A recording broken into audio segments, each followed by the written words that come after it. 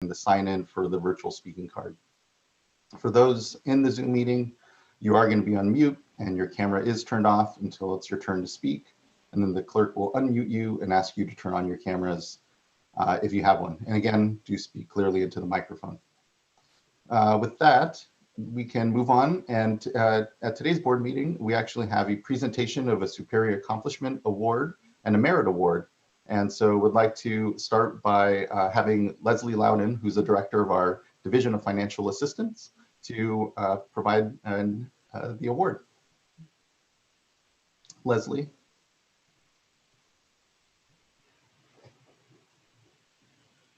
Good morning.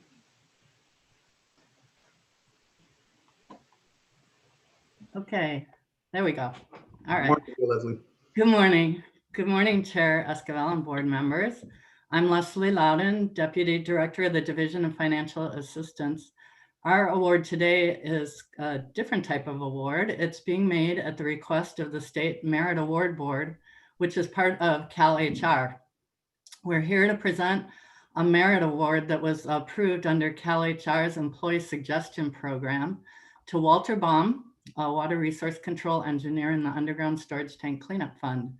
So I wanted to use this opportunity to advertise this award program, which is available to all state employees, as well as to recognize Mr. Baum for his contribution to increasing the efficiency of certain cleanup fund operations. So briefly, the Employee Suggestion Program is a formal award system for employees who submit ideas that reduce or eliminate state expenditures or improve the safety or operations of state government. It's been around since 1950. So in the last 70 years, thousands of suggestions have been made since the program started, and it's saved the state millions of dollars. So suggestions are made by the employees directly to CalHR, and the awards range from $50 to $50,000. So most suggestions are in the areas of improving state operations and increasing revenues or eliminating safety hazards, those types of things. The specific award to Walter was for a groundwater evaluation tool that he developed to automate the download of large amounts of groundwater data from GeoTracker. So the tool populates templates that are used by the technical staff and the cleanup fund, and they use those to prepare concentration tables of the groundwater data. And then fund staff use those tables to prepare review summary reports, or RSRs, which is part of the mandated 5-year review of the cleanup fund for cases that are either ready for closure or to make sure that they're still making adequate progress for closure. So the cleanup fund conducts about 400 of these RSRs per year. And the fund management has estimated that use of the tool would save the fund about $40,000 to $50,000 per year. And the regional board staff also use this tool to evaluate case progress and the readiness of cases for closure. So Walter, on his own initiative and time, taught himself the coding to develop the tool. And then he trained other cleanup fund staff as well as regional board caseworkers on using the tool. Then he submitted his suggestion to the Employee Suggestion Program. And he worked with Diane Barkley and Ben Henningbird of the Cleanup Fund Management to verify, the usage by the fund staff and estimate the cost savings. And then Diane and Ben actually presented the Merit Award suggestion to the Merit Award Board at one of their board meetings and awarded Walter $4,743. So I'd like to thank Walter for his initiative to identify ways to streamline functions in the cleanup fund and congratulate him on this award. Also, Walter just recently announced that he's retiring. So I wanted to congratulate him on his retirement and wish him well. So please join me in congratulating Walter, thanking him for his suggestion. And I guess we do the virtual applause. Thank you very much. Thanks so much, Walter. Would you like to say a few words? Really appreciate the initiative and well-deserved on the Merit Award then. And thanks, Leslie, for taking this opportunity to highlight that award. Really, really impressive. And so thank you, Walter. Yeah, it was a pleasure working for the Water Board, and revealed a lot of data of California using the GeoTracker database. And it was a wonderful tool to really get a good picture of what's going on in cleanup efforts, remediation of groundwater. There were several other tools that I played with and created. So it was a great fun, and I very much appreciate the honor of being awarded this recognition. Well, thank you so much, Walter. Really appreciate that. And thank you so much for that contribution. And I know incredible contributions through the years to the board. So much appreciated. Virtual clap again. Thanks. Thank you, Leslie. Really appreciate that. All right. With that, we can move on to what is now a public forum. And public forum is a time for anyone wishing to address the board, not on any agenda item, but whatever it may be that they'd like to address the board on. And I believe we have one public commenter, and it looks like today we have Nazar Pankiv.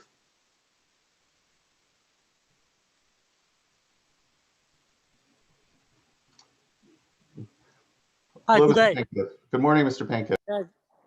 Yeah, great awakening. And today I'm not by myself. I have a community here, and we appreciate again for this opportunity to give a comment. And yes, this concern is still not an agenda, but we see that agenda number 3 is on Mount Shasta wastewater opportunity. But today we continue presenting today another presentation. As we can see, I'm right now in the park of City Mount Shasta, and here is one of the best water, and people are coming here to drinking this water.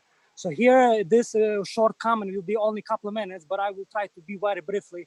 Here is the drinking water. Here we see how the park right now using the water insufficiently. So it's very negative. We're trying to give them comment. They still don't understand it, but so we're looking forward to do more sufficient water usage. As we know, on the south of California right now, people are needed to drink water. Here we have plenty of water to drink, and we all together can take this water and give it where it's needed, to the fire, for example, or to someone who needed drinking fresh water, maybe south in California. I know someone right now want to drink a good water. We have it and we can give it, but for some reason, those administrations still wasting this water. Okay, very quickly, I hope if my 3 minutes will not be too long, you can cut me off, but I hope I can make it. So here we go through the stream. It's a good stream, it still needs help. It needs to cut off all those trees here. This is our proposal on the project. We already identify, and we right now entering to the watershed management practices. Right now, it's no practices here at all. I was here 7 years ago, so 7 years is a generation leap. So 7th generation, it's already new generation is coming, and here we want to give a better for generation. Right now, honestly, the fact is we're giving the worst for generation, because why we ordering the practicing the cutting the grass, but we're not giving a trail for the water. We are all humans have a trail. We want to have a trail, but water here don't have a trail here. Right now, it's the next water source doesn't have a trail. It's just all kinds of woods here. It's a nice area, but it can be, you need calling for help, because as you know, fires and smoke and water is not reaching the dry location. So if it's a 3 minutes, you can please cut me off, but I just want to show you very quickly. I'm almost there. Here, we still over here is still same water source. And as we can see here, water here is here. Water is here, but it's kind of like a trap. We're losing water here. A lot of water is losing here. So we can deliver more water to whole California. I promise we can deliver more water. Not only here, we need to focus on this concern, because this is kind of like a simple, but it's not, it's simple. For example, here, we already did maybe like in 1 hour. Now water has a direct flow. Water have a direct flow, and it can continue, but right now it's trapped. It's all kinds of trap here. So we seeking again for the help. This is my 3rd time to calling. I hope and I want to continue on this matter until we will do when we will be reached, because right now a city directed me to the stormwater master plan, but right now over there they schedule in 2021 a creek that it's not important, that creek. On 2021, the city only putting on a master plan some kind of like continuing on a pipeline, but we're saying we want to help with the creeks in the city of Mount Shasta. But this is more important because here is a drinking. Lots of people coming here and they drink every day. So this is need more attention. So I hope those 3 minutes or how many minutes, I apologize, but I hope our voice will be heard now or in the future. Thank you so much for all what you do. This is for the water quality and water quantity in our state of California. Thank you so much. Thank you, Mr. Pankiv. Thank you for your time today and for showing us some of the restoration work that you're doing up there in Mount Shasta. It is important to connect those headwaters. So thank you. That is the only public comment we have. So we can now move on to board business. And I believe first item is adoption of board meeting minutes from the prior board meeting. Actually, one moment. I'll look at my actual agenda before I misspeak on where I am next. Yes. Chair Escobar, I just did want to point out that the board members did receive an updated set of minutes. The votes were correct on the minutes that were previously circulated, but member Dodek had been indicated as having been present in the roster of attendance, and in fact, she was not there, and that was corrected, and that's what you would be voting on now. Thank you. Actually, if I may, in addition to pointing that out, I, of course, will be recusing myself on this item. But if I could take a moment to just thank all of you for the work you did and staff too on the ones through cooling action that you took. As you know, that was a tremendous effort that the State Water Board undertook when we adopted the once through cooling policy in 2010. It's an issue that has always been and will be very important to me.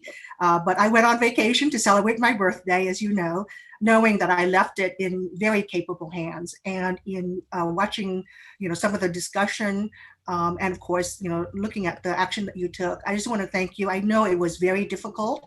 It was a difficult policy in 2010.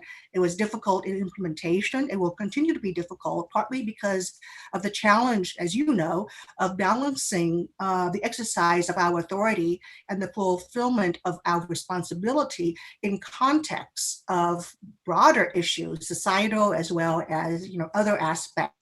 And it's one of the most challenging things that I think I've been involved in on the board. And again, thank you for the deliberation. Thank you for the thoughtful action that you took, and thank you for moving the ball forward on once through cooling in a very deliberate and I think very well constructed manner moving forward. So just want to say thank you. I'm off celebrating my birthday. You guys worked hard and did a great job.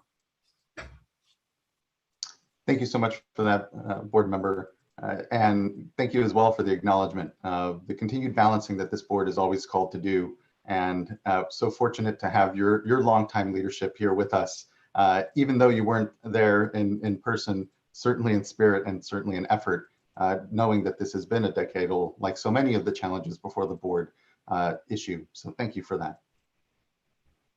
I'll entertain a motion then. Yeah, I too would like to thank you, Board Member Dodek, for your leadership on once through cooling. So I appreciate that you followed it from afar, and it's too bad you weren't there with us during the meeting, but these conversations will continue, as you know. So I'd like to move adoption of the minutes. I'll second. Thank you. Ms. Townsend, can you please call a roll call vote? Certainly. Vice Chair Diadama. Aye. Board Member Sean McGuire. Aye. Board Member Firestone. Aye. Board Member Dodek. Abstain. And Chair Esquivel. Aye. Thank you. Thank you as well. The vote carries and the board meeting minutes are adopted. Thank you, everyone.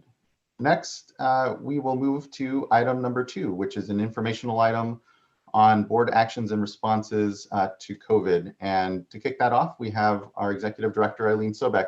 I also want to just quickly flag that I will be transitioning to another meeting quickly at 10 o'clock for about 30 minutes and then coming back to the board meeting here. And so we'll hand things off the gavel to our Vice Chair. And I'll let Executive Director Sobek kick us off here for the item. Great. Thank you, Chair Esquivel, and good morning, board members.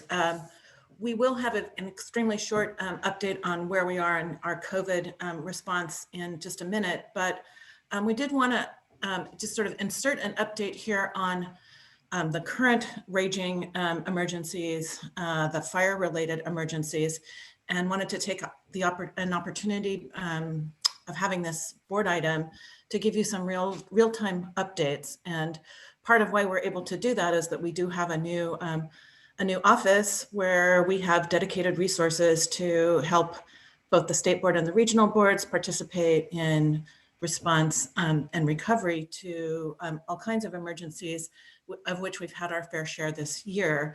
So we put together a presentation for you, which will be given by John Elkins, which is the head of that office, just on where we are in the current fires. Obviously, this is, we're not out of fire season yet, and the demands and responses will evolve over time.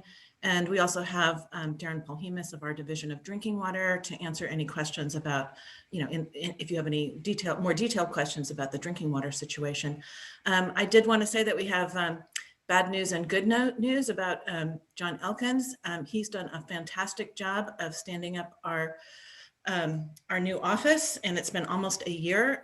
That's the good news.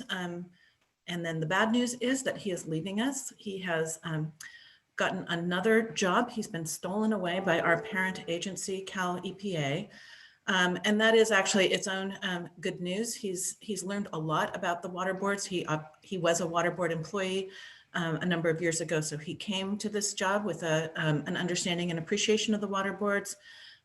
It's been really important to have him stand up our new office with his knowledge, both of the water boards and the emergency response framework.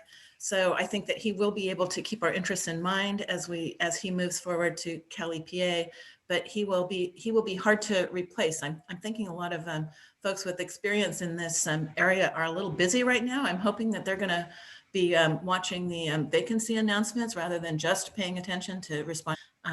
I feel like John has set us off on the right and helped us build a really firm foundation. And I just really wanted to reinforce that with making sure that he could give you one last update on where we are before he moves forward.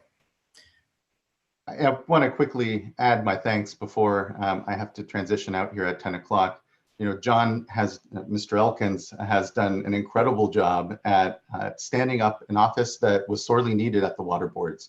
Prior to John coming to us, we didn't have a dedicated emergency response staff. And given our purview with wastewater treatment plants, drinking water, and the continued complexities of response on the water quality side, even when we think about wildfires, I just have to say incredible thank you to you, John. Your leadership and your expertise has come at a real critical time at the boards.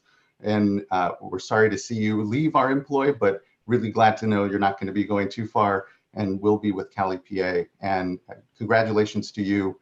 And really look forward to how this office particularly continues to help us anticipate emergency response and appropriately ensure the various considerations to drinking water, wastewater treatment, water quality writ large are factored in greater into response. As we know, whether it's wildfires or otherwise, earthquakes as well, we need to be prepared for these situations and be able to appropriately contribute to them. And thank you again, John. It's been incredible to see, again, the good leadership and work that you've been able to help facilitate for us. And it's shown, and it's certainly shown with the regional boards as well. So thank you for that. Thank you very much for the words. I really, I take it to heart. It really means a lot. It's been an amazing year. Actually, tomorrow is the 1-year anniversary of the EMP office, of the new office. And we've come a long way, and it's not just because of me, but it's because of the amazing people that work at the board between DDW and the regional boards and within ORPP and management with board and the execs. It's been an amazing ride. And I took this position, I have to tell you, I took this news position because I instead of sitting in the State Operations Center next to Emergency Support Function 10 with Cal EPA to push our water issues, I will actually be the ESF 10 representative in the SOC. So that gives me even a bigger area to push our issues forward. So even though I'm leaving, I'm not going very far, and I will still be working intricately with the new EMP team and with you guys to make sure that all our water issues are still continued to be highly prevalent in the governor's office eyes with critical infrastructure and making sure we have all the needs and resources that we can. Thank you. And with that said, I'll start my presentation. I do have a little bit of, I do have a couple slides, and I'm gonna try to get through them as fast as possible for you guys, but there is quite a little bit, there's a lot of information going on. Basically what I wanna do is give you a brief discussion of what's going on throughout the COVID-19 response, the wildfire response, the public shutdown, power shutdown safety response, and the heat wave response that we've come to recently. Next slide. So kind of talking about our current situation, what's going on with the wildfires, that's what's going on. Next slide. Currently, we have over, as of Friday, we have over 3.1 million acres that have burned, and 2.2 of those million acres actually have burned in the last few weeks. As of Friday, we actually had 28 major fires active going on right now. As of yesterday morning or yesterday afternoon, we actually have 30. We have had 7,700 fires this year, and we've lost 6,400 in that time period. When you look at the data, 2019, we only lost 732 structures total. But when you look at back in 2018 with the campfire in Paradise and everything, we actually lost over 24,000 structures. So this year is worse than last year, but maybe not, hopefully, I'm hoping not going to be as bad as the 2018. We've had 20,000 structures threatened so far. We've had 20 fatalities, and right now, currently, about 100 people are missing. And again, going back to the data from 2019, we only had 3 fatalities, but we did have over 100 fatalities in 2018. And currently, what we're looking at is about $91 million in suppression for this year currently. But again, we are, like Executive Director Sobek said, we are not out of fire season yet. We are still in fire season. And frankly, we do have major fires still raging right now in California. Okay, next slide.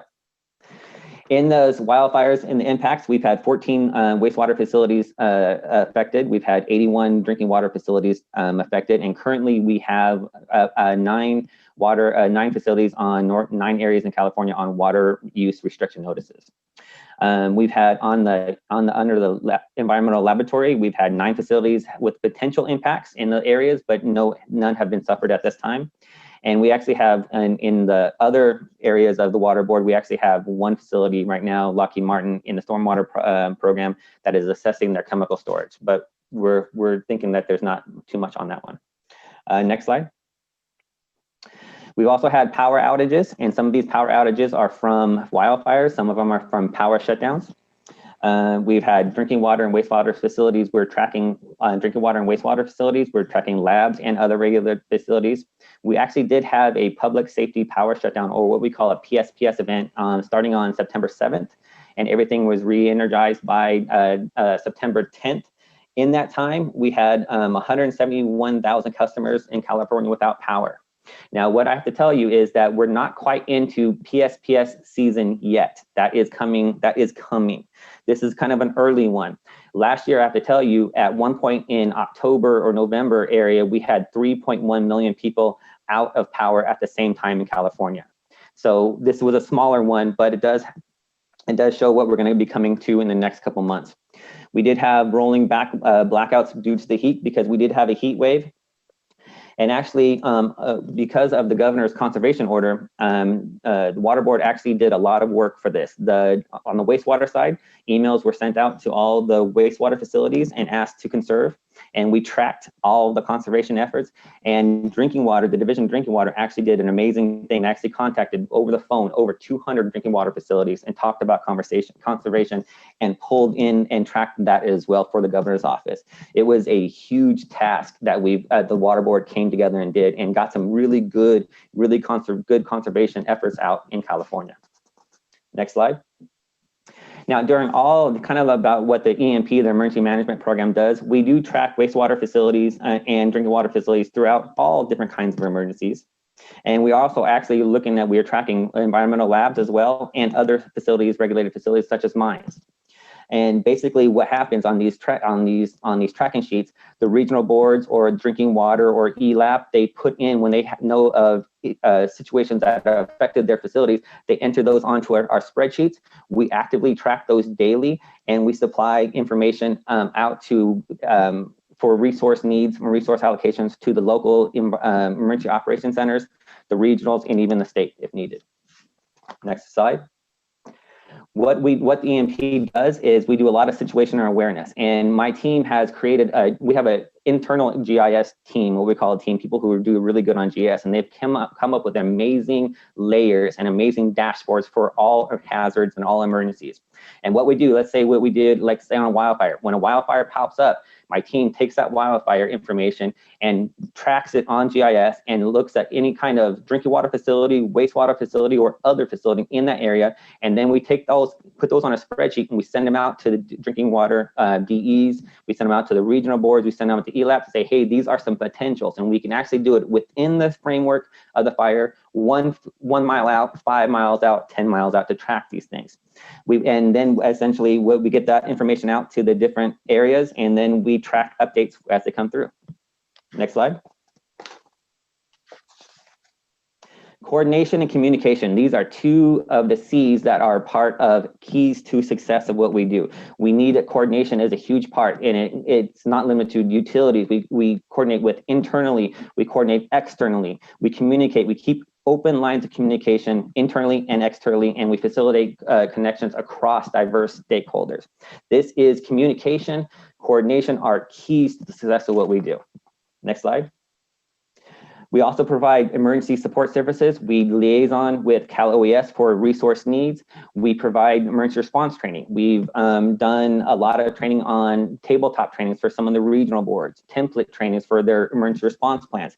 We do general support for like templates. We came out with templates for emergency response plans, and we're actually developing one for the continuing operation plan, the COOP plan. And if there's anything else that is needed out there, please let us know. We will adapt that in and we can help. Next slide. We also provide, and during times of activation of the State Operations Center, we actually do provide daily updates for situational awareness. And this is key information for the governor's office to say, hey, the governor's office is very attuned to critical infrastructure and the drinking water and wastewater facilities in California. They want to know the information. We provide that on a daily basis because, again, the regional boards, the Division of Drinking Water, everyone puts those information onto those tracking spreadsheets, and we can bring up if there's any needs or resource needs that are unmet, we can help them get to the local emergency operations center, and we can help them get to the state operations center as well. Next slide. Personal protective equipment, PPE, next slide. We've actually, during the COVID response, there was actually a shortage of or issues with personal protective gear. We actually, the EMP program, and working with DAS and Health and Safety, we actually created a surplus waterboard program for PPE, and we actually got face shields, N95 respirators, cloth coverings, surgical masks, safety goggles, nitrile gloves, and vinyl gloves to different parts of the waterboard who needed it in a critical area. We also worked with DAS and Health and Safety to go through the State Operations Center and actually order more abundant supplies of it for the next months ahead. We actually did participate in a coordination effort with DDW, CalWarn, AWWA, US EPA, and FEMA to distribute over 200,000 cloth masks in the critical point of COVID response to drinking water and wastewater facilities. And this is really what this really did is prevented an escalation, or what we call an emergency response cascading effect, or the domino effect of making sure that the workers in drinking water and wastewater facilities were protected. And so they didn't call in sick. If they call in sick, they can't perform their job. If they can't perform a job, then we don't get production of waste in the wastewater or drinking water facilities. So it's cascading effect. It was a great effort. Next slide. Now, a response and recovery. That's the next slide. In the emergency management cycle, there is 4 essentially parts. There's the prepare, which is talking about planning, training. There's the response, there's the recovery, and there's the mitigation area. Right now, it shows for what we're doing on our current situation with the wildfires, we are actually in the response mode, but that's actually not true. We're actually some areas in California, we're in the response mode. Some of the areas where the fires are still raging, and some of the areas where the fires are out, we're in the recovery mode. So we are kind of playing in both areas right now. Next slide. And some of our response activities, like I talked about, either were situational awareness for internally for the water board, externally for stakeholders, and for the governor's office. We push internal and external communication. We look at needs and requests, and we track, and we start pre-planning for the recovery phase, because once we're out of response, we need to transition efficiently and effectively into recovery. Next slide. In the recovery phase, we deal with Cal OES and their mission tasking. We participate on recovery task force, and this is a big thing between, like right now, currently they're developing debris and watershed task force with multi-agencies that are going to these areas that are affected and help out. And right now, what we do is we get in there and we help make sure that the regional boards or DDW, whoever experts, technical experts from the water board, need to be part of those task force to make sure information is current and correct. Helps. We're working with DFA on looking on funding resources for some of the affected drinking water and wastewater facilities. And then we also support local at the local level with facility inspections, water sampling, and BMPs. Next slide. And if you ever have any questions or anything at any time, please, there's our email, and I'm open for questions. Well, thank you for that comprehensive report, Mr. Elkins. Very helpful. Do we have any questions, fellow board members?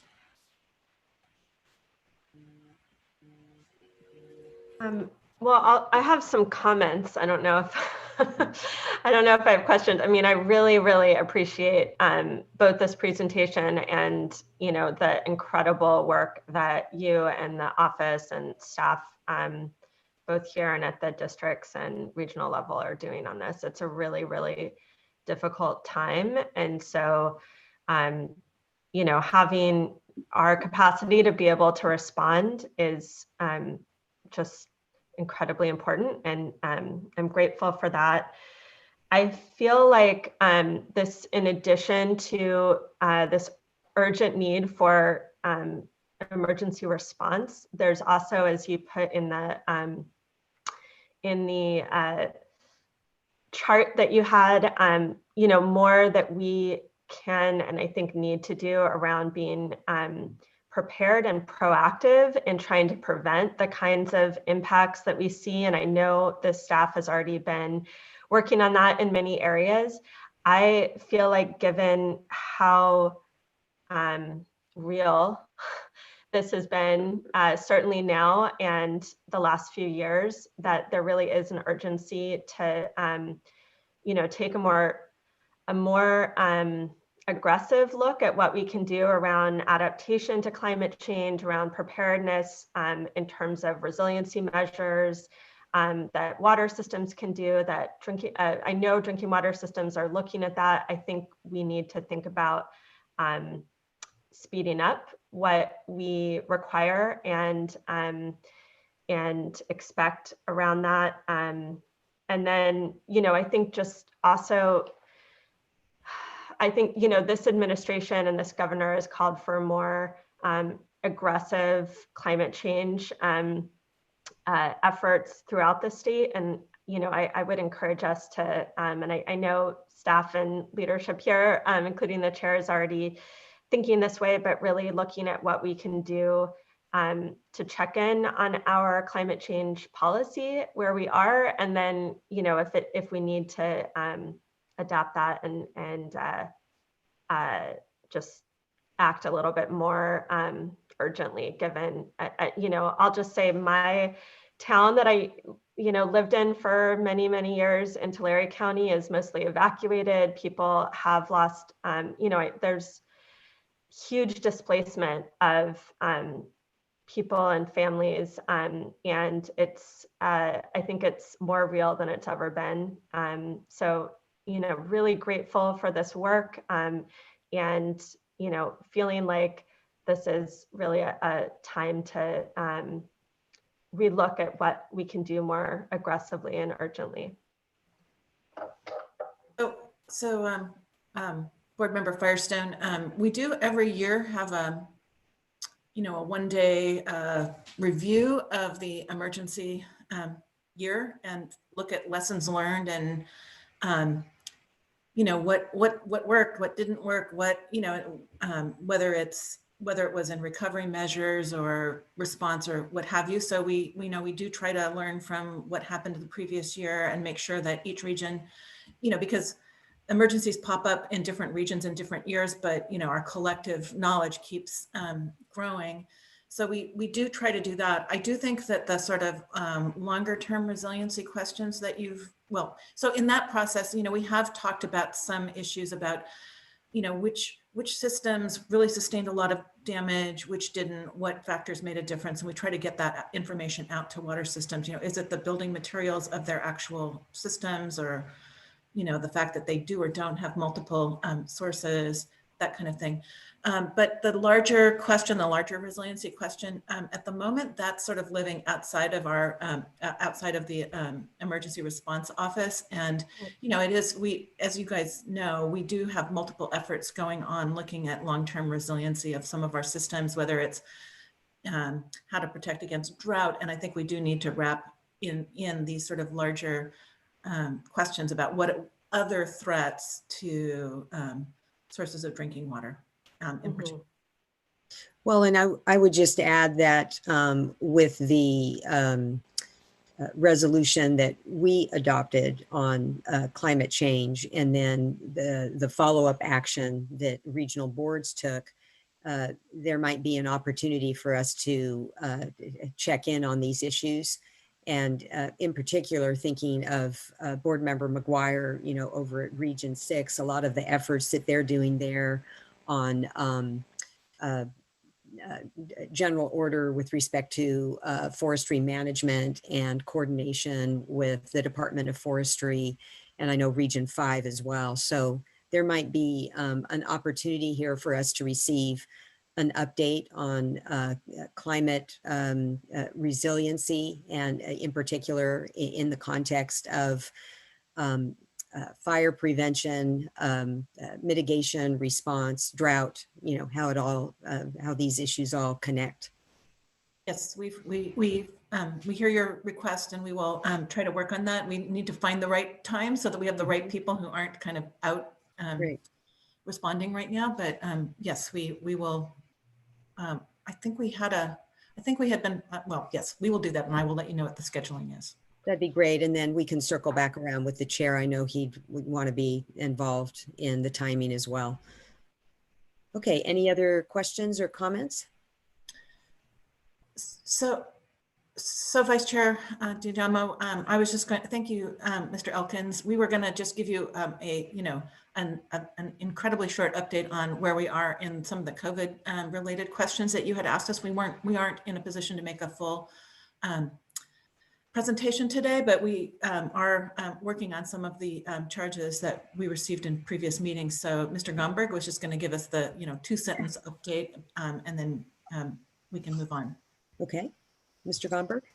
Yes, good morning, Vice Chair. I'll be brief. As the Executive Director said, our update is essentially that we are making progress on the direction we received from the board at the last meeting to try to develop options for how we can increase the amount of responsiveness from drinking water systems about the COVID impacts. And I think what I want to just tell you about today, so you understand where we are, is we've identified the key parameters where we think we need to seek additional information, and there are 2 of them. One is impacts to customers, households, on debt accumulation.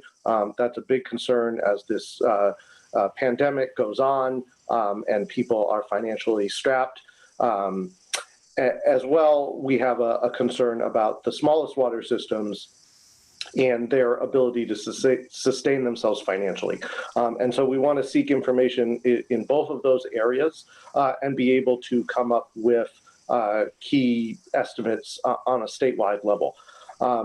So what we're doing is we're looking at how we would structure orders if the board wishes to proceed in that direction, and options for alternate directions. And we're working through all of the issues associated with additional data collection on a very large scale here, from the technical and logistics of collecting and being able to manage all that data, to legal considerations and to staff resource considerations. So we'll be sending something around to you shortly and giving all of the board members the opportunity for a briefing and discussion so that we can land somewhere and be able to talk about that publicly at the next board meeting.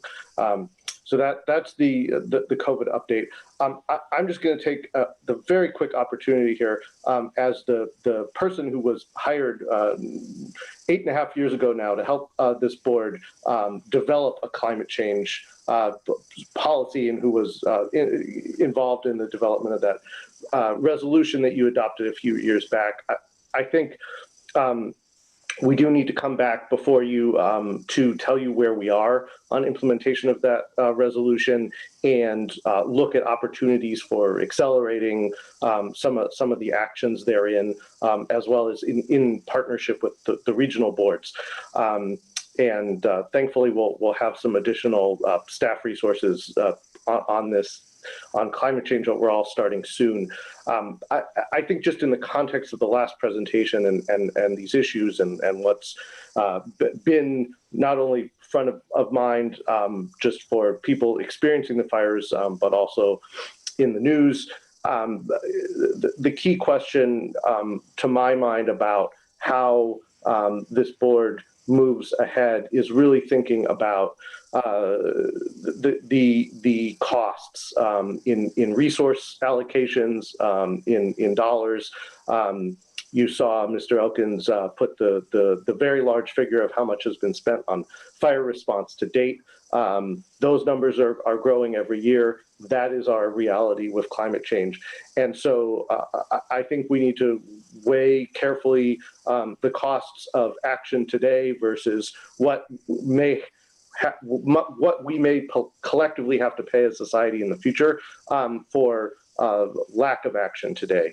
And that can cover everything from our data collection activities to our regulatory activities. And I think it really merits close consideration and discussion along the lines of what Board Member Firestone was suggesting. So thank you.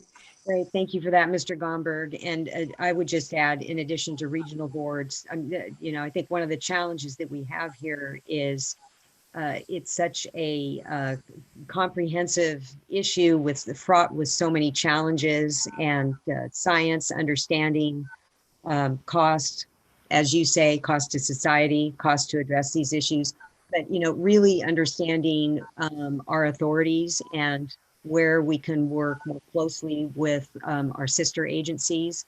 And so I would really be interested in learning more about just on the forestry issue, for example, in terms of Department of Forestry and some of the many initiatives that are out there regarding forest health, watershed health, and ways that we can collaborate and leverage what we're doing with what the other agencies are doing. And so I'd be curious about, looking for where those opportunities lie. And then, Mr. Gomberg, with respect to the circling back around on information gathering for water systems and the potential for us to be looking at orders, I would just request that we also receive options within the context of potential orders. So very cognizant about limited resources that we have. And so just wondering if there's a way to take this off in bite-sized pieces or in phases. So various options that we may want to consider if we go down the path of an order. Yes, and I'll just say we are looking at those options and we'll be able to present them to you. Great, thank you. So any other comments or questions? Fellow board members, Ms. Sobek, anything in closing? Okay, well, thank you all. And again, it looks like Mr. Elkins has moved on and back to work. So again, thank you, Mr. Elkins, for your good work. And we look forward to continuing to work with you in your new role. Okay, so now we will move on to Vice Chair Diadamo. I just wanted to point out we do have 3 speakers for this particular item. All right. So first up will be Ms. Bell. Ms. Bell, we'll be asking you to turn on your camera if you'd like and unmuting your microphone, asking you to unmute your microphone. Hi, can you hear me? Yes. Great. Good morning. Good morning. My name is Corey Bell. I'm a water attorney with the Natural Resources Defense Council, and I'd like to give comment on the board's COVID response, in particular, access to drinking water during this time. First, I want to say that we appreciate that you recognize that the voluntary survey on water shutoffs was inadequate and that you've asked staff to provide other options on mandatory data collection. However, we're disappointed by the board's lack of urgency. We've been in this emergency for several months now. The board should take action on this today. We can't wait until the pandemic is over to start to gather data on the number of people at risk of water shutoffs due to non-payment and the number of water agencies vulnerable to going under because of reduced revenues. I know that the board does not want to leave a legacy of defunct water systems and hundreds of thousands of Californians without water. From a national organization working on this issue in several states, I can tell you that comprehensive data matters. Other states have collected meaningful data on water shutoffs, and California should be leading, not lagging behind states like North Carolina and Michigan. I hope that you will take meaningful steps to address this problem by gathering necessary data on water shutoffs. Thank you for the opportunity to comment on this important issue. Thank you, Ms. Bell. Appreciate that. Okay. Mr. Loeffler, I don't have the list before me, so. Sure. Next up is Mr. Nelson. Hi, good morning, everyone. Good morning. Can you hear me? Yes. Great. We can see you. Great. Hello, Vice Chair and board members. My name is Jonathan Nelson with the Community Water Center. I wasn't originally planning to speak on this, but I just want to start by just thanking the board and Mr. Elkins, who I don't think is with us anymore, for the really important work that he and his team are doing on coping with these horrific fires, and wanted to take the opportunity to remind the board that there is a fully developed and vetted report co-created by both the board and DWR that looks at how the state can proactively increase our drought and water shortage resiliency, particularly in our most vulnerable communities. And that report was due January 1st, 2020, and is still pending final release by DWR, although our understanding is that report's basically done and ready to go. And so we really need to get that report out. And then we hope that we can then have a discussion with the board sometime soon on those recommendations and how we can be implementing them in order to help increase drought and other kinds of resiliency, which obviously so includes fire. And to pull out what those immediate actions are so that we can begin moving forward with them now in the short term. Because we need to. And again, that report was co-created with the board and really has a lot of excellent recommendations. So it feels like, there's space to have a conversation around those hopefully soon. The topic though I wanted to focus on today was going back to the COVID pandemic and impacts on vulnerable communities, and particularly as we know, based on the data, although this isn't a surprise for, unfortunately, really any of us, but how it's hurting low-income communities of color the most. And, to the extent that there's any sort of positive news here, there really has been a lot of organizations, particularly in California, that have come together that work on water issues at the federal level to advocate for ideally meaningful inclusion of water as part of any national emergency response and equitable economic recovery, and at a minimum, at least keeping water on the agenda and as part of the discussion. And we've been consulting with Chair Esquivel about that. And that's a constantly evolving effort. Even just today, we're hearing that the Speaker of the House may keep the House in session, for the time being. we're not clear sort of if or when progress will be made. It may not happen until after November, but one barrier that we keep running into is our sort of the lack of specificity around the scope of need here in California. How much assistance do small water systems really need around revenue replacement? What is the scope of household water debt that is piling up? I'll tell you, just in the last couple of weeks, we have anecdotally been hearing an uptick of non-payment, and our sense is there's probably a lot more out there. And if we're hearing that uptick, that's probably just the tip of the iceberg. And so I think what we'd really like to see, we're encouraged that the board is looking at options for better data collection. We really need that if we're going to be successful to make the case for more assistance. But we also really need that before the end of the year, if we're going to be positioned to be effective to try to get some funding into California at the federal level. That it goes without saying that's also helpful locally as well and at the state level, but that was the framing that we were walking into, or I was walking into today. So if we can have more data before the end of the year that looks at small water system revenue loss and also household water debt, that would be our ask to you, and that is what would be helpful to the communities we work with. So with that, thank you all. Thank you, Mr. Nelson. Appreciate your comments, and also want to thank you for your leadership at the federal level and highlighting these issues. All right, Mr. Loeffler. Yes, so we have two more. Next up is Mr. Voskuil, who will ask right now if he'd like to go ahead and share his camera and unmute him. And then it appears that Mr. Pankow also would like to speak on this item, so we will take him after Mr. Voskuil. All right. Good morning, Mr. Voskuil. Hi, good morning, Chair Diadamo and board members. Can you hear me okay? Yes. All right. Good morning, Jared Voskuil on behalf of CASA, the California Association of Sanitation Agencies. I just wanted to connect here on this item with the board. At the August 18th board meeting, we talked about the collaboration between the board and CASA on the survey to the wastewater agencies. We had performed a simple analysis, kind of summarizing some of the just basic information in those results.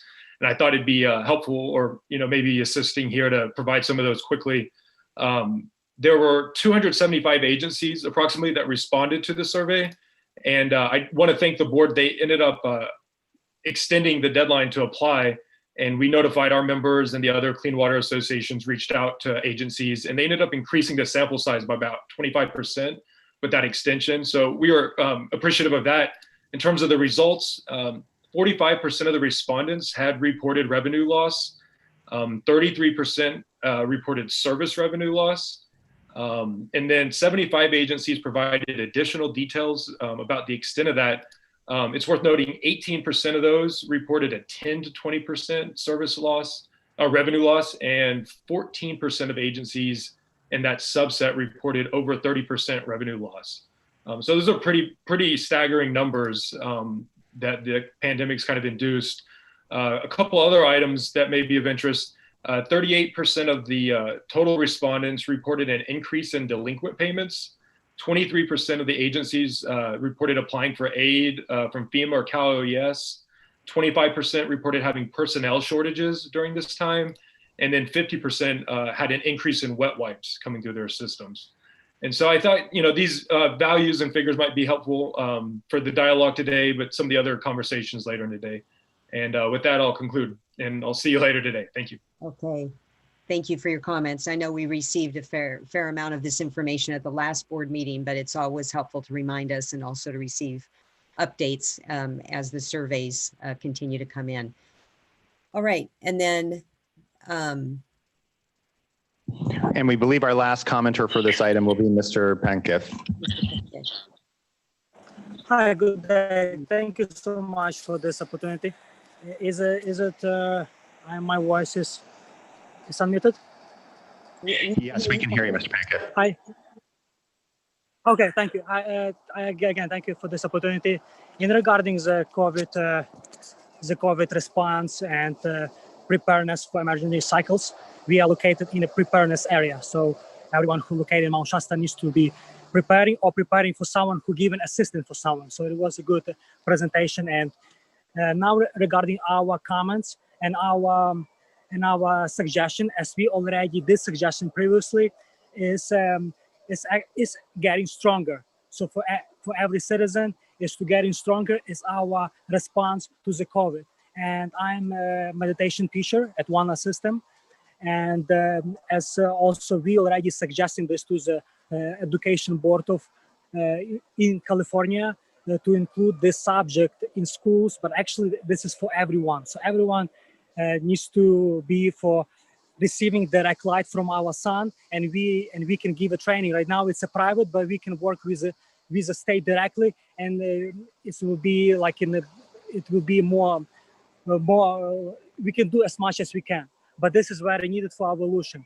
But also I want to give a credit for the water board, how water board can organize for public outreach, because we can give a comment and we appreciated that. But in the water board of education, it's very difficult to give a comment for, unfortunately. Thank you so much. I conclude this comment. And if you have any question to me or any time to assist, I know this is a challenge time for every citizen in California. And also how I heard in a comment, we Californians, we need to lead. So this is a proof. I received direct light from our sun already 3 years, and I am 9.9 light days old, and this is safe. And it is helpful right now. It was a challenge times that I was receiving this COVID, this virus, but this is not as big thing. We don't have to worry as much. We need to just getting stronger. Thank you so much, and have an amazing day today. Thank you. All right, unless there are any other commenters or fellow board members have anything further to say, we will conclude the informational item and move on to the uncontested items. So items 3 through 5 will be taken up and voted on unless there's a request for any of them to be removed from the uncontested calendar. So Vice Chair Diadamo, we do have a speaker card on item number 3 from Mr. Pankiff. So I would suggest you take items 4 and 5 on the uncontested, and then we will open up item 3 afterwards. All right, very good. So with that, we'll take up items 4 and 5, unless any of my fellow board members would like to remove either of those items from the uncontested calendar. Would anyone like to make a motion? I'll move to adopt items 4 and 5. I will second. All right. Ms. Townsend, would you please call the roll? Board Member Sean McGuire. Aye. Board Member Tam Dodick. Aye. Board Member Laurel Firestone. Aye. Vice Chair Doreen Diadamo. Aye. Okay, with that, the uncontested items 4 and 5 are approved. And now we'll move on to item number 3. So item number 3 is consideration of a proposed resolution to approve 0% loan and additional small community grant funding for the City of Mount Shasta's state mandated wastewater treatment and disposal project, Clean Water State Revolving Fund. So we hadn't planned on doing a presentation on this, but I think that in light of the comment, if we could receive a brief presentation from staff on this, and not sure what that would be. So we, for the staff presentation, we've given all the staff co-host privileges, and Maureen was going to give us our brief presentation for this item. Okay. Yes, hello, can you hear me okay? Yes, good morning. All right, good morning, Vice Chair and members of the board. My name is Marine Siddiqui, and I am a Water Resource Control Engineer in the Division of Financial Assistance, Office of Sustainable Water Solutions. Also with me today are Leslie Lawton, DFA Deputy Director, and Bridget Chase, Supervising Engineer of the Small DAC Water Section South.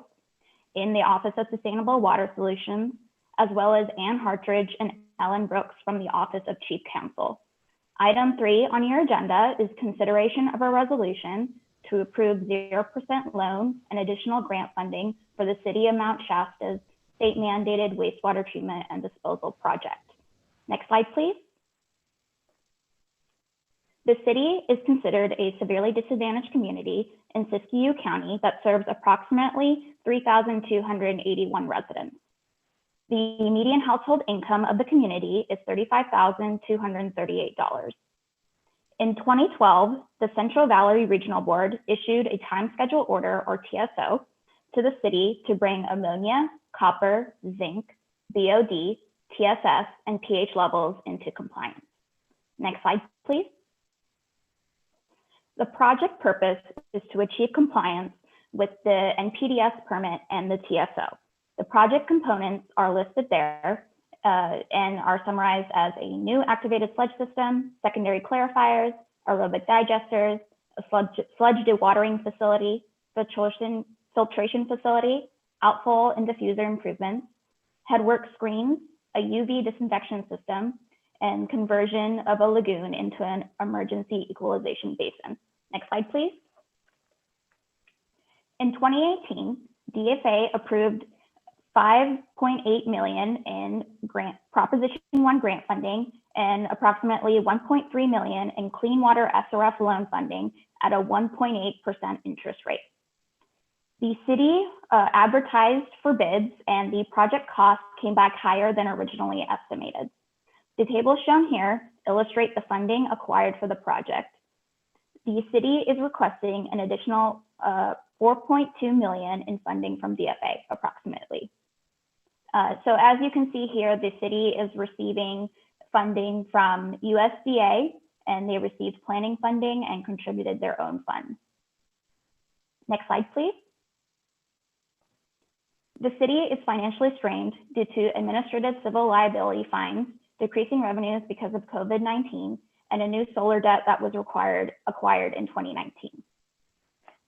Per the 2020-2021 Clean Water SRF Intended Use Plan, or IUP, the project was eligible to receive up to $6 million in SCG funds. Because of these reasons, we have brought this item to the board for approval and recommend the board adopt a resolution allowing for the Deputy Director of DFA to approve an additional $2 million in SCG funding for the district or for the city's project, increasing the total funding amount to $8 million and approving the Clean Water SRF loan at 0% interest. Next slide, please. And with that concludes my presentation. I'll take any questions at this time.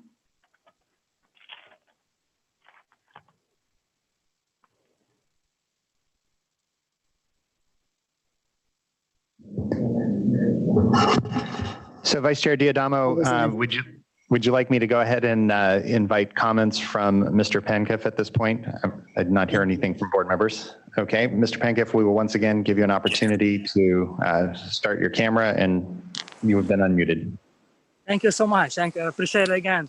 For some reason, but I become a citizen right now in Mount Shasta City. So as a citizen of Mount Shasta City, I really appreciate that what the Board of State right now having this item, and I want to salute any zero funding for the city of Mount Shasta. But as the city of Mount Shasta, still the creeks project, still for some reason we don't have any coordination, we don't have any participation. We're trying to reach, but again, I want to show you. We started today 9:30, right, as you all remember, and we here have the same water waste. How many gallons we already wasted here? So this is a city of Mount Shasta. Yes, we want to help the city of Mount Shasta, but at the same time, we see the city of Mount Shasta is wasting water. Again, I want to repeat myself, but if you give me like a couple more seconds. Right now, we'll take some of this water to the bottle, and I will go somewhere south, and someone needs water right now. Someone right now in the fire wants water. People who are evacuating, they want to drink water, fresh, good water. We can right now just take all this water, not to take it from the ground, just bottling water, free water, and give it to people, but not to wasting water. So this is what happened in city of Mount Shasta. This is my, again, concern. I'm sorry you have this agenda item, but again, I salute this, that you give this opportunity for improving of wastewater plant. But again, we want also here to rejuvenate all creeks, because this is negative impacting the whole environment. So this is our comment, and we're looking forward because today we can make a difference. That's why I'm saying like this, because today, and I will do it, but when more of us will do together, we can make a more difference. Thank you so much. This is conclude my comment, and I wish you again a delightful day, and we can deliver more water to all citizens in California. Thank you so much. Thank you, Mr. Pankiv. All right, and thank you, Ms. Siddiqui, for your presentation. Any questions or comments?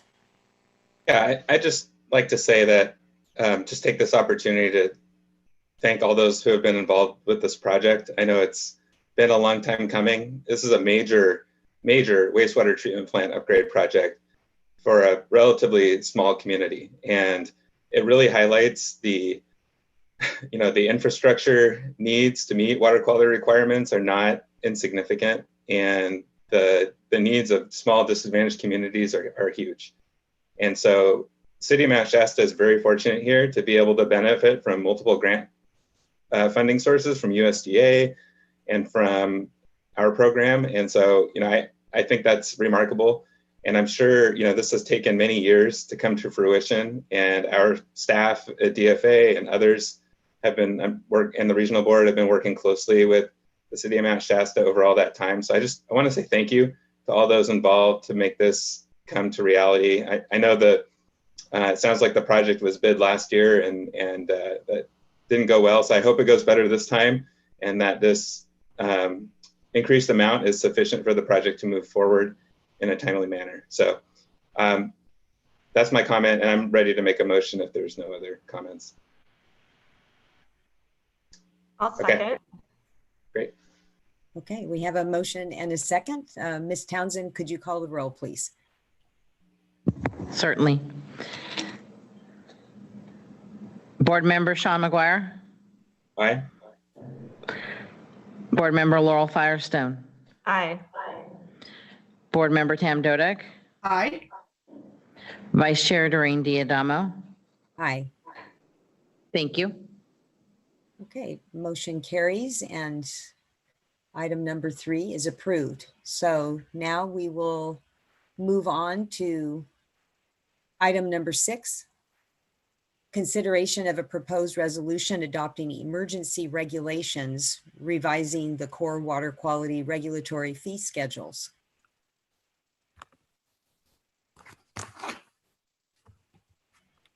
And the staff on this item have been given co-host authority, and I think Mr. Russell is going to start us off with a couple comments. Okay.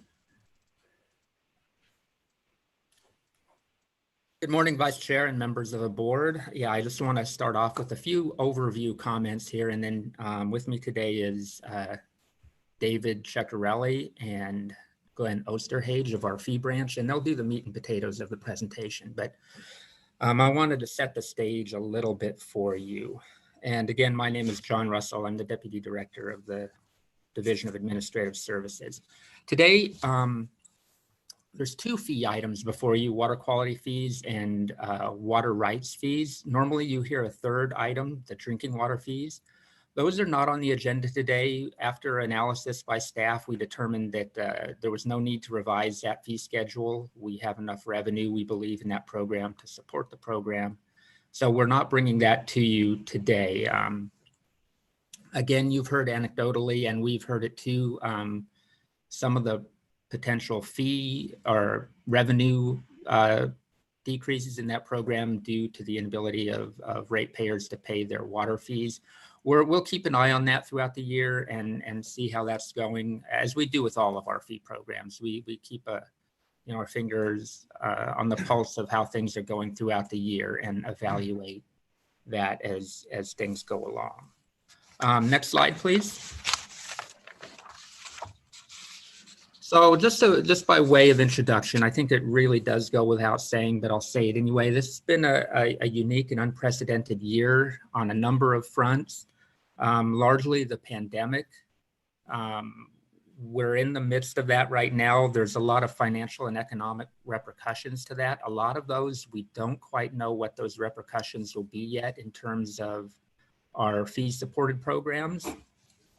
We've included some forecasting in our proposed fee schedules. But again, a lot of this, we don't really have solid data to support that. We'll just have to, again, monitor these programs as we get into the year and we do our billings and see how the revenues shake out. By way of introduction, budget-wise, this was a very odd year as well. In January, the governor proposed a very robust budget to go along with a very robust economy. As you know, we turned the corner quite quickly with the pandemic, and by the May revise, the administration had proposed to remove many of the budget change proposals that we had in the budget from that budget. As it went through the legislative adoption process, a lot of those budget change proposals were put back into the budget. And what we finally ended up with in the adopted budget was, frankly, a very good budget for us in terms of budget change proposals. Unfortunately, that translates into some negatives for our fee programs because we need revenue to support those budget change proposals. But because the budget change proposals were both signed into effect by the governor and voted into the budget by the legislature, that signals to us that there is some expectation on our part that we raise fees to support those changes to the budget. That's a little bit different messaging than we had previously provided. Normally, one of our stakeholder hallmarks of our stakeholder program is that we try to be as transparent as possible with our stakeholders. In May, we were telegraphing to the stakeholders that we were not going to recommend any fee increases. The landscape changed under our feet a little bit with the adopted budget. So we are recommending some fee increases now. And again, we were reacting pretty much as everybody was on the fly with the best information that we had when we were going into those stakeholder meetings.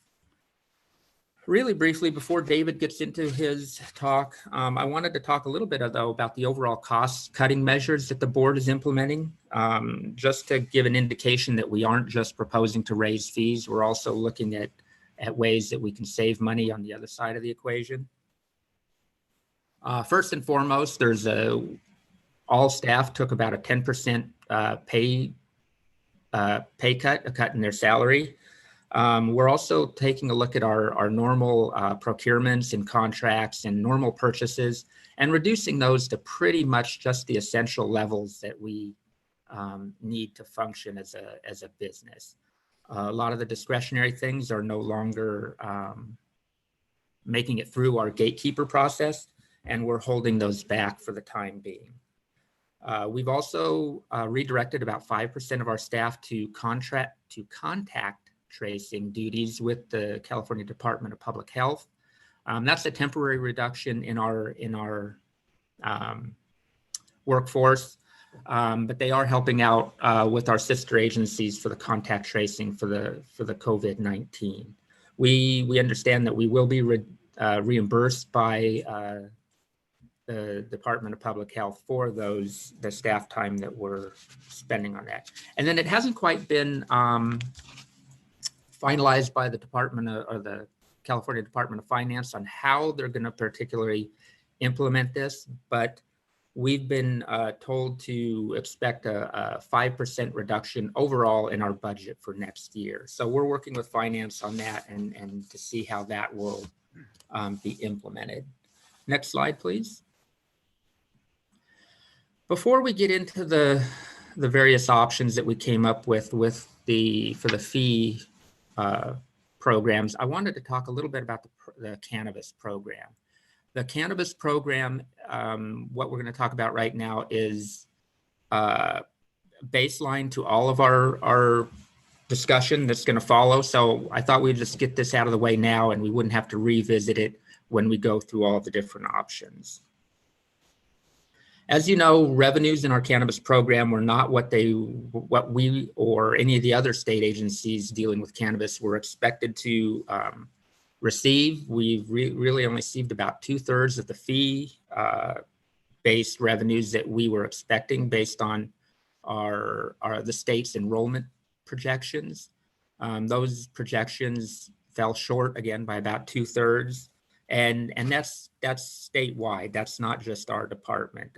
Therefore, we're not really fully able to support all of the cannabis program as it was reauthorized to us in a budget change proposal this year.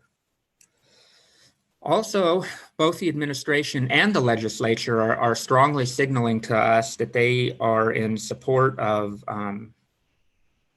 I'll just say nurturing and fostering the fledgling cannabis industry. They want that to get up and running. As you know, the legalization of cannabis is not that old within the state. For example, AB 1872 was just recently sent to the governor's office for a signature. And that bill would prohibit CDFA from increasing cannabis taxes for a year. So our fees are obviously not a tax, but in the spirit of what the administration and the legislature are signaling to us in terms of fostering the industry, we're not recommending increasing any cannabis fees this year. Obviously, there's some repercussions to us not having the revenue in that program. So what we're going to do is propose to manage costs in that program through essentially holding holding positions open. This table indicates the number of positions we need to hold open. There's 35 positions in the cannabis program itself.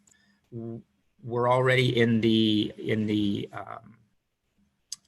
late stages of redirecting those staff to other programs. So nobody was laid off or anything. It's just redirecting staff to existing vacancies.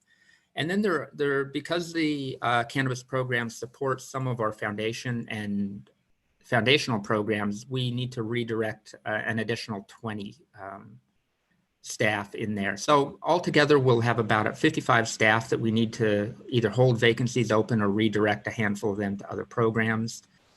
So that's just what this slide is telling us. And again, this is baseline to all of our other fee programs. So instead of coming back to this cannabis thing, we just got that out of the way up front here. Next slide, please. So with that, I'm going to hand it off to David and Glenn for the presentation. And I think David's going to start. Good morning, Vice Chair and fellow board members.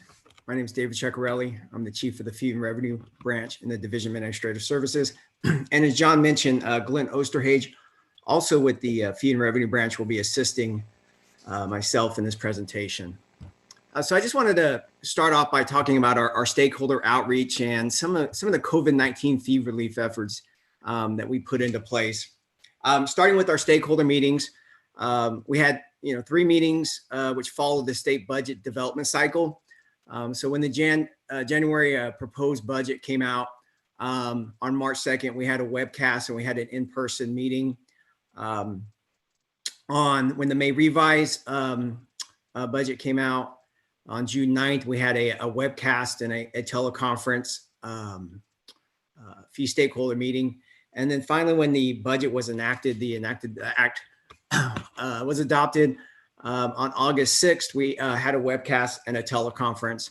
And throughout the whole process, we took phone calls, we met individually with different parties and stakeholders representing our water qualities to talk about our fee programs and the budget and proposals, an opportunity to have the stakeholder meetings because we could hear from stakeholders and have them provide us feedback on our different proposals. When COVID-19 hit kind of early in the process, we got together, I'd say kind of early April, started thinking of thoughts of, is there a way to provide any fee relief efforts? Knowing that we can't waive fees because again, the revenue supports our program costs, but we wanted to take some measures that we implemented So for our spring invoices that were issued early May, we normally have a 30-day invoice due date. We extended that to 90 days. We postponed sending any accounts to our collection agencies. We directed our fee staff when a fee payer requested additional time to pay to take appropriate steps to assist those fee payers, whether it's kind of a time extension or possibly some type of payment plan on a case-by-case basis. So we have put in some efforts to assist our fee paying community, and we'll continue to monitor these as we go through the fall, and we start to ramp up more of our billing efforts. Next slide, please. So at this point in the presentation, I'm going to toss the next slides to Glenn Osterhage, and he's going to review the budget cost drivers and the data assumptions used to develop the fee options. Thank you, David. Good morning, Vice Chair and board members. As a way of introduction, I'm Glenn Osterhage, Division of Administrative Services. I work with David as the manager of our fee and revenue branch. So as John indicated in his opening introductions, we incorporate a number of data assumptions for the Waste Discharge Permit Fund. This is a program, historically, we have not really looked at future years. We've just blanketly said, assume a 3 to 5% increase in costs for future years. Obviously, with everything going on with the COVID and the economy, we did a little extra work on this program. The biggest ones are indicated here on the slide. Furlough salary savings. As most people know, state workers are taking a pay cut for this year and for next year. I do want to let people know who are not familiar with the term BY in our slide here, that's budget year. We put this in here as kind of a visual to help people out. You start talking about a number of fiscal years that all kind of blend together. So BY is the current year that we're in. BY plus 1, just basically that's the next year's cycle, and then BY plus 2 is the budget year 2 years from now. So we'll kind of talk about this. So we may interchange and say budget year, or we may actually call out the fiscal year. But for the furlough salary savings, the expenditures adopted in the Budget Act do not reflect any type of cost savings. This was negotiated with the unions after the budget came out. And these are just estimated reductions for this particular fund. We estimate about $7.4 million a salary savings for this year and for next year. So those numbers are built in to we're looking at our fee increase, our fee projections. Going down the next bullet point, general increases. Although salaries will not go up next year, we are anticipating general costs, pro rata, rent, utilities, other costs for the state operations will continue to go up. So we did put in a 2.5% increase. The number could be smaller when we get to next year, it could be higher, but we wanted to reflect some type of cost increase for the next 2 fiscal years as we're looking to what the fee amounts or impacts would be. And the final one is really just put in there kind of as a placeholder. As we indicated, staff are taking a pay reduction this year and next year. I threw in there for 2 years from now, just in case there is negotiations with the unions on any type of salary increase. So really budget year 2, which is fiscal year 2022-23, you have the re-inclusion of the furlough salary savings going back into that year. Plus we're just adding in some extra costs. Obviously through the negotiations with the unions, if salary is not increased in 2 years, that will just help out our fee numbers when we get to that year. Next slide, please. So these next 2 slides or we call our budget cost drivers. Those that participated in our fee stakeholder meetings, we usually have this on one slide, but through the presentation, it was going to be too small, so we broke it into 2 chunks. This first one just really looks at the expenditure side, and when we get to the next slide, it'll look at the revenue portion of that. So the key here is looking at, I'm going to focus on the top line, the WDR program.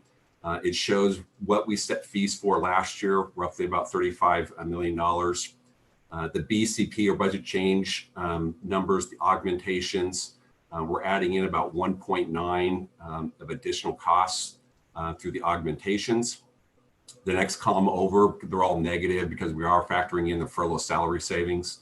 Normally, the staff cost and program adjustment column would be a positive, but again, because we're reducing salaries, they all happen to be negative this year. So the net result comes into the far right column. This is what we're looking at or projecting our expenditures to be for each of these fee-paying programs. On this slide, because it'll tie into a conversation we'll have a little bit later, if you look at the very bottom of the BCP changes column, it's the 6.023 million, I'll just say $6 million rounding off. That's the amount we're increasing because of our budget change proposals. Next slide, please. So this is the extenuation of the previous one, looking at the revenue side. So again, focusing just on the top line as an example with WDR, we're projecting $33.7 million worth of revenue. Two columns over is the adjusted amount. That's what the expenditure number is. So the WDR program's short about $3 million or about 9% of their program. The only program, land disposal, we'll talk a little bit more about them later. They're the only ones that we're projecting to have revenue slightly exceed expenditures, but the other programs are projecting anywhere from a 2 to an 11% fee increase. The key number here for me to focus in on is the forecasted revenue column, the subtotal of the $9.6 million. So that's our shortage. That's the delta of what our revenue number is compared to our forecasted expenditure number. And if you remember what I said on the previous slide, the $6 million for BCP. So about 2/3 of our revenue shortage is related just to the augmentations of the budget changes. $3 million, $3.5 million is just our normal shortage when we're looking at some of our projections. Next slide, please. And this is where I'm going to hand it back over to David to go over a little bit more detail with the BCPs that were included in the Budget Act, and then he's going to go through our options. So I'm going to hand it over to you, David. Yes, thank you, Glenn. So I just want to give just a quick overview of our budget change proposals. Here are the list of BCPs that were approved in the enacted budget.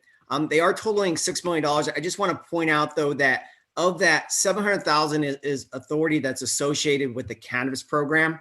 So when I take away that, there were 26 positions approved by these BCPs, totaling $5.4 million.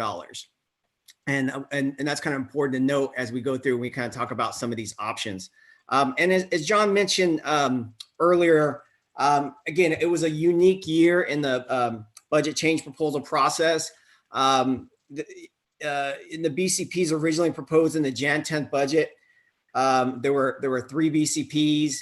And then in the May revise, 2 of those were taken out. And then in the enacted budget, in the May revise, 2 were taken out, 2 additionally were added. And then in the May revise, in the enacted budget, all the BCPs were included in the enacted budget. So next slide, please. So I think this is important to kind of note out. Under the Waste Discharge Permit Fund, there are approximately 600 positions statewide. And as you can see, there's 450 positions at the regional boards, which is about 75% of the total staff in the Waste Discharge Permit Fund. And then 150 or 25% are located at the State Water Board. And as we start to discuss these fee options, I think it's important to note that each of these options have impacts on staffing levels for both the state and the regional boards. Next slide, please. So I wanted to just start off and talk a little bit about the status quo. Today, you may hear some comments to not adjust fees for this fiscal year. Therefore, again, I wanted to point out the impacts of not adjusting fees.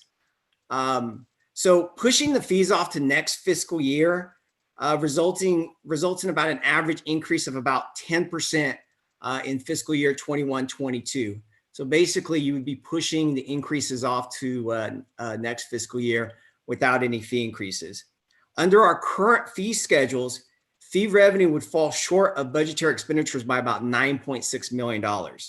So in order to account for the shortfall in revenue and achieve expenditure savings, an additional 42 positions would need to be held vacant. And 42 positions are an estimated 7% of the total workforce in the waste discharge permit fund. So next slide, please.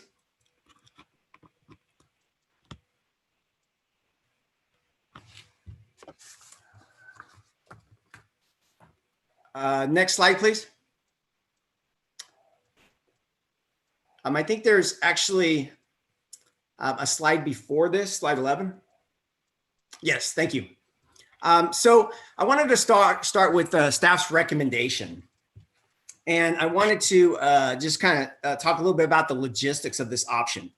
So on average for fiscal year 2021, so the fiscal year that we're in, all water quality fees would increase by approximately 6.9%. This would generate the needed revenue of $9.6 million to support the positions that are listed in these individual programs. No additional positions would need to be held vacant. So for 21-22, so moving forward, with, of course, as Glenn mentioned, some estimated furlough savings, we'd be looking about an average 2.5% fee increase for next fiscal year. And then moving into fiscal year 22-23, we'd be looking at about an average of 7.3% fee increases. And this is with, as Glenn mentioned, a projected salary increase, plus the furlough savings would be going away. So, and then let me talk about why staff recommends this option. Water Code Section 13260 requires the State Water Board to adjust fees annually to conform to the revenue levels set forth in the Budget Act. The fiscal year 2021 Budget Act was passed after the onset of COVID-19 pandemic and still included approximately $6 million in budget change proposal augmentations, which is an encouragement that the Water Board's work continues to be a statewide priority. Staff is recommending that the board adopt a fee schedule that generates the required revenue amount for the Waste Discharge Permit Fund, which will allow the state and regional boards to maintain full staffing levels to meet core regulatory requirements, support the new BCP requirements, and not require any vacancies to be held. Holding vacancies leads to additional administrative challenges, including the need to separately track and manage vacancies, and there's a lengthy recruiting process when time comes to fill those vacancies. In addition, if this option is adopted, there would be no additional cost to be deferred to future fiscal years, which will allow for more stability, which is, again, one of the key principles that our stakeholders are always asking for us to do, is to provide some stability in the fee increases. Slide 12, please. Next slide. So I'm also going to present two other options here that we prepared, and we also have presented to our stakeholder community.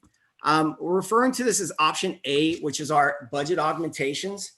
This option is funding our new BCP positions and holding of vacancies to achieve a savings in expenditures that meet the shortfall in revenue.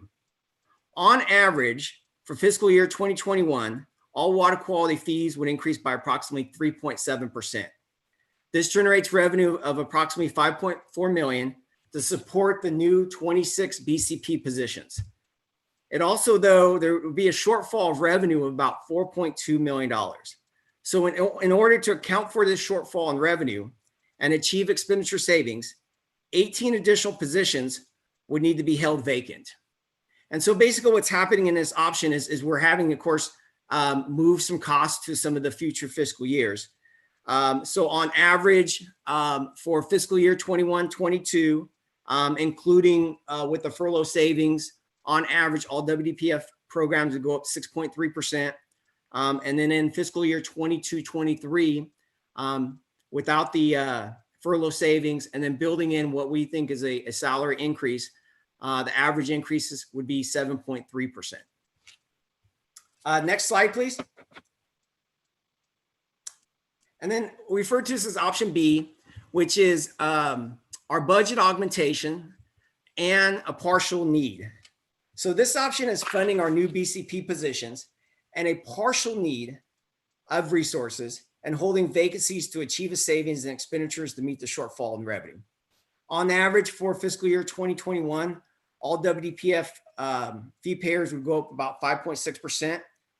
This generates $7.2 million, which is about 75% of the need, or 75% of the $9.6 million that we need to support the 26 BCP positions and an additional 8 additional positions. However, there would be a shortfall of revenue about $2.4 million. And in order to account for that shortfall in revenue and achieve an expenditure savings, 10 additional positions would need to be held vacant.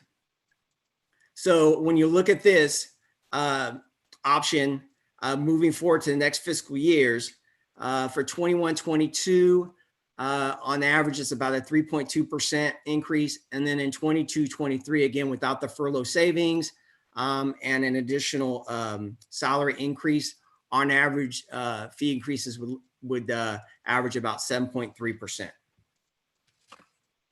So at this point, I'm gonna toss it back to Glenn to present some other fee changing proposals. Next slide, please. Thank you, David. So regardless of the fee increases being looked at by the board, our recommendation, option A or option B choices, we do have some that we're recommending to change regardless of what fees are adopted by the board. The first one is the water quality certification, also known as the 401 CERT program.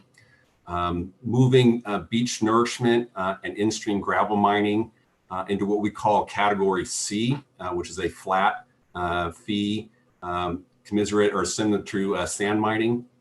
Beach nourishment currently is in our fill and excavation category, which is the size or the acres of the project.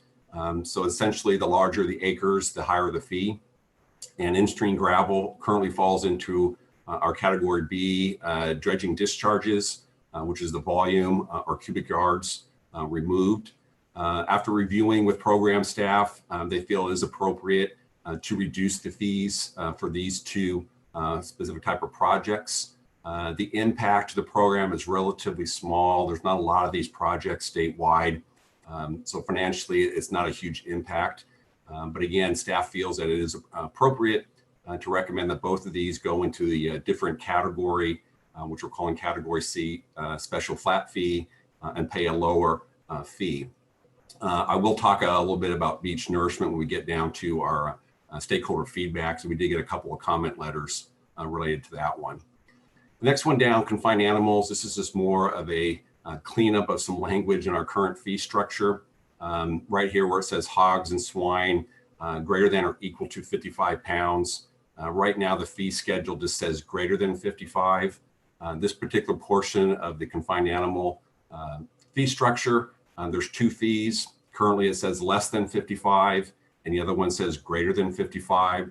So amazingly, 55 pounds actually does not fall into our fee structure. So we're going to add in the equal sign just to clean up the language on that one. And then the final one is federal monitoring surcharge. There was a case from the late 70s that says federal dischargers do not have to pay the portion towards monitoring. That's primarily the gamma and the swamp programs. In the last couple of years, the federal permittees have been receiving a 9.3% reduction in their costs. After reviewing the costs of gamma and swamp, we're recommending that it be lowered to 9%. So those are the three areas that we're requesting to be changed, regardless of whichever option the board decides to go with today. Next slide.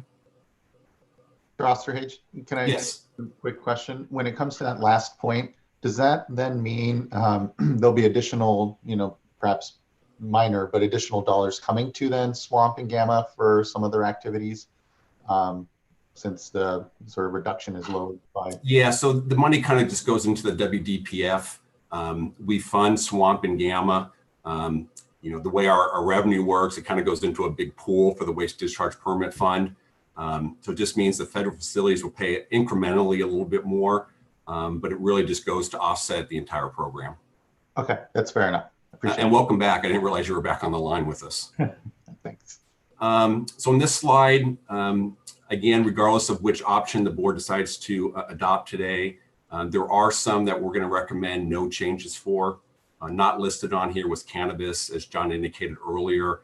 The decision has been made to reduce staffing to the existing revenue levels for that. I did indicate earlier on land disposal, that program, we're projecting to have enough revenue to support the expenditures for that program. So we'll feel comfortable not increasing fees for land disposal. Water quality certification, what we call category H for wildfire mitigation. Those that remember SB 901, we implemented the new fee structure last year. So we're asking for at least one more year to see how things kind of settle down, to make sure that staffing gets fully hired. We make sure that the identified acres that are paying the fee is properly categorized. So we are asking that one just stay, since it's a new fee, and we want things to settle down a little bit there. The stormwater, the NEC program, right now it's a $150 annual fee for those facilities. In talking with the program staff, we feel that the current revenue brought in by those dischargers meets the need for that program to keep it at $150 per year. And then we have a number of different surcharges throughout the programs that we're going to ask that those don't change, whether or not it's the oil and gas, there's the pretreatment surcharges, some with landfills, or a number of different surcharges that we have out there. We're recommending that those stay as they currently are as well. Next slide, please. So with stakeholder feedback, before I go into the fact that we did get 5 comment letters, this slide really encompasses both our stakeholder meetings. As David indicated, we had 3 of them, what I call my general stakeholder meetings, plus any breakout meetings we had, plus a couple of comments that came in, kind of fall into 3 real categories. The first one, do not raise fees. We get that every year, but obviously this year with COVID-19 and all the economic issues that are out there, it's more prevalent. A lot of fee payers, permittees, having revenue issues on their end. So there are some comments to avoid raising fees just because of the impact to those fee payers. The next bullet point, there is a recognition that yes, staff has to do work, but please raise the fees as lowest amount that's possible, understanding that it means additional increases in future years. I like to joke on this one, say, don't raise fees or as little as possible, and we'll come back next year and argue why the fees are going up too high next year. And then the final one is just, this is actually more consistent with our water rights program or drinking water programs that have been able to forecast out more balanced type increases, trying to incorporate that into the waste discharge permit fund. Can we try to project out consistent increases, knowing that we don't know what's going to be in the budget next year or 2 years from now? So on a previous slide, I'm not going to go back to it, but instead of raising someone, 10% this year, 2% next year, 7% the year after that, what would be the average? And it's going to be roughly 5.7% over 3 consistent years. So those are the 3 primary ones. Don't raise fees, keep them as low as possible, and try to do balanced and consistent fee increases year over year. We did get 5 comment letters in. 3 of them were specific to beach nourishment, which I had discussed earlier. Most of these are obviously down in Southern California, San Diego area, where they're saying the fees were cost prohibitive from actually trying to replenish the beaches in those areas. As indicated, we are recommending to lower that into a lower fee structure instead of charging them for the entire acreage of the project, and just charge them an annual flat fee that's a lot lower than they would pay. We received 2 other comments, one from CASQA, that basically was recommending option A, which is our budget augmentation option, increasing it because of the governor and the legislature increased. So augmentations, go ahead and fund those. but defer the rest off, and they understand there'll be higher increases next year and the year after. And then a final one we got in also was supporting option A. This is from CASA. They also had a recommendation for a hardship exemption. They're not saying people shouldn't pay fee. They're asking that can you implement some type of process to where those that are identified or approved within some type of requirement would not have to pay the higher fee. They'd pay last year's fee structure. So because we just got that comment in, we really only had one day to really think about it. There are some logistical issues we have. One is we don't know how many facilities could comply with this or fall under it. Without knowing the number or the amount, we don't know what the revenue impact is. This year, with issues with our financial and getting some reporting in place, we don't know what our fund reserve is. In prior years, we may have had a fund reserve. I'm just going to make up a number, so don't say this is part of this presentation. We have $2 million of exit revenue. We could use that to kind of offset costs in the short term. We don't have those numbers this year to do that. And the final one, every time we do a reduction on one fee payer, it means that those costs have to be spread to everyone else. So if we reduce fees $200,000 statewide, somehow we have to recoup that through other fee mechanism. They did ask to request the board members to consider putting together something in 30 days and then coming back to adopt a hardship exemption. So I want to throw that out there. I'm not sure if CASA, I know Jared was on the line, so he may, Jared Voskuil, excuse me, he may do a presentation on that a little bit later.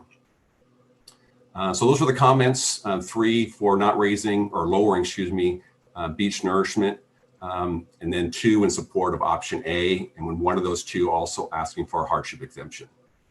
Next slide, please. And I'm going to hand this back to David to finish this up. So that somewhat concludes our presentation. Well, it looks at the options and some of the comments that we've heard for this item. What I want to just kind of give an update to the board on moving forward in some of our fee development process. We're working, fee staff works closely with program staff. And one of our priorities right now is the winery general order. It is anticipated, the winery general order is anticipated to go to the board for consideration and adoption in November of 2020, so later this year. And if adopted, fee staff will be conducting a fee stakeholder meeting with the winery community in December of 2020. And then early in 2021, fee staff will take a winery fee schedule to the board for consideration and adoption in 2021. The other 2, the suction, dredge mining, and the water reclamation requirements, those are just 2 I just kind of wanted to mention because fee staff is working closely with program staff. There's no timetable for bringing these to the board, but I just wanted to mention them that we are working and we'll be working closely with the community when the time comes for looking at options for preparing fee structures. And then finally, again, moving forward, COVID-19, it doesn't look like it's going away. So we'll continue to monitor the impacts of COVID-19.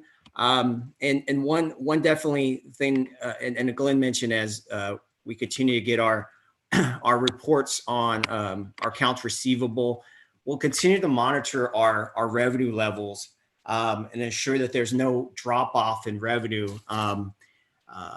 And again, on a monthly basis, continue to track those revenues. And if we do see any type of drop offs, then it gives us an opportunity to kind of red flag it, bring it to the table, start working with that community and program. Some of our programs, we've worked with programs and some of the industry out there. And again, we don't see a lot of drop off. We don't see a lot of permits being terminated or being pulled. However, again, we'll continue to track our revenue levels when it comes to the issues that we're facing with COVID-19. Next slide, please. So this slide, John Russell, if you want to jump back on with any closing remarks. Yeah, I don't have too much to say other than whatever. We think we've given you some food for thought in the presentation, various options to consider. Like David said, we are required to come up with a recommendation of sorts to support ourselves. But we'd be happy to take any questions at this time. Mr. Russell, and thank you all for the good presentation. Now, I think this is my fourth fees adoption hearing, and they're never easy. And certainly this year provides a whole range of unique challenges that we have given the COVID response and otherwise. I'll reserve further comment for now. After we go through our commenters, we have about 11 individuals looking to comment. But and so no further question. I appreciate the range of options. I also appreciate that it is important to highlight here that the legislature and the governor go through a extensive process to set budgets. And here we then have a second opportunity for others to discuss and for us to decide how best to enact that direction, but a need to demonstrate at least what it would cost to just keep whole what is agreement at a budget time with the legislature. And so, and to highlight that uniquely, we have this back and forth in discussion, and yet another issue to balance when it comes to how we respond. Any questions though from fellow board members before we go to comment from folks? Not a but a request for a break. We have not had a break this morning. Oh, of course. And so a short break before we get into the comments. Okay, that is a adequate request, and a break would be good. Vice Chair, did you want to make some comment? I had a question, but I can wait until we get back. Okay, very well then. Let's go ahead and take a 10-minute break. And so we will be back here at, hold on one moment, see my official time, 11:35 we'll call it. So see you all in a moment. Thank you.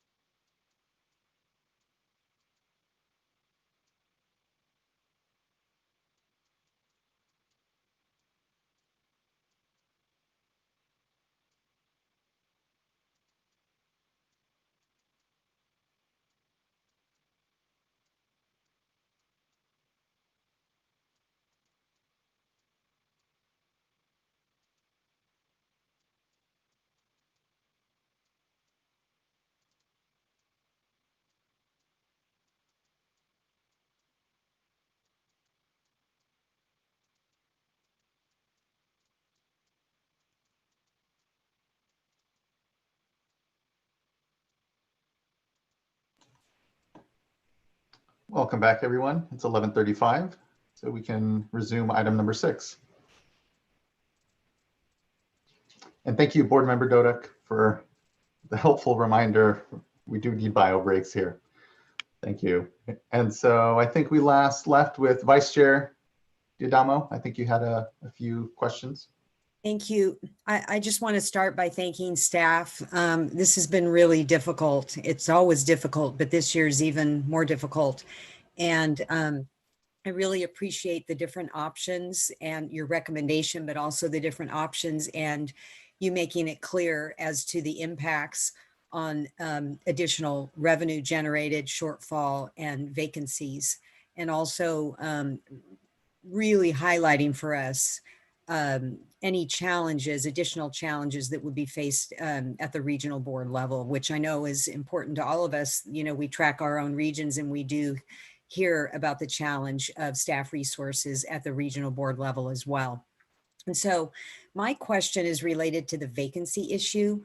I appreciate that you have in the PowerPoint the under each option, the additional program shortfall in terms of vacancies. But the part that's unclear to me is what is baseline on vacancies? So these are additional vacancies, additional to what?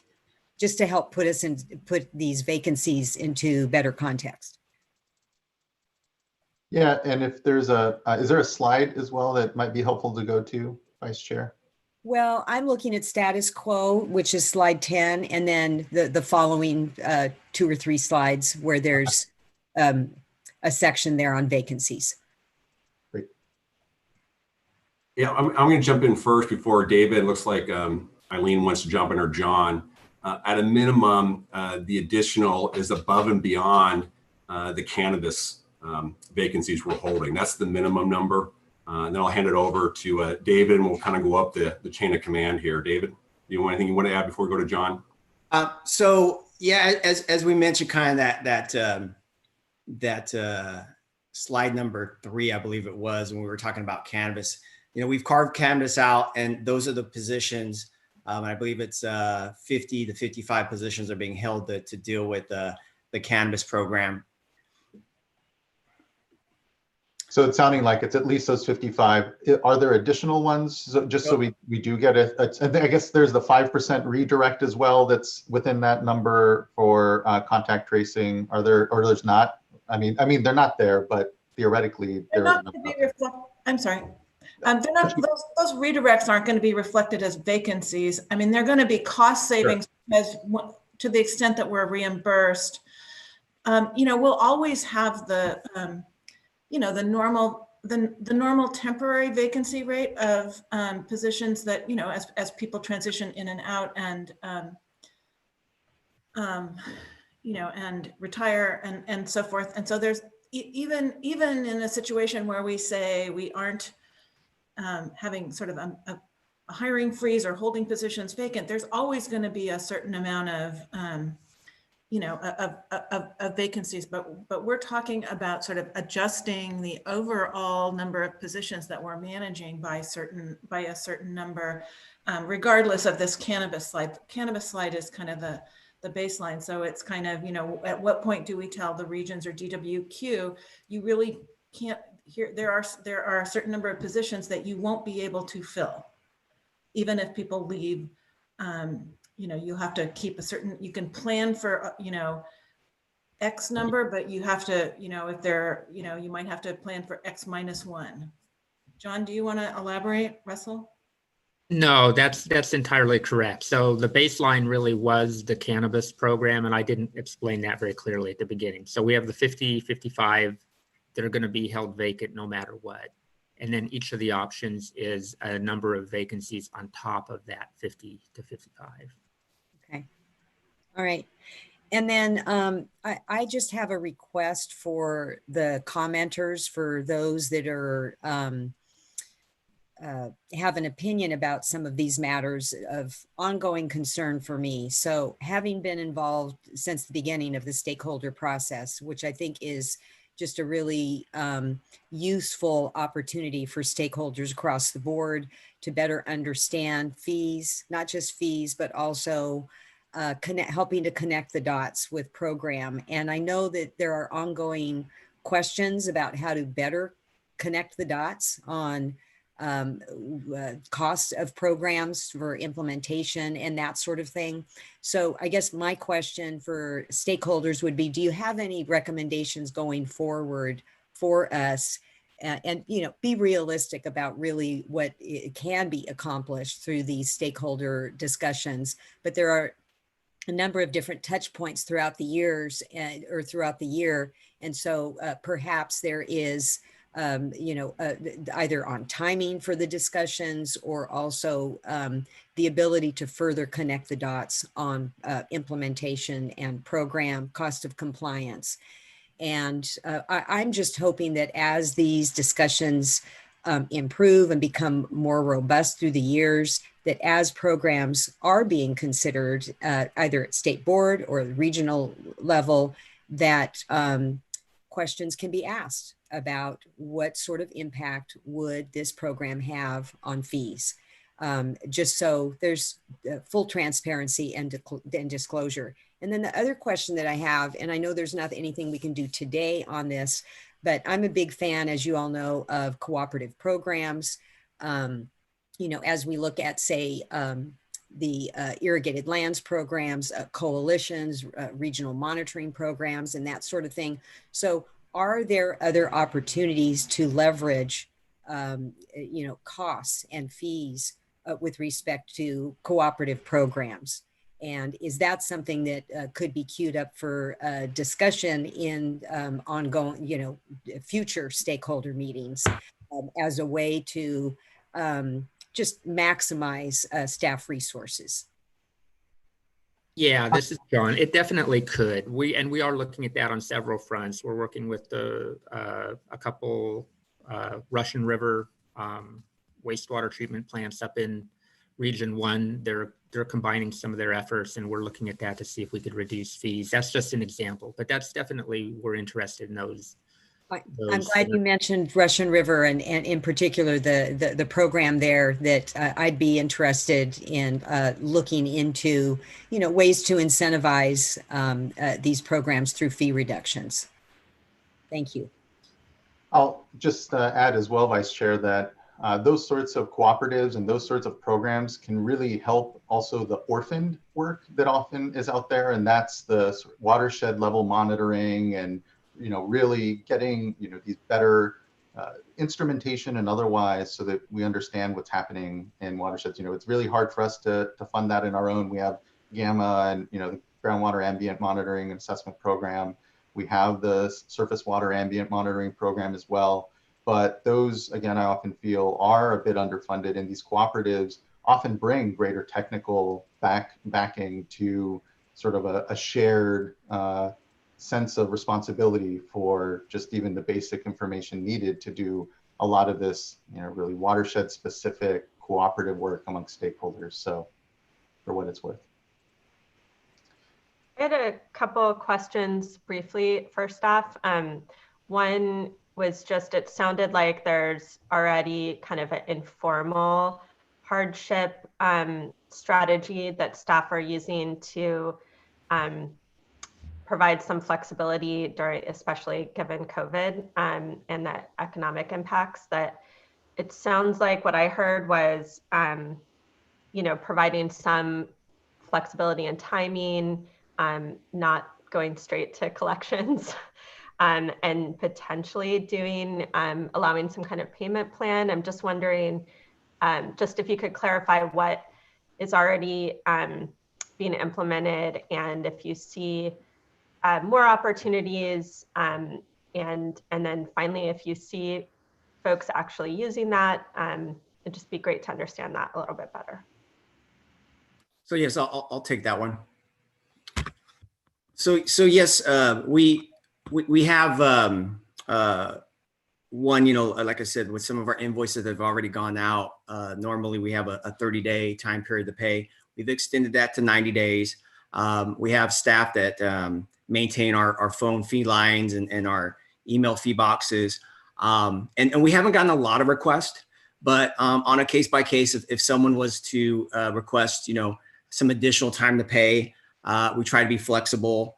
And I say case by case because if someone's asking for a year to a year and a half or so to pay, that's really unrealistic because we're trying to generate the revenue within the fiscal year. And on the time to time, we don't have like a formal payment plan process, but what we'll do is we'll comment the file, and if it's realistic, we'll work with the fee payer and just give an example. If someone was to call and say, I have a $10,000 fee, I want to pay half of it today, and then maybe half, in 30 days or a couple months, something that we can be flexible with and work with. We definitely comment the file and things like that. And then again, we hold off on collections. I want to say we sent out between 5,000 to 6,000 invoices in the spring. And there were just a handful that asked for, extensions. And on a case by case, we get an occasional a payment plan request. But again, staff is continuing to be flexible on that. Again, we do have some parameters just because we need to collect that revenue within the fiscal year because we report on it and we deposit it into the fund in order to pay our staffing levels. And I want to add in on what David just said, just to put in context, the 5,000 to 6,000 that went out in the spring, just so you know the volume. We do roughly 40,000 invoices in a year. Most of them do go out by the end of December. So most of the fee payers are already paid before the COVID hit. So we had a small slice, maybe 1/7, 1/8 of our invoices. Maybe 30 individuals of those 5,000 contacted us for extended terms beyond the 90 days. So yeah, we're going to assess it as we get into what we call our invoicing season, which starts the end of October, heavy through November and December, to assess, do we want to continue doing that? Or do we just want to go to net 30 and still allow people to ask if they want additional time? We're going to give them extra time. Great, thank you. And then just one other follow-up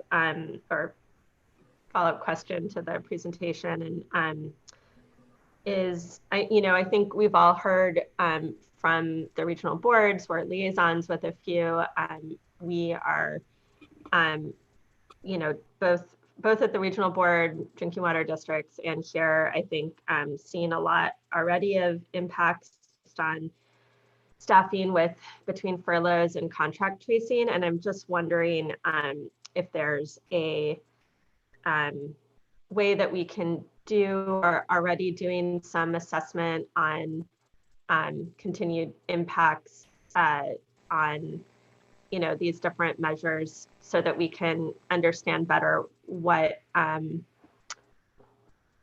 in some ways what baseline impacts already are on the services we're providing, and because I think for me it would help to understand certainly any vacancies are going to be a hit to that, but just understanding sort of the baseline in service that we're able to provide for folks that need permits, given even if we filled all of the vacancies and didn't hold more.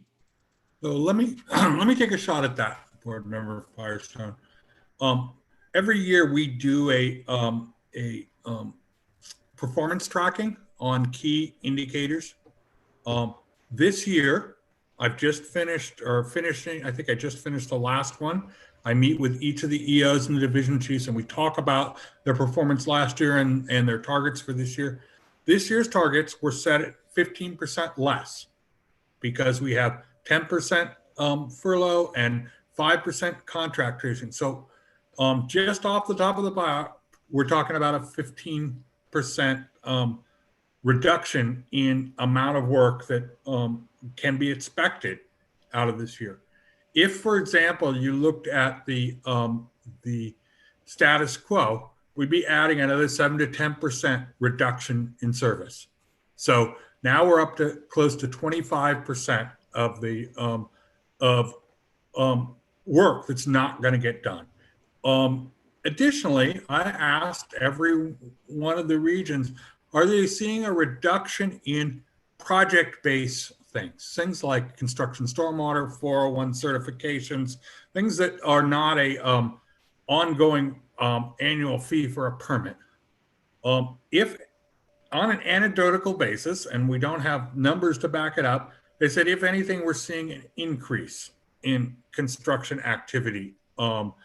They didn't have numbers for me on the 401s off the top of their head, but all of our programs are looking at close to maintaining the construction stormwater inspections. They are reducing their workload in other areas so they can accommodate that, which means that some other areas are going to have more than a 15% reduction to address it. So I hope that answers your question. Yeah, that's helpful. Thank you. I have a question as well, if I could, and that is that, in past years, I've been, as both the staff and now a board member, I've been through a number of fee setting exercises here. And in the past, there was always a focus on the reserve fund and, making those dollars available and ensuring, in fact, that the funds do have a reserve set aside for those rainy days when times are lean. And I feel like, this is one of those times, frankly, and I'm concerned as well about the trade-offs here in staffing resources and our level of service we're able to provide. And so I am aware of the challenges with the reserve fund at this point with fiscal, but I'd like to hear from staff a little bit more about that and about whether, once we have the budget year numbers in hand, will we have the possibility of dipping into that reserve fund? And also, are your recommendations here today in terms of fee setting, does that include an allocation for a reserve fund, or is that something that we're no longer able to do? So let me jump in to start. And you're right, Board Member McGuire. We do have a few struggles with our financial systems and looking at our reporting. We anticipate that we'll have what we refer to as final reports for fiscal year 19-20 last year on expenditures and revenue. Kind of one of the challenges is a lot of the applicational revenue that comes in, being able to track that for like as construction and 401 type cert projects. When January rolls around and we're able to then look at these reports and make a determination of where our fund reserve is, and historically we try to draw, the last few years around a 5%. A lot of our projections right now, again, are kind of within that 3 to 5% range. If we are, kind of around that 5%, we would have some opportunity to help use some of the reserve into next fiscal year to help maybe offset some of our costs. Again, it's again, not knowing what our reserve, again, not knowing kind of what the expenditures are going to look like next year. John Russell did mention that through the budget process that there looked like that the different agencies were asked to look at ways of reducing costs by 5%. As we start looking at that, that will help us on our expenditure side. And again, if our revenue levels again come in what we anticipate, then we should have again a reserve at least the 5%. The problem is again if not knowing as of today what it is, we don't want to put any assumptions out there. And kind of the worst thing is for us to draw down below that, and even at a point where not only are we doing fee increases to cover our costs, but also an increase to build up our reserve. But I do feel that come more the end of the year and 1st of January, we'll be able to look at these reports, make a determination, and if there is a reserve built in, that as we get to the stakeholder process and in that first stakeholder meeting, we can start to discuss, this is what our reserve is. This is what we projected, moving into the next fiscal year. and an opportunity to help maybe spread those costs on offsetting some of our fees. So Board Member McGuire, I think the other thing that's really different this year is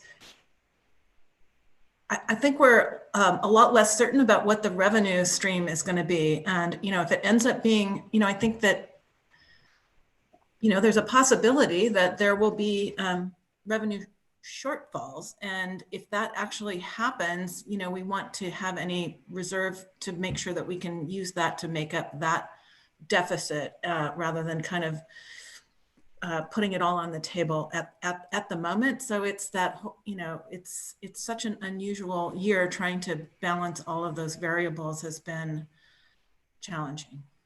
Right. I appreciate that. That's a really helpful explanation. I just want to make sure we're getting all this information out on the table so we all have a level playing field and a baseline understanding of what we're dealing with today and the challenges that could be coming up. So thank you. That's very helpful. I just want to add in, building on what David said, is we are hoping to get current to FisCal by the end of December, may drop into January. So as we get into our fee stakeholder process, we generally meet end of February, beginning of March. Obviously, if we get to the June meeting, we'll have a better idea of all these moving parts.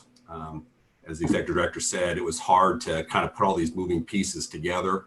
A couple of things have come up in conversation I wanted to touch base on. One is the contact tracing. No allowances have been put into our expenditures for staff being moved away.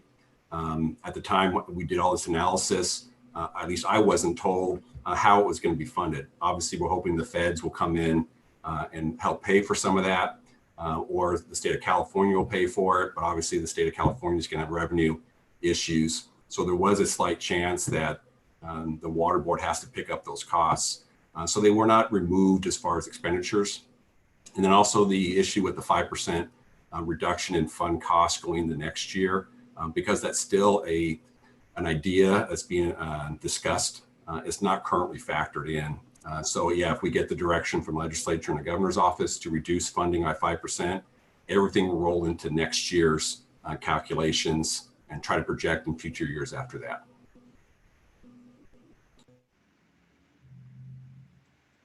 Thank you, board members, and thank you all for the exchange. Chief Deputy. I just want to differentiate between funding and work plan, work part. The 5% COVID is a reduction in the work, and that the regions and the state board will reduce their work irregardless of where the funding comes from. They won't be working on water board issues. Thank you for that. This has been helpful, as Board Member McGuire said, to have a more comprehensive understanding and have it all out insofar as the different pressures on the fund, but then also the different ways that we've already, I see, taken quite a bit of effort on the staff side to balance out the many competing needs here. Let's go ahead and get to some public comments around this, and then we can have further discussion and see where we might land amongst the options. First up, and it looks like Lori Gartrell is no longer on the platform here with us. Lori, if you're viewing from the webcast, make your way back onto the Zoom platform. I believe you were at one point, and we will hear your comments. So we'll move over then to Sarah Pierce with Sandag.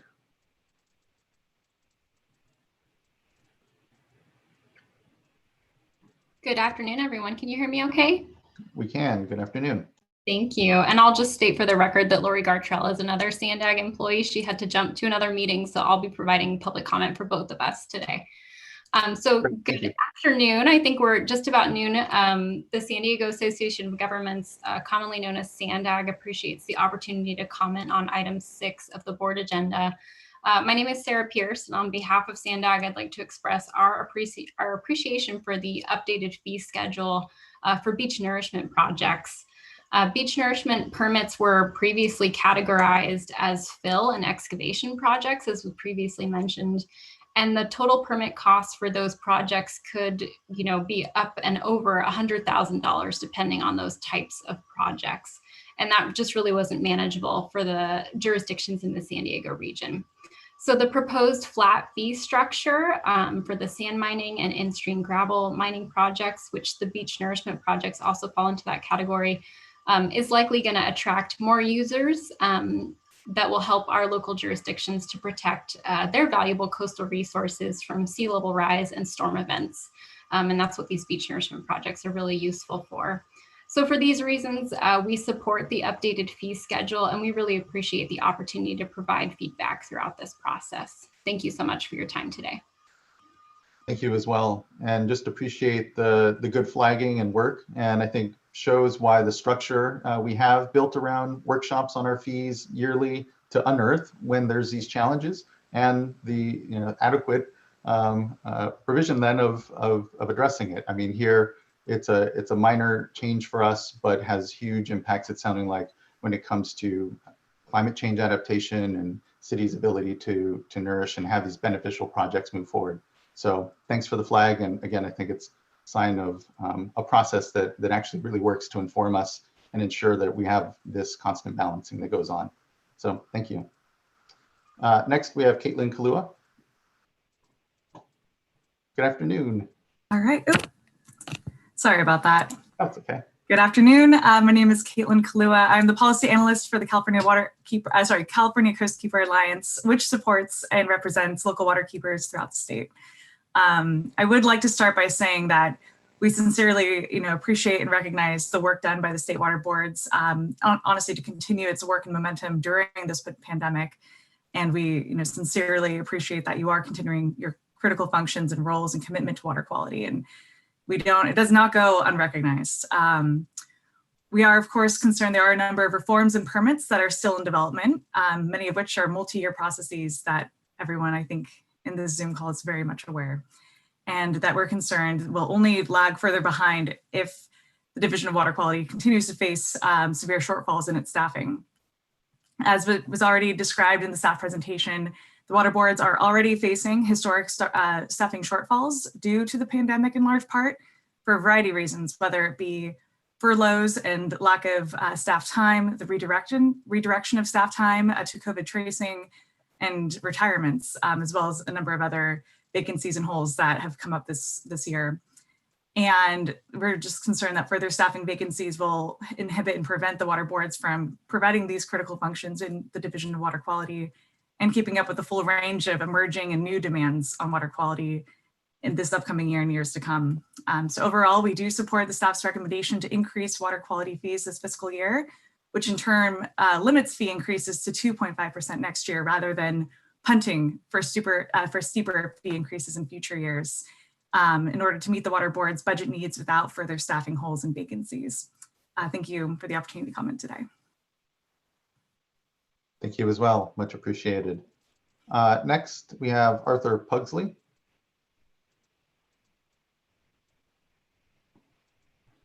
Thank you. I'm Arthur Pugsley, senior attorney with Los Angeles Waterkeeper, and I just wanted to talk briefly.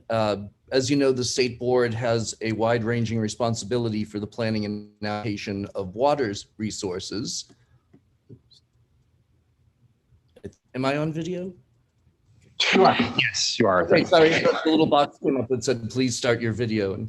And to meet those responsibilities, the board needs adequate resources, including financial resources and staffing. And while we're sympathetic and indeed empathetic with the strained budgets of permit applicants at this point, we feel that if the permits are not raised as recommended by the staff, the Water Quality Division alone will see almost a $10 million shortfall and 42 unfilled staff positions. And we just don't think that's an acceptable outcome. We commend the state board for continuing work on a number of permits and policies to improve water quality. And as Caitlin just mentioned, we also recognize that several others are in danger of falling further behind if staff resources are not shored up. So we therefore strongly support recommendation C in the staff report to ensure that the budget does not degrade over any shortfalls that already exist. And we think that's very necessary. So thank you for allowing me to comment.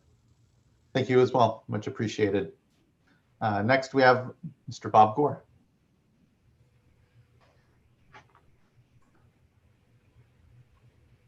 Good afternoon, Mr. Gore. Good afternoon. Robert Gore from the Gualco Group. I'd like to thank the board, John Russell, Karen Mogus, Eric Ekdahl, and all of their staff for participating in a transparent and productive dialogue that's evolved over the past 4 years. And on behalf of Kings River and the California Association of Wine Grape Growers, we urge the board to adopt option A, which permits an adequate level of rate increases and raises $5.4 million, which is more than sufficient for the BCP rollout based upon my experience in a governor's office and managing large state departments. Fee payers in their diverse communities, as we've heard, are reeling from the historic impacts of a pandemic, firestorms, air quality, revenue cuts, and now probably a zombie apocalypse. As the vice chair referenced, and to make a larger point, consider ag lands, which does not account for sigma fallowing, which will reduce irrigated acres and revenue by a minimum of 10 and probably up to 25%. What this illustrates is the need for fee payers and staff to create a regular collaboratory. As the board has rightly pointed out over the years and in our personal conversations, maintaining the efficiency and efficacy of the cost of compliance has got to be the focus, not fees. So perhaps the board consider today informally directing water quality, water rights, and drinking water executives to start a program review and development workshop series, a permanent series in October and November, as the board 4 years ago directed staff to begin fee workshops, which have worked out well. What fee payers seek is the opportunity for an ongoing dialogue to share our daily operational expertise and insights and to understand staff objectives, and then together to preserve and protect California's water quality, reliability, and, as we vividly know now, to respond to, mitigate, and remediate climate change. Thank you. Thank you, Mr. Gore, and thank you for the suggestion. As you know, cost of compliance has been an ongoing discussion over the years at this board, and even going back to Board Member Dodek's chairmanship, very specific efforts around that discussion. I would actually defer to Board Member Dodek and perhaps Vice Chair Diadamo around maybe an opportunity to convene those sorts of discussions. I would say we would need to discuss further about the staffing and what the effort would be and what we would want to make sure we guide as an outcome or a product amongst us to begin with, only because, as I think we all know, those efforts can become just an area of grievances that don't really get to what the issues are, but instead the continued sense that there's something that needs to be fixed, which I think we can always say we can do better, particularly around cost of compliance, where most of the costs that, fees, yes, are a cost associated there, but we know that it is actually the requirements and other parts of our policies that end up being the cost of most concern for most of the stakeholders that are really feeling that there's an overburden there. And we want to show our homework and engage in that discussion. I think we just need to make sure we structure it right. So I don't know if Board Member Dodek, I know this is a long discussion you have along with the Vice Chair, but if maybe you have some thoughts here, just as a brief moment, because it is a recurring thing we hear. Thank you. And I won't take a lot of time now, but Mr. Gore and I have had numerous conversations over the years on the issue of cost of compliance. And I appreciate his recommendation. I'd love to explore it a little bit further. Again, without going into a lot of detail, I do think, as I think you all would agree, that the current situation we're in with the pandemic, with just everything going around, is in some ways an opportunity for us to look at how things are done and ask ourselves, we always do that, but I think there's even more incentive at this point in time, this moment, this space, to say, let's roll up our sleeves. Let's work with our stakeholders. Let's see if there is another pathway forward. Obviously, it has to be done with care. It has to be done with deliberation. It has to be done keeping in mind the tremendous resources challenge that we all have. But I do hope that we all recognize that in this moment, there are those opportunities, but we do need to seek them out and take on the challenges. So, again, not going into a lot more detail. I'm sure we'll have more discussion later. Just thank you, Mr. Gore, for your continued engagement on this issue. Thank you. And I too thank you, Mr. Gore, for continuing to raise this issue. And I came in at the tail end of the cost of compliance efforts. But it appeared that there was a lot of work that went into it with some success in certain sectors. And so I agree with Chair Esquivel's comments that, we would need to be focused and better understand the goal. And I would say to have some targeted discussions as to areas that we may want to focus on, kind of dusting off the last report and looking at the subcommittee, that sort of thing. But I also just want to go back to what I said earlier, and that is the development of the programs themselves. For example, look at what we as a board did at the workshop that we had as a result of the wine reorder. We directed our staff to go back and look at an economic analysis, compare it to what staff had proposed, and also they were already thinking of making some adjustments. So doing a comparison between the original draft, some of the staff proposed changes, and working with industry to get them to open up their books so that we really and truly can better understand these cost of compliance issues at the forefront, as we're developing programs. I was at following Region 3's workshop on their irrigated lands, and these issues came up throughout in terms of monitoring, reporting. Do we really need to do that much? It's going to cost this much. Those discussions are just really useful as the programs get developed. And I know it's what you, Mr. Gore, and your colleagues are very good at, but also looking for ways to really hone in on the discussion, getting past sort of big picture impacts and helping us to better understand where small tweaks could make a big difference in terms of cost of compliance.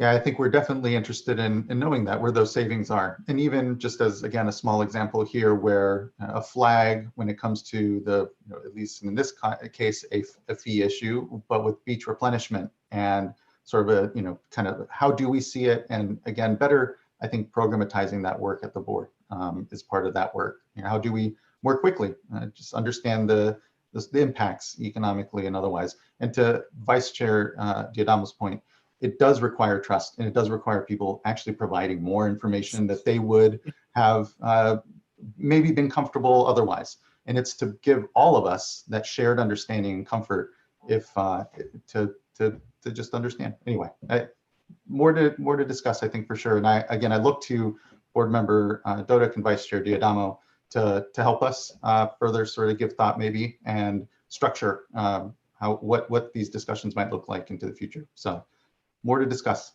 So thank you again. Thank you. Next, we have up Jared Voskuil from the California Association of Sanitation Agencies. Good afternoon. Hi, can you hear me okay? We can. Oh, all right. Good afternoon. Jared Voskuil with CASA. Thanks to staff and the board members for this discussion. I always appreciate a great dialogue here with everyone. And I know these types of meetings don't always lend themselves to that, but I appreciate this back and forth.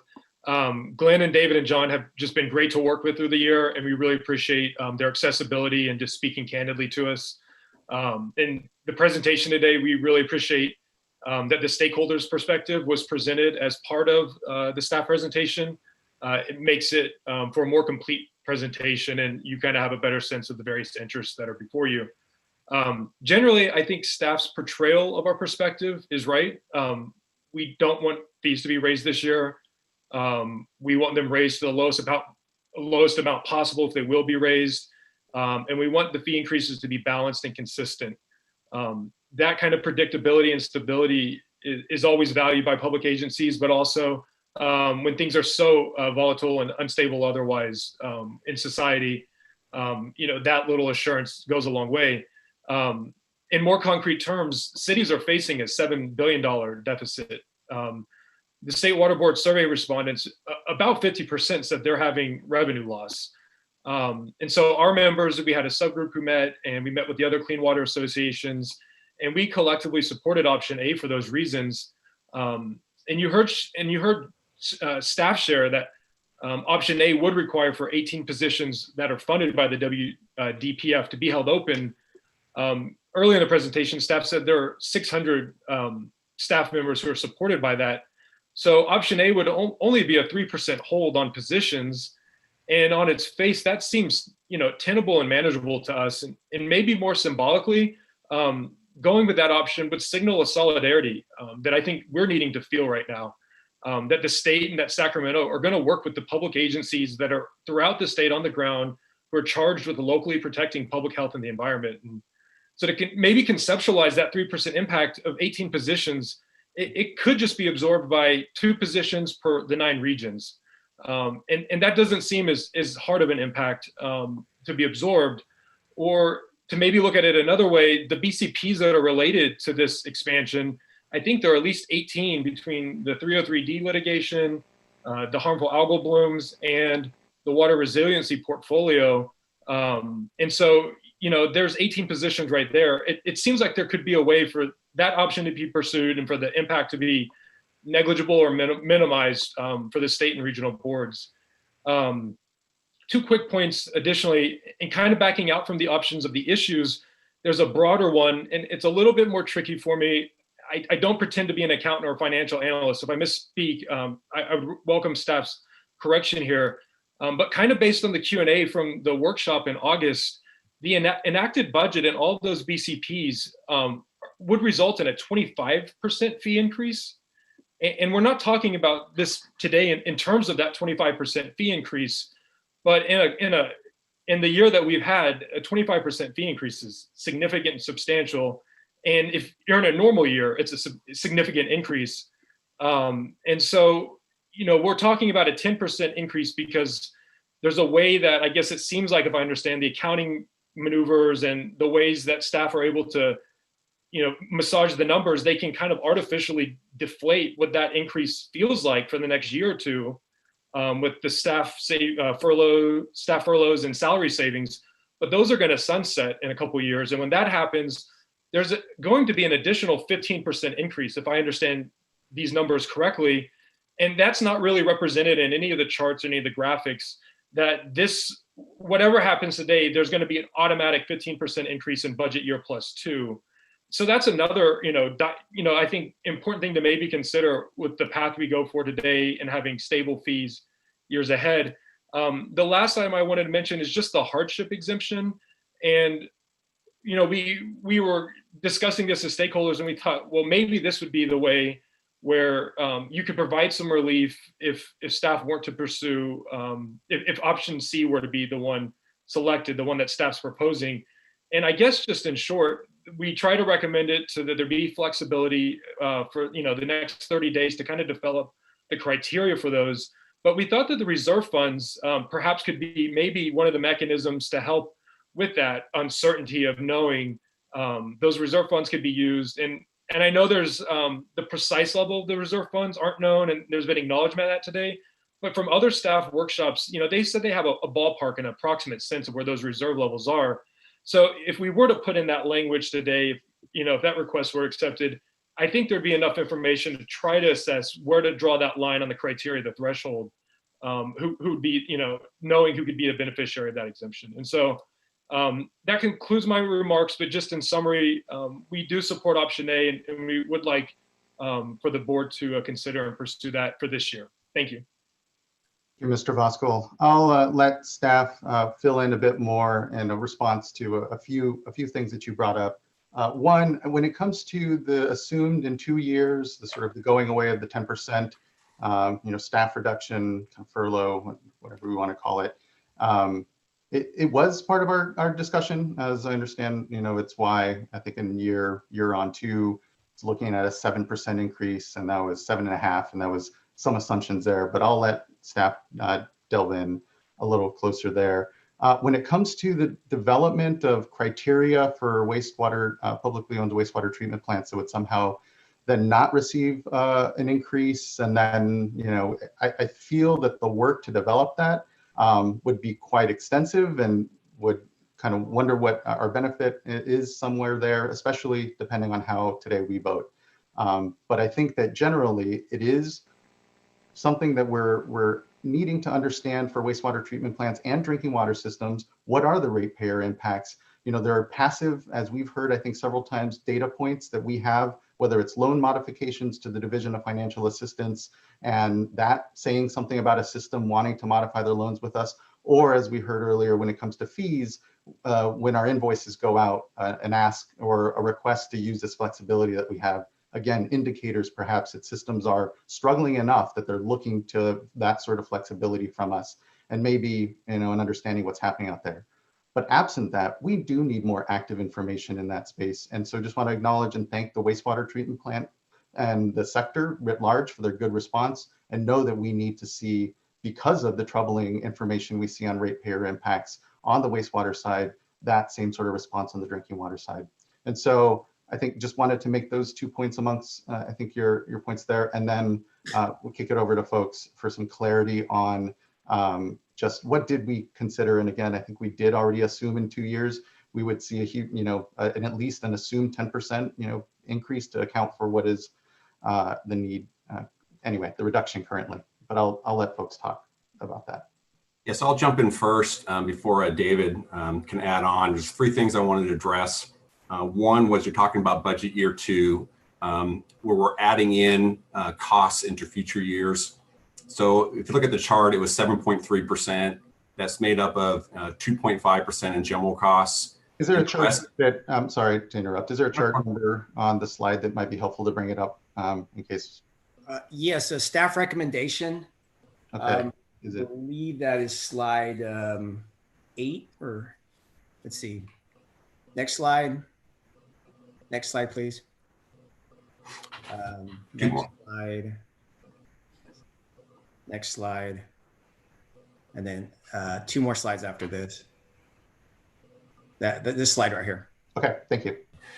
So to continue, that 7.3 2 years from now is the 2.5% general cost added in, and then 2 other components. One was the removal of the furlough savings.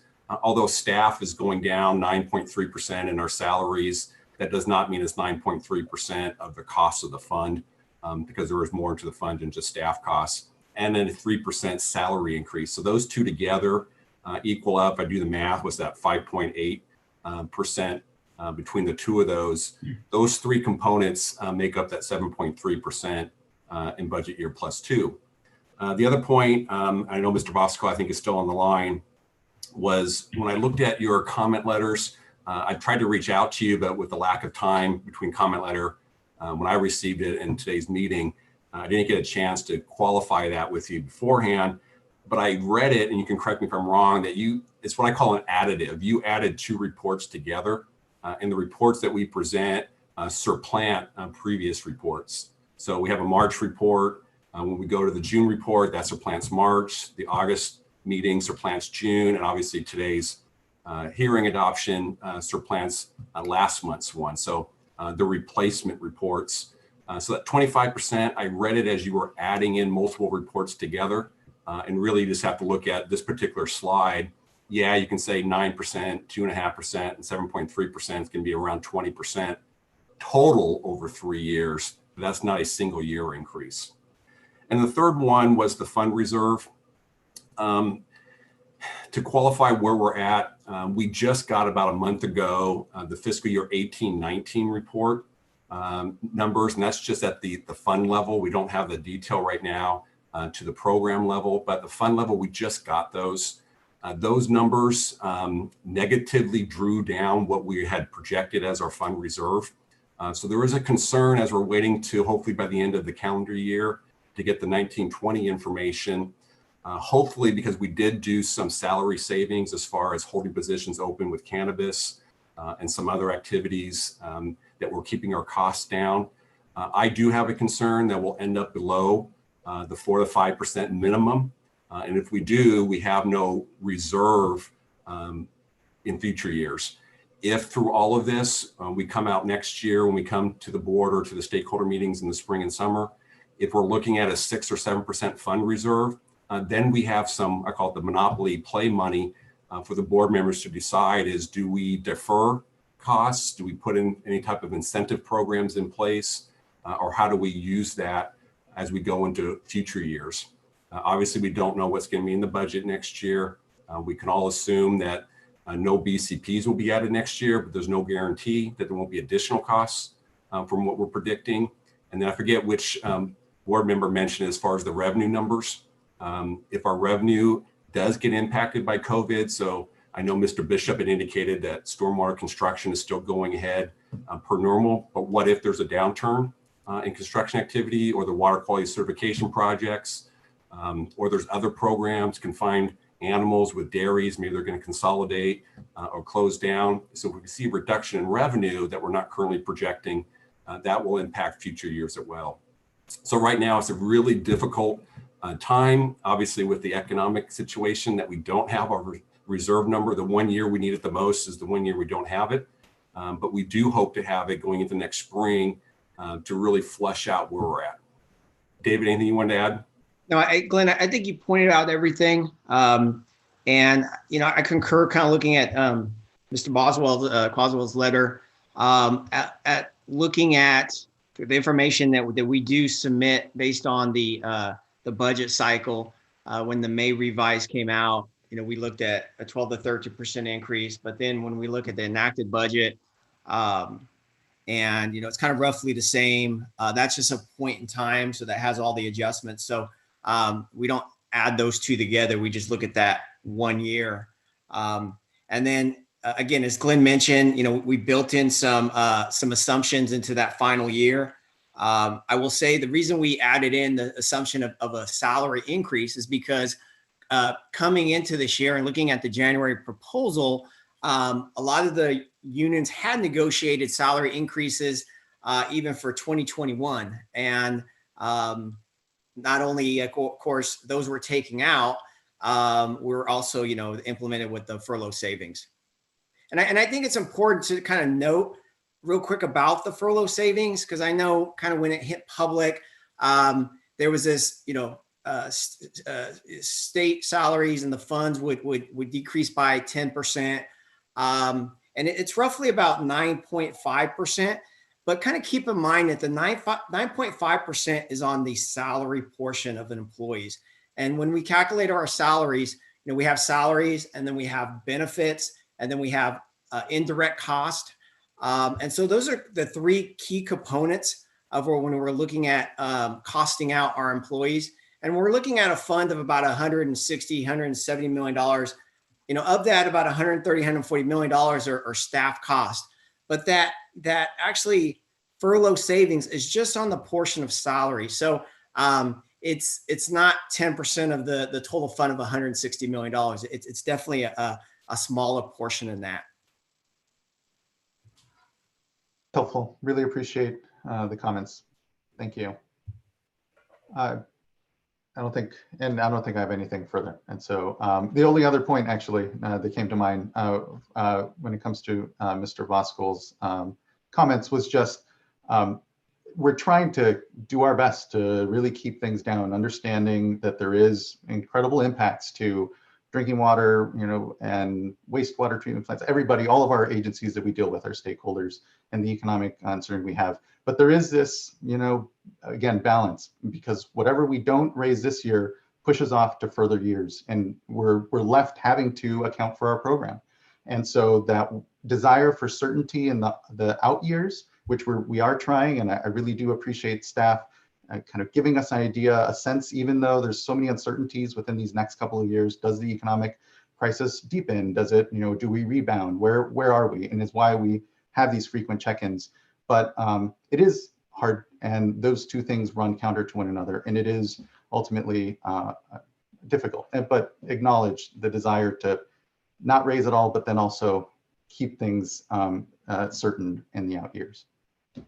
So just thank everyone for that. We can move on then to Debbie Webster with the Central Valley Clean Water Association. And we'll note that Mr. Voskuhl is with the California Association of Sanitation Agencies. I know sometimes the acronyms can be lobbed around. Good to see you, Ms. Webster. Good afternoon, Chair Esquivel and board members. Debbie Webster with the Central Valley Clean Water Association. And I just would like to appreciate, let you know that I appreciate the conversation that has happened so far around these concerns, and appreciate also just the openness of your fee staff and responding to the stakeholders. I think I do want to go on the record also of supporting Civicla, supporting option A, and echo some of the concerns that were given by Mr. Voskuhl and Mr. Gore. Those are real concerns. I think one of the things that was just recently talked about was how this affects our agencies. But for us, it's also for in the wastewater treatment, for your wastewater treatment plants, they're serving our communities, and they're the ones that are really feeling the impacts. These costs, whether they're just in fees or they're in a compliance cost, get trickled down. And so we are concerned with the increases on the fee, but again, more so on the cost of compliance. And Vice Chair Diadamo's asked are there recommendations? Are there real things that we can look at in order to make a difference? And I think one of the things that I just wanted to express is when I come representing Civicla or other clean water agencies come representing, we have very common goals in providing and protecting the environment by providing clean water and protecting human health that way. And so when we look at different policies or different areas, we are looking for what is really going to provide value. Are we going to get water quality benefits for what we're asking our ratepayers to provide? And I think that we really, in doing that, I want to say we're really trying to do our part in that, in giving you that information so that you guys, when you make your decisions, can make it looking at that. We're not trying to skirt regulations. We're not trying to do that. We're really trying to do the best job for the customers and the populations that we serve. One of the areas that I know in the Central Valley is we've looked at some using more general permits for things. So we're looking at on our MPDS side. We're looking at on our WDR side of things. They work sometimes. They don't always work all the time. We support the flexibility to use them, but really not. We are opposed to the mandate to use them because it's not one size fits all, doesn't always fit all, and that can actually ask for more. That can also create more cost. And lastly, I think the part I wanted to touch on was that as you're looking at programs that come up, one of the problems that I think that we're both as stakeholders and fee staff is can we show you something early? Can we talk about something early? We want to do a BCP, or we're thinking about doing a BCP. I think that having that conversation early, and not only what impact will it have on the water boards, but what impact will it have on the programs, and what are you going to be asking your program participants, i.e. wastewater treatment plants or agricultures, to do with this, and what is their cost going to be? And again, that is something that happens through stakeholder communication and engagement, and knowing that, again, we are all on the same team, and really, as we work together, we're going to make better efforts than if we, remain in silos. So I thank you for your time.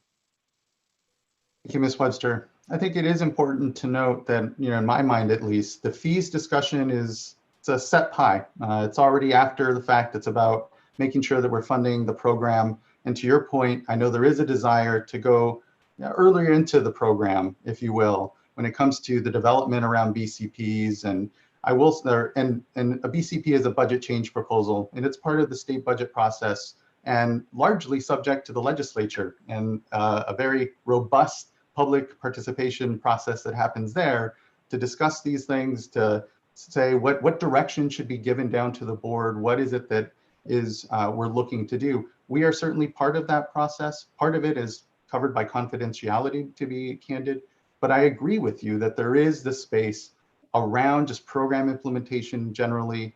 It's not the best place to discuss it at fees, because again, I really feel that's already, that's set, the budget, and is why you see we have a very iterative process going in back through March before the budget's even finalized, to kind of give the scale and scope of where things look like they're landing.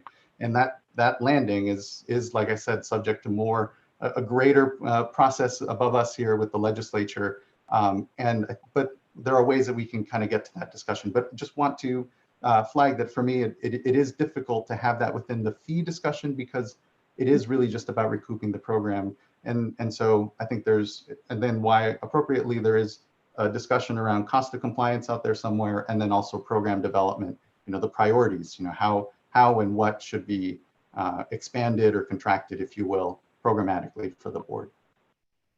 Mr. Bishop, did you have something to add as well? Well, it just might be of interest to the board. Most of the BCPs that we have in this year are legislative BCPs that are not our ideas and are not our, we're not advocating them. There are, every year we propose where we have issues that need to be addressed that are not related to legislation. And I think those are the area that would be fruitful for folks to have these early discussions in. So. Yeah, agreed. And we can start to think maybe what that structure looks like or how. And for me, a little protective of the fees discussion, because it can get confused for these other desires once we're talking at this point around recouping the cost of the program for this year for the board. It's hard to start to second guess policy or say, well, we'll get through to that discussion through fees. So, but thank you, Ms. Webster. I agree with you about the need. And I think, as Mr. Jonathan said, there may be, Mr. Bishop said, there may be a space there for sure. So thank you. Jamie Neary, sorry, she is back in the platform with us. Ms. Neary. Good afternoon. Hi. Good afternoon, everyone. My name is Jamie Neary, and I am policy analyst for Russian Riverkeeper.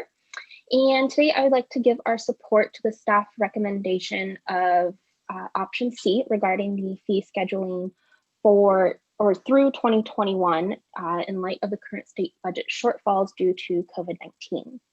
The State Water Board plays a key role in ensuring that every California household has access to safe and affordable water resources, and that our natural water resources are protected for all beneficial uses. As a finite resource, as a finite resource that so many rely on for life, recreation, and especially now, a sense of peace from just like general everyday chaos that we're dealing with, we can't allow preventable harms to slip through the cracks just because there's insufficient funding for staff to do their jobs adequately and properly. And they need the resources to protect our resources. They need their resources to protect our water resources. The water boards are already facing staffing shortfalls due to the pandemic, and further staffing vacancies will just inhibit the board's ability to serve the critical function and keep up with the full range of demands and threats that are facing our state water quality. The public needs to know that, all of us need to know that our water resources are being protected and that there are adequate staff to do so. Throughout the current state of affairs, the State Water Board and staff have been doing a great job transitioning to virtual activities and ensuring that important measures continue to move forward. But without the necessary staff under some of these other options, the forward momentum that we currently have will be lost, and a number of reforms and permits still in development will slowly start to lag behind. We understand that COVID has put a financial strain on literally everyone right now, definitely unprecedented times, But without option C's approval, the necessary fee increases and harms are only going to get deferred to later down the line and will likely result in even further unpredictable costs later on, both to our environment and to shareholders and just everyone involved. For example, here the staff proposal includes a modest fee increase in option C of 1.9 to 10.8%, depending on the type of permit that is at issue. And this is in turn for lower fee increases over the next year, which supports predictability. And for further context, and one example would be this option C would result in an increase of $142 for small MS4 permittees that serve populations than 1,000 people. So that's just one example. Like, even though it may be like 10%, it doesn't necessarily mean that like 10% is this huge astronomical number. And that again is going to vary between the type of permit that's at issue. And as such, we support the staff's recommendation to approve option C so that the water board's budget needs are met without further staffing shortfalls. And thank you again for this opportunity to give oral comment today. Thank you. So much, really appreciate your comments. Thanks for joining us. Next, we have up Brandon Dawson from Sierra Club, California. Hello, board members. This is Brandon Dawson. Good afternoon, actually. Policy advocate with Sierra Club, California. As you all are aware, our organization represents more than 500,000 members statewide, million members and supporters around the state who are greatly concerned with the water quality as it significantly impacts the health of California's beautiful and fragile ecosystems, such as the Bay Delta, but also it affects California's drinking water as well for residents. So I want to comment in support of the staff recommendation to adopt option C on the agenda item. This water board, as well as the regional water boards, play a key and critical role in securing affordable water for every household, as well as protecting those natural areas. And so you can't do this unless you have unless you meet the revenue targets, but also have a robust staffing as required to accomplish this task. So we're asking that you adopt option C as recommended by the staff, and this would allow for an increase this year, but also in turn limit increases to less than 3% next year. We think this is the best option forward, and we highly urge you to do so. So thank you. Thank you, Mr. Dawson. Next is Annalise Samo.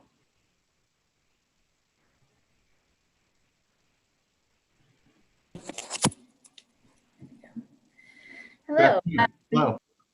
Good afternoon, Chair Esquivel and members of the State Water Board. For the record, my name is Annalise Samo. I'm the water quality scientist with Heal the Bay. We're an environmental nonprofit based in Santa Monica with over 15,000 members dedicated to making the waters of California safe, healthy, and clean.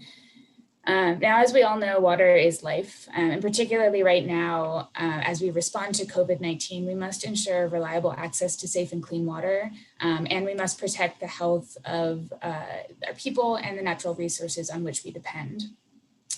Everyone deserves access to safe and clean water. Everyone deserves a healthy environment in which to live, and the Water Board plays a critical role in securing these basic human rights.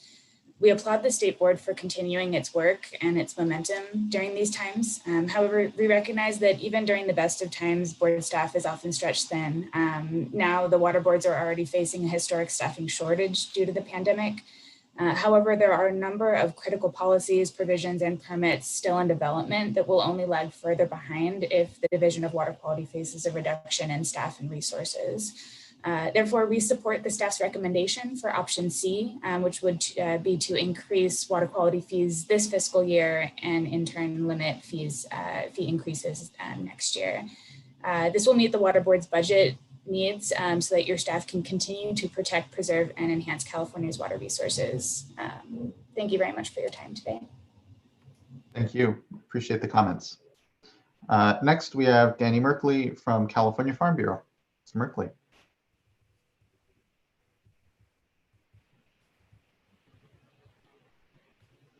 Good to see you. Good afternoon. Oh.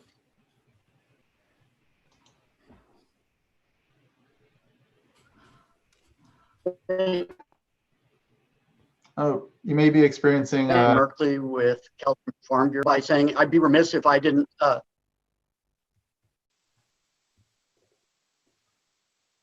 Mr. Merkley. Can you hear us okay now? You may want to disable your video. It may help a bit. Yeah, can you hear me okay? Yes, yes, we can hear you. Okay. So get rid of the video, you think? Yeah, it might help. We can just do audio because it sounds like it might have a bandwidth issue. That's the joy of living in Zamora in northern Yolo County. Glad to have you with us. I'd like to begin by expressing my appreciation to the Fee and Revenue Branch, to David, to Glenn, to John. They have always been very open, transparent. They're accessible and they're responsive. And even when they have changes like this year dumped in their lap at the very last second, no fault of theirs or even the board's, just the way things worked out. And it puts them in a difficult spot when they catch a lot of us flat-footed at these fee stakeholder meetings, which are very helpful meetings. I want to say that by increasing fees every year, we're sending a message to fee payers that what's going on out here.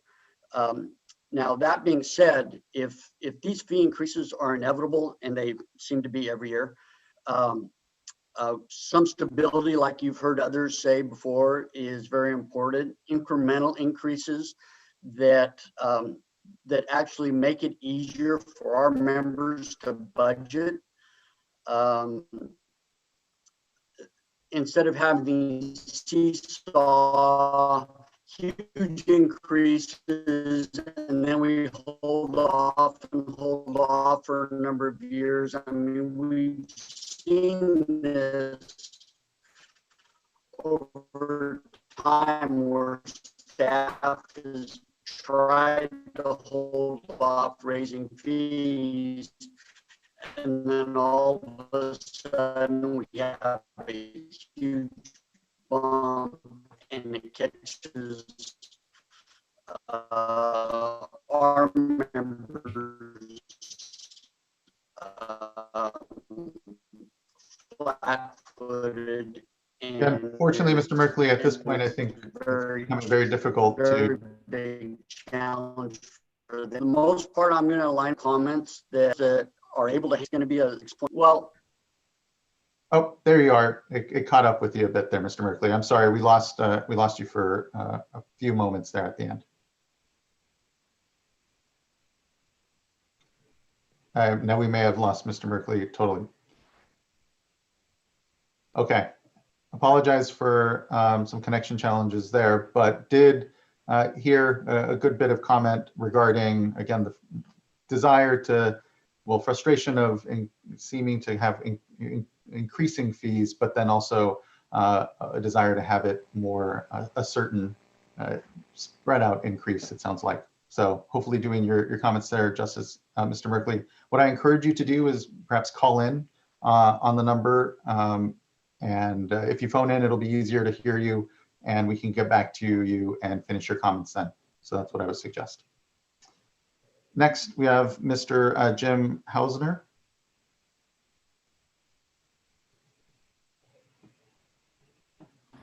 Good afternoon, Mr. Chairman, members of the board. Mr. Russell did comment at the beginning about some categories that we're not expecting fees to go up, and this includes the dredging community. As through the August 6th meeting, they were not going up, so I apologize for not having raised these issues earlier. I've not heard staff describe why raise dredging fees, unless it's to subsidize some other segment of the fee community. We believe fees for dredging discharges should be going down rather than up. We think that staff time should be decreasing for this.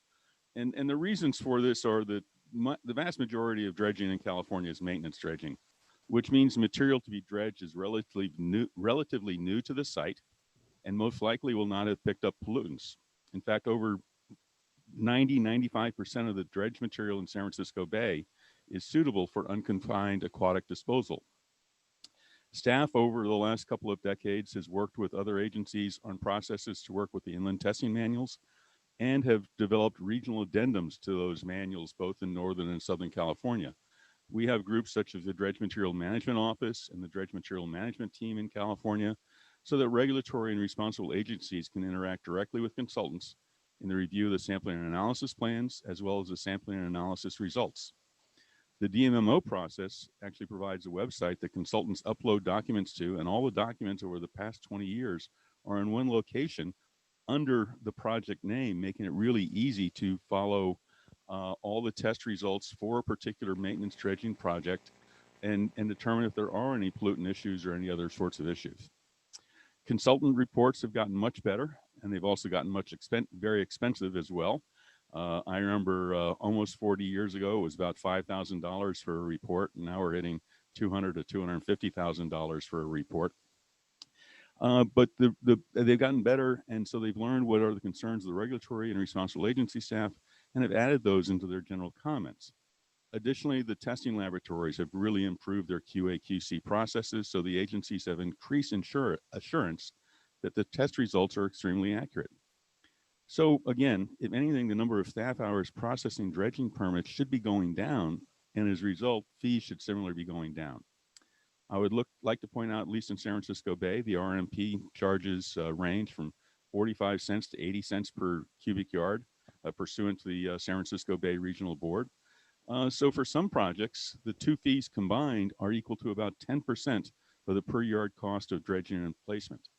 So while we do appreciate the change in fees for beach nourishment, and we would like you to ask your staff to consider doing the same for any other beneficial use of dredge material, including that which is used for wetlands restoration, creation, or sediment augmentation as well.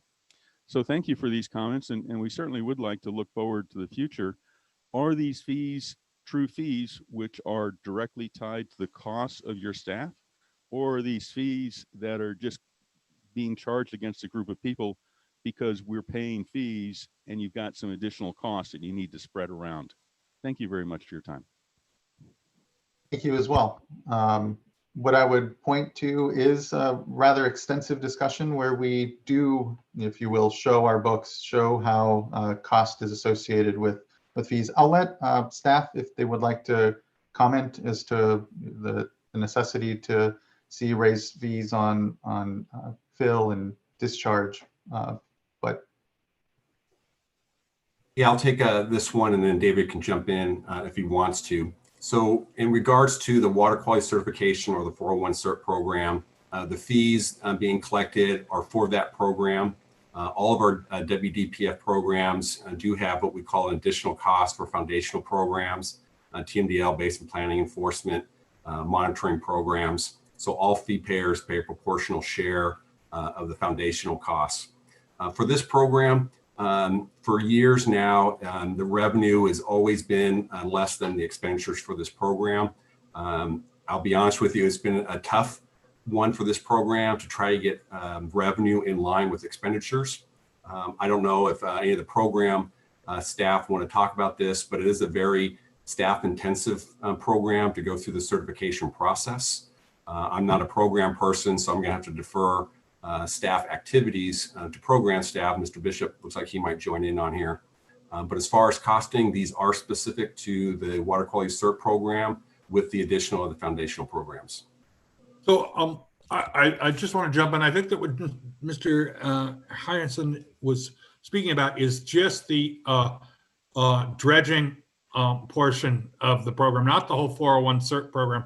We don't divide things that minutely in the program, but it is worth us having a discussion with him and the other folks on maintenance dredging and port dredging and river dredging to see if having it bunched in with all the other 401 certifications means that that they are they're giving a higher proportion than their participation requires. I would say, and just to make it clear, we are not a fee-for-service organization. We've said this many times. We don't. These are fees to cover the regulatory process. We generally try and align them with the cost associated with that program, but we are not charging by the hour, and so there are going to be differences between projects, where some projects will get a cheaper rate than they should, some will pay more because we don't do that. But I would encourage Jim to contact the fee people, get on our discussion of the fees for next year so that we can look at teasing that out. That's something that we always are welcome to do. It's a new issue for me here, but it doesn't mean that he doesn't have a good point that should be addressed. Mr. Chair, if I may, just one comment. Yes. I did sit in on the last two meetings, the one in August and the one I believe was in July. I missed the March meeting, but through the August document, the dredge fees were not proposed to go up. So you take a look at the August 6th document, the dredge fees were not going up. So I was not actively involved. I was just peripherally paying attention. And then all of a sudden we got this, oh, your fees are going up. And it's like, well, why? And I guess that's my number one question. So thank you very much for your time. Really appreciate that, and would note that it's all bundled, it sounds like, in the water quality program generally. And so I think there is an opportunity there to perhaps tease out when it comes to the dredge and fill activities that are out there that are maintenance based particularly. So appreciate the flag and discussion. And sorry, so for staff, there really was in August, we didn't have this increase in the information we provided? So we had the three options that we presented today: staff recommendation, C, Charlie, and then we had the A and B options. So they were in there. At that time, we had just actually gotten the Budget Act, and we're kind of realizing that we were going to have to go back on our initial desire not to raise fees. So it was in there. We did indicate that we were hoping we would be able to figure out a way of not raising fees. A lot of that is predicated on what our fund reserve is, which we're not taking into consideration this year. We're hoping, as I said before, we'll be able to take the fund reserve into consideration next year to help offset some stuff. So it was presented in August. We did not make a recommendation as staff at that time. Great, thank you. And I'll just reiterate encouragement for engaging, going forward on this. I think this is a great example of making sure that similar to beach augmentation is just, we have increasing needs around, increasing climate change impacts and the ongoing maintenance of dealing with that. And I think like that, this is, continued activities that we need to do. And I appreciate Deputy Director Bishop, inviting that in particular, as well as through our fee staff, and just really appreciate the time, Mr. Hausner, that you put in, and hopefully can continue going forward so we can work through that. And I do want to add, just to state for the record, that as of the June meeting, we did indicate we were hoping no fee increases. So I do agree with Mr. Hausner's statement that at that time, Water Quality Cert was not looking at a fee increase, but it changed going into the last month. Thank you all, very appreciated. And that brings us to conclusion on the comment period, or comment portion rather, of our discussion here. We did discuss quite a bit interspersed there throughout the item. I don't think I have too much more to add other than I think it's going to be important and I would ask that we come back to this issue just around what are we seeing, what is the reserve looking like, and also as invoices go out this next fall, are we starting to see additional requests for the sort of relief that we're providing? It sounds like, again, an extension of 90 days for payment here, to maybe just kind of have a moment to check in. I don't know if it's best how, and I'll leave it to folks how to structure, but I would like a check in either late December, sometime early January, before we start the next fee sort of schedule of workshops in the spring leading up to next year's adoption. I think it would be helpful to get, because there does sound like there was some additional clarity we're looking at of gutting, particularly on the reserve, as Board Member McGuire flagged.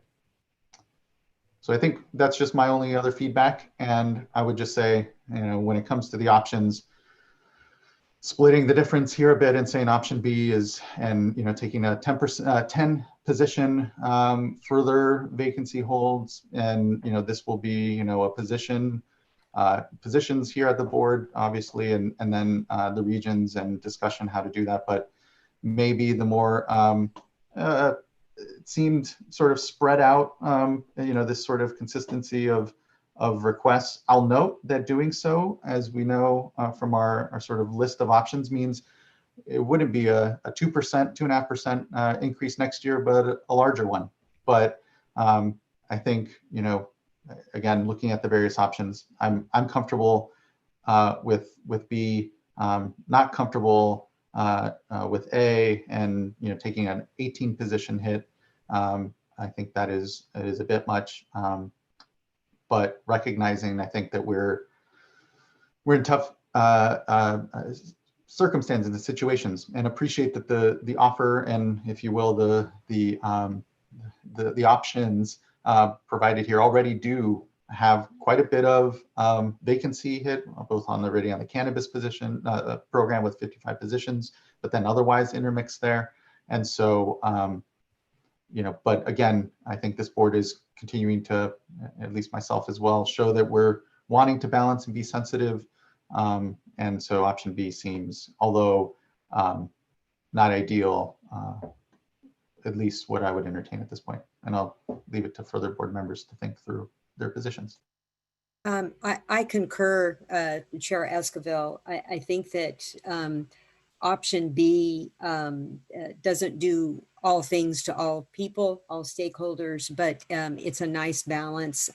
It provides for, as I recall, a generation of 7.2 million with a shortfall of 2.4, which isn't great, but it's better than the alternative under option A. And I think that the staff recommendation is just more than what many fee holders can manage. So I think that it recognizes the challenge that we're under here with COVID. And I do want to just reiterate what we've all said, and that is, these decisions are made at the legislature, and that's really the most appropriate place to get relief. But we're, I think we need to be open and empathetic, but at the same time, we've got to protect water quality, and this strikes that balance. Thank you, Vice Chair. I might ask if we can pull up actually the slide with option B. I believe it is slide number 13. And actually, I don't know which way DAS staff would like to go with this, but what would also be helpful is the board has seen it described, but it may be helpful to also go ahead and pull up attachment B, which Margie, you should have it emailed to you from earlier today, and we could have one of the DAS staff kind of walk through where we see the fee impacts reflected. And so this would actually, what's coming up as B here, it would be the attachment that would go with the resolution if the board were to move forward with this scenario. Before we do that, though, if I might share my thoughts. Yes, please. Having gone through this more years than I want to recall, it is always extremely difficult. And over the years, I have always I've always really chafed at the notion that because of the Budget Act and because of the budget process, by the time the fee issue gets to us, we pretty much have very little option, very little flexibility. I've also felt that we've been very restrictive in terms of how we're able to distribute the resources that we do have. Rather than prioritizing the activities and distributing funds toward those priorities, we are, pretty much being driven by the resources and the fees that we collect. And so, for a lot of reasons over the years, I would often welcome the opportunity for the board to exercise some measure of discretion in terms of looking at the bigger picture of where our fees are coming from, what our priorities are, how that fits into the greater societal picture, especially in this moment when we have COVID, the wildfires, and just so many things going on. Having said that, though, I am a bit weary about trying to do it in this current environment where there is so much that is unknown. Fiscal does not help in terms of, providing us with the information we need to make a very informative, thoughtful decision. So given the fact that we have so many unknowns, both in terms of the reserves, in terms of what revenues might be, how things may change the remainder of this year, not to mention next year. I mean, we can't really guarantee that the projected increases for next year will be what they are because there is so much uncertainty. And given that uncertainty, I appreciate the very delicate balancing, that we need to do. And I appreciate why that would tend to support option B. But for me, because there is so much uncertainty and because we are already taking so much of a reduction in terms of what is going on with the furlough and what is going on with the redirection, retirements and other things, and the bottom line impact that will be on the work product that so many Californians are depending on us for, I'm hesitant to go down the path of option B. Obviously, we'll see what the staff present and we'll, I'm sure, continue to have some discussion.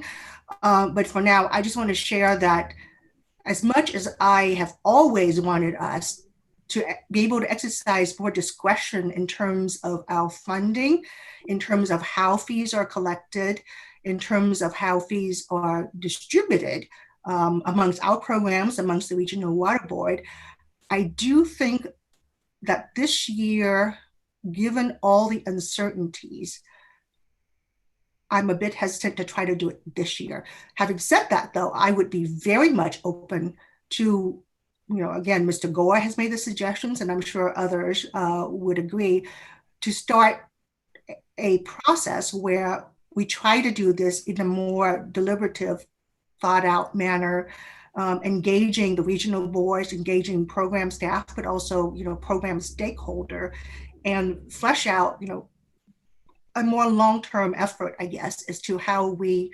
look at the program funding that we have, and perhaps try to align that with our priorities, and perhaps most importantly, align it with our targets.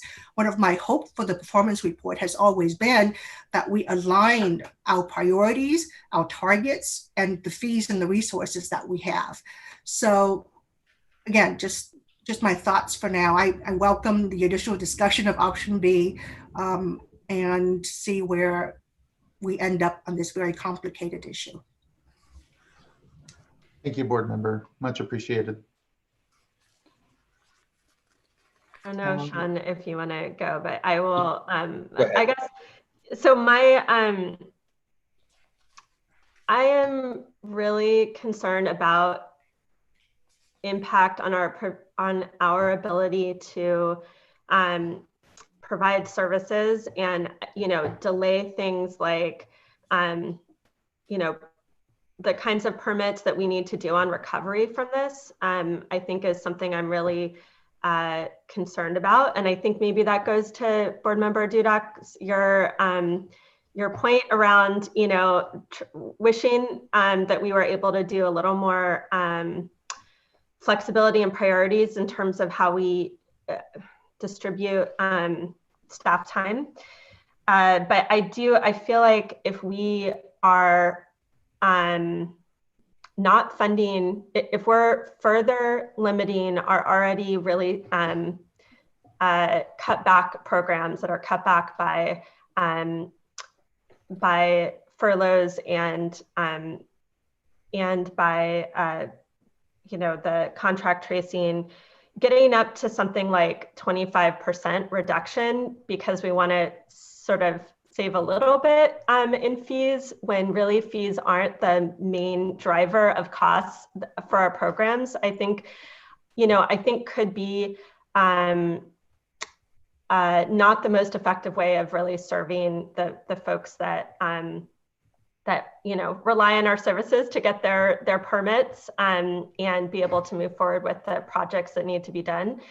My sense is that, and I think we heard from stakeholders that the real impacts here are cost of compliance and that the fees are relatively small compared to that. I really, support the leadership around figuring out how we discuss cost of compliance in a way that is,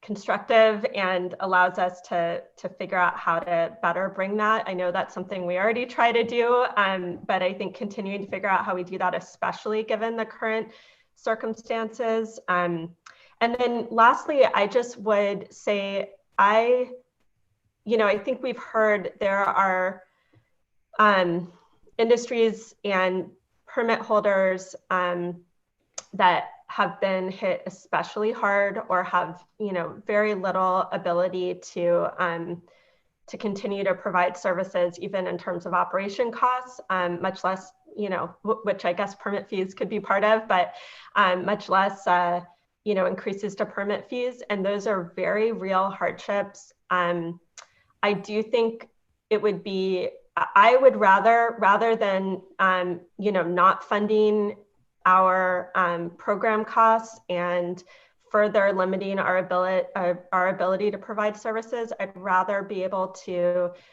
have some more stability in the type of fees that we charge, and to the extent that there's these uncertainties, which there are absolutely, especially around reserve and trying to understand changes in revenue. I would much prefer to allow that flexibility to be put towards supporting hardship reductions in payment, like not just delays in when you pay it, but also just to the extent we have funding that is a reserve, I'd rather use it for real hardship cases. I just get my sense is, and maybe when we pull up option B, it would be helpful to just compare that to the staff recommendation and see if, that 1% difference is really worth that, that change in, both our ability to provide services and the potential to have more flexibility on hardship relief. Yeah, a lot of great comments, and obviously this is not in any way, shape, or form an easy decision this year. And I look at it that way, and that this has to be a one-year discussion of options, because normally speaking, we really do need to cover the cost of our programs to ensure that they are solvent. And these concerns, I feel the needs and the challenges that our permittees are experiencing right now with financial hardship, and it comes to the board as well, as we've discussed quite a lot today already.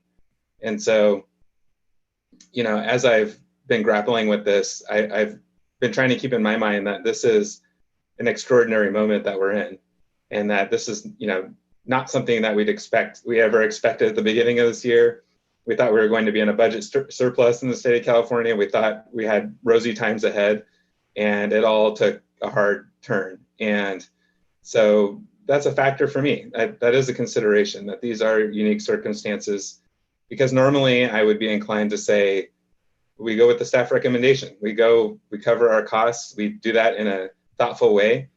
We think about issues. I love the discussion about budget stability, fee stability, looking multiple years in advance, as much as we have a crystal ball and we can do something like that. I think that's the right thing to be doing.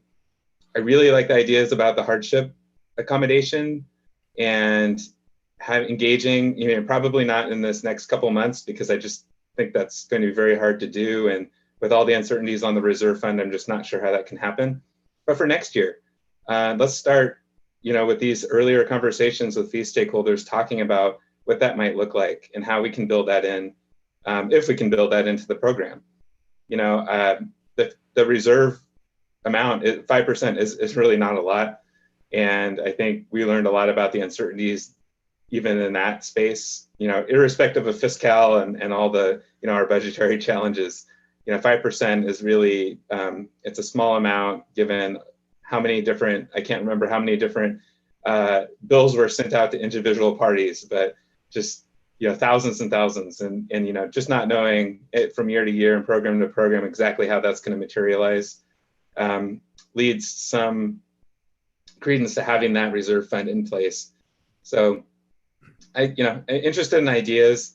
So in thinking about this, Board Member Firestone, I had the similar thought as to you, as, you know, is that 1% difference from the staff recommendation and option B really worth it in this time? And so right now, I want to hear a little bit more, but I think right now I'm inclined to say, yeah, in this 1 year, in this moment, this excursion from normal with COVID-19, with everything else that's going on, I think I could live with an option B scenario where we do have a small, we take a haircut this year, recognizing that there's been a bunch of other haircuts already that we're experiencing, and just being very clear with that conversation going forward, that this is a 1 year consideration. This is an outlier for us, and really going forward, we're having that having a discussion about how do we then catch up and move forward in a more transparent way with you know, new tools to help accommodate you know, special burdens that different permittees are experiencing. So I think I'll leave it with that for now.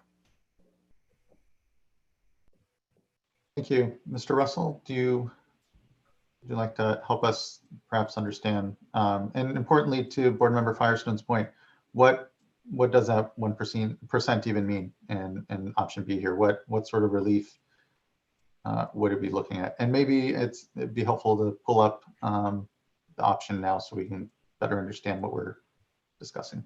Yeah, and I think Mr. Laufer had suggested going through the actual fee schedule, pull that up, and David can go through that really quickly with everybody. And and before we get to that fee structure, can we pull up the PowerPoint presentation one more time?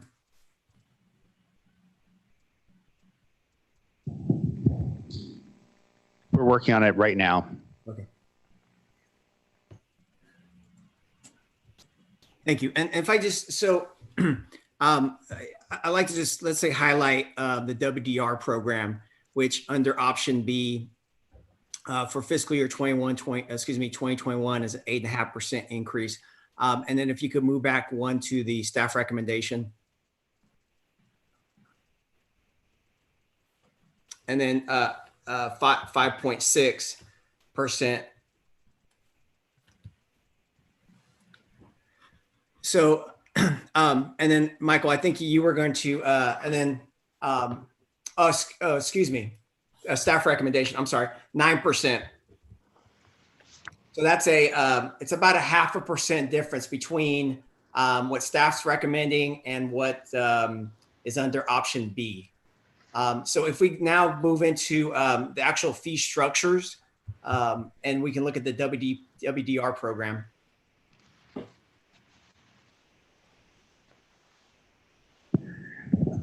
So Dave, are you asking Margie, who's controlling the PowerPoint, you'd like her to pull up the attachment now that actually has the regulation? Yes, yes. And I believe that regulation was for option B. Yes, this should be for option B. Correct, Margie?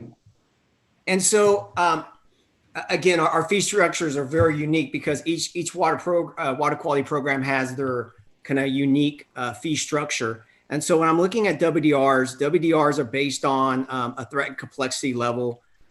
We have, a 1, 2, 3 based on the threat complexity level, and then we have an ABC based on the rating for complexity. So a high end Waste discharge requirement permit would be a 1A. And then on the lower end, a 3C would be a lower permit. So if we scroll down a little bit, we'll see that fee structure here. And if you could just kind of scroll down for me, please. Right. I think, I'm sorry, up just a little bit. I'm looking, okay, scroll down. Page 2 there. Next page. Yes, right there. So when we're looking at, so what we're looking right here is the discharge to land or surface waters. And for us of us following at home, what page are you on? This is page 2 of the fee schedules. And I'm not sure if you actually have the copy of this. Yes, Member Dodek, this is the attachment to the resolution. However, option B had not been circulated as part of the package. It had been described and of course in the materials. So what we have staff doing now is actually pulling this up. We can email it off to members as well if you'd prefer to have the PDF while we're doing this. Yes, please, because I have a very small screen and it's hard for me to see this. So as we're waiting, I just wanted to toss in a couple of points is because option A was looking at the BCP or budget change proposal augmentations, WDR is heavily impacted by the addition of the BCPs this year. So its change between A and B is relatively small. If we went back, water quality certification is the opposite of that. Very little impact on the BCPs. So option A is a very low increase for water quality certification. But because we're taking about half of their revenue shortfall, it's a much bigger jump going into option B. Now, I don't want to confuse everybody, but we have talked about balanced future increases. We do have a couple of back pocket slides of our options that would allow the board members to see what it balanced increases either over 3 years if you're going with option B, or if you're option C, the next 2 years if they're balanced out. So we have that if you want to look at that as well.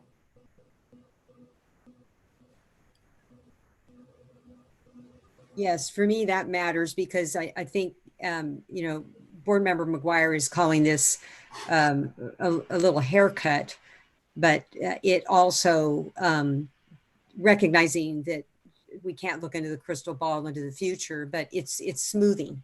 Yes. Option B allows for smoothing just a bit, which is also generally speaking, a goal of ours. And it's something that a lot of the fee payers are requesting as well. Okay, so we're going to make the staff there in the hearing room get their paycheck today. So if you do have the additional slides that were provided to you, there's 2 slides.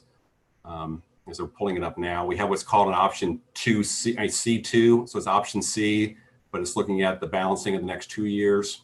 And then we have an option D as in Delta. That's doing a 3-year increase where the net revenue is very similar to option B Bravo.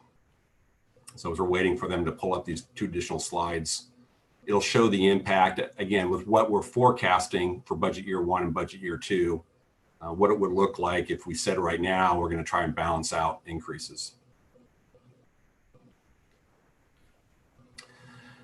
Okay, so C2, the data for fiscal year 2021, which is the current budget year, is the exact same. So if you adopt option C, this stays the same, but you can see the next 2 fiscal years, they're averaged out. Everyone's 4.8 projected for the next 2 years, except for land disposal, because we're not increasing their fees this year. So it kind of shows you, instead of doing 2.5 next year and 7.3, with this data set, we're looking at back-to-back 5-year increases.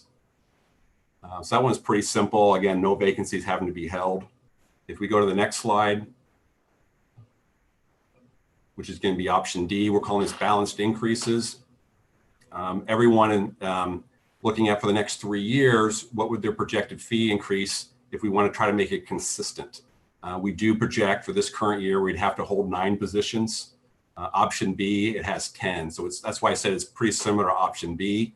It's just balancing all of the programs over 3 years, taking the staffing hit this year.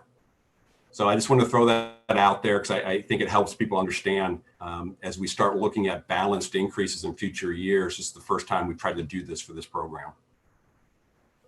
Quick question, I guess. Sorry, before Mr. Bishop, you go, just how much comfort do you have in some of the assumptions or the ability to go to option D, we'll say? Knowing that, you know, there's a lot that is left uncertain still yet. And so, but wanting to kind of get what the sense is.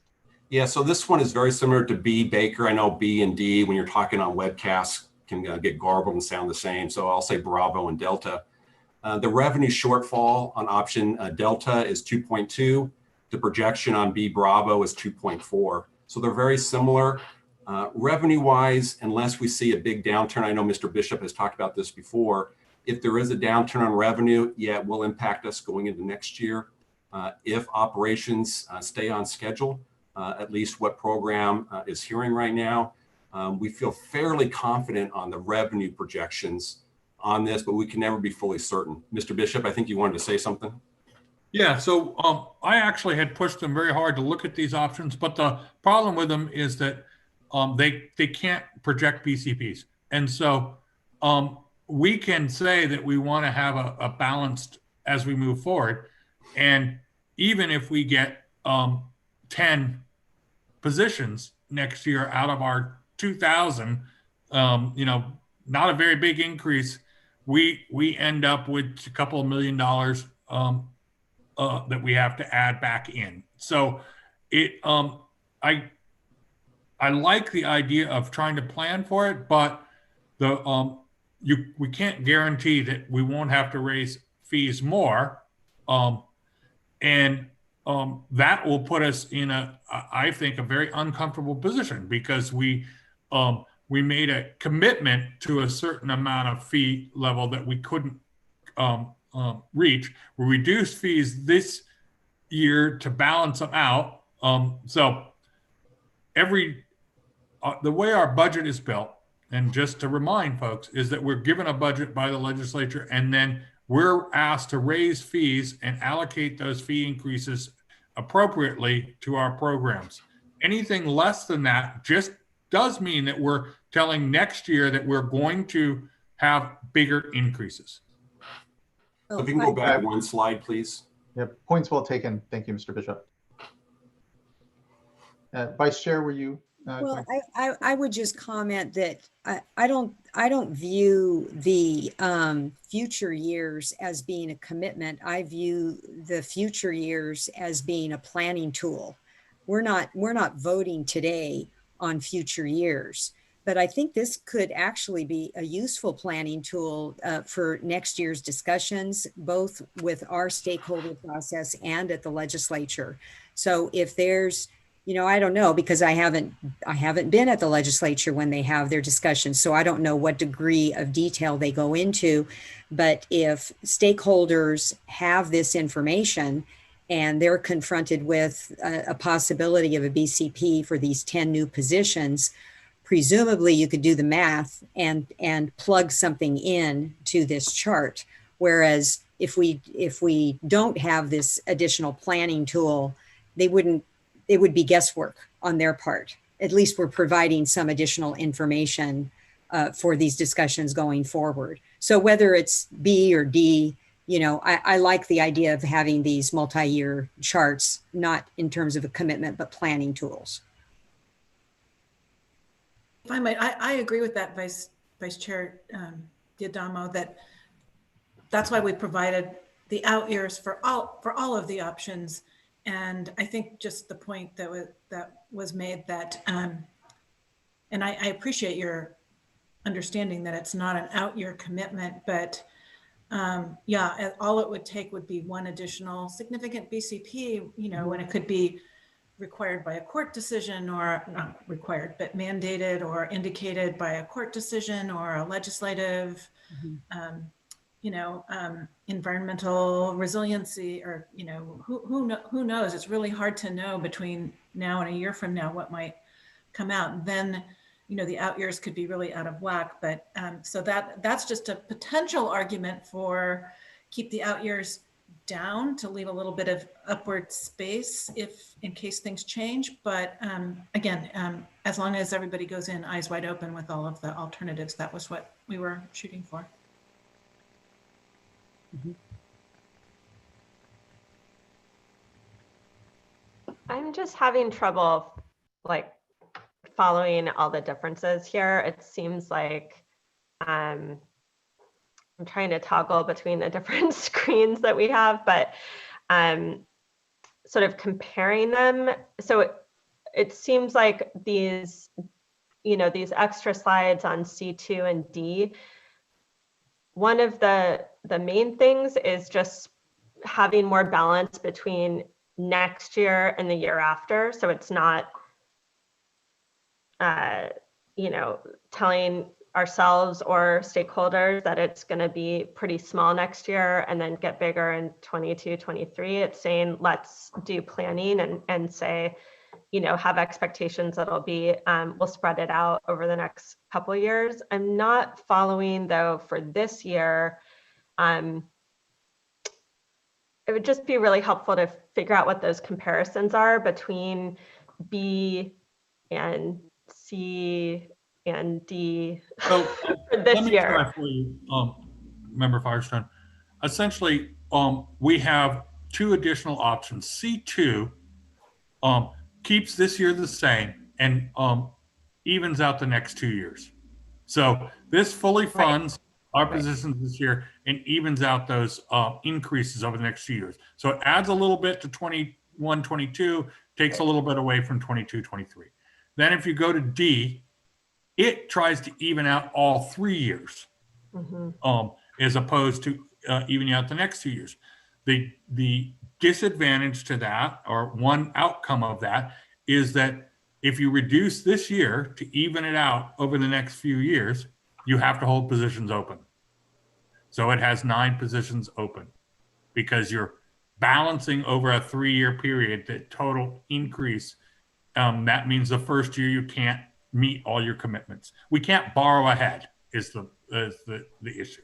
And so that's the difference between D and C2.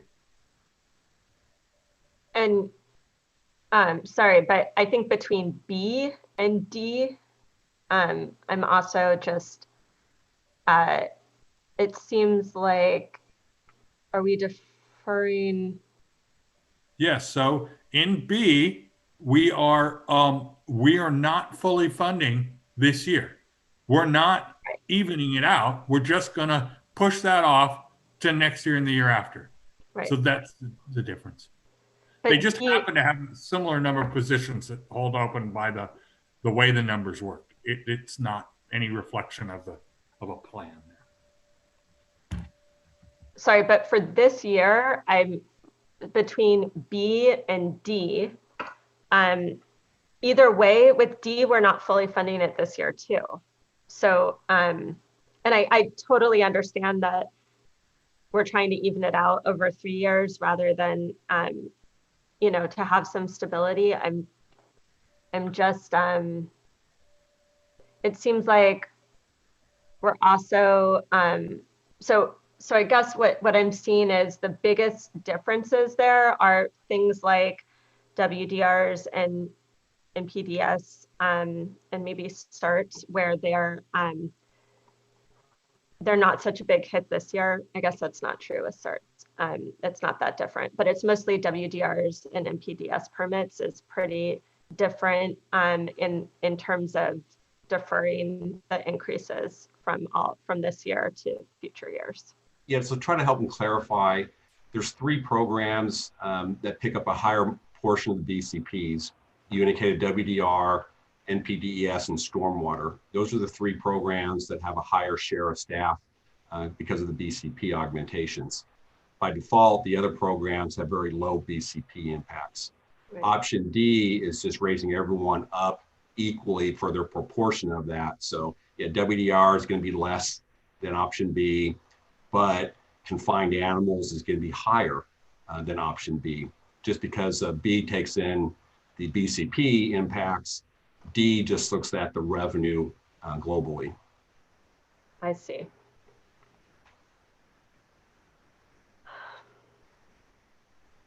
but ultimately they'll all pay the same amount over 3 years. It's just when do you raise their fees? Yeah, but I think, and okay, so it's helpful to me what I think Vice Chair Diadamo was saying. I think that the spreading over, looking at it over 3 years is helpful from a planning perspective, but it's not what we're, but we also just really don't have certainty. And so we can't, I feel like what we really need to look at is this year, and what kind of, yeah, just how we're spreading costs and shortfalls, and managing that uncertainty. And that's why we didn't include these other options in our presentation in the first place, was because we do include the impact on future years for our different options. But when you try and spread them out, the uncertainty gets bigger and bigger, and it stopped. It didn't lend us to a very secure place to land. And then, sorry, if there's, so in terms of uncertainty,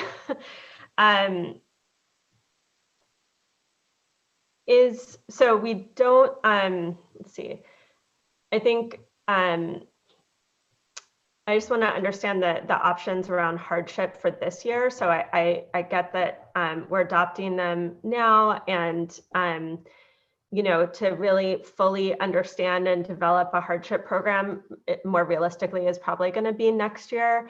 But I think people really need it this year. And so, so I guess I'm just trying to figure out, is there some way where we can, you know, again, what I'm concerned about with not funding our programs and having uncertainty on the reserve and revenue loss potentially, or what the change in revenue is from just what comes in, is just how much flexibility we'll really have to deal with payment problems. I'm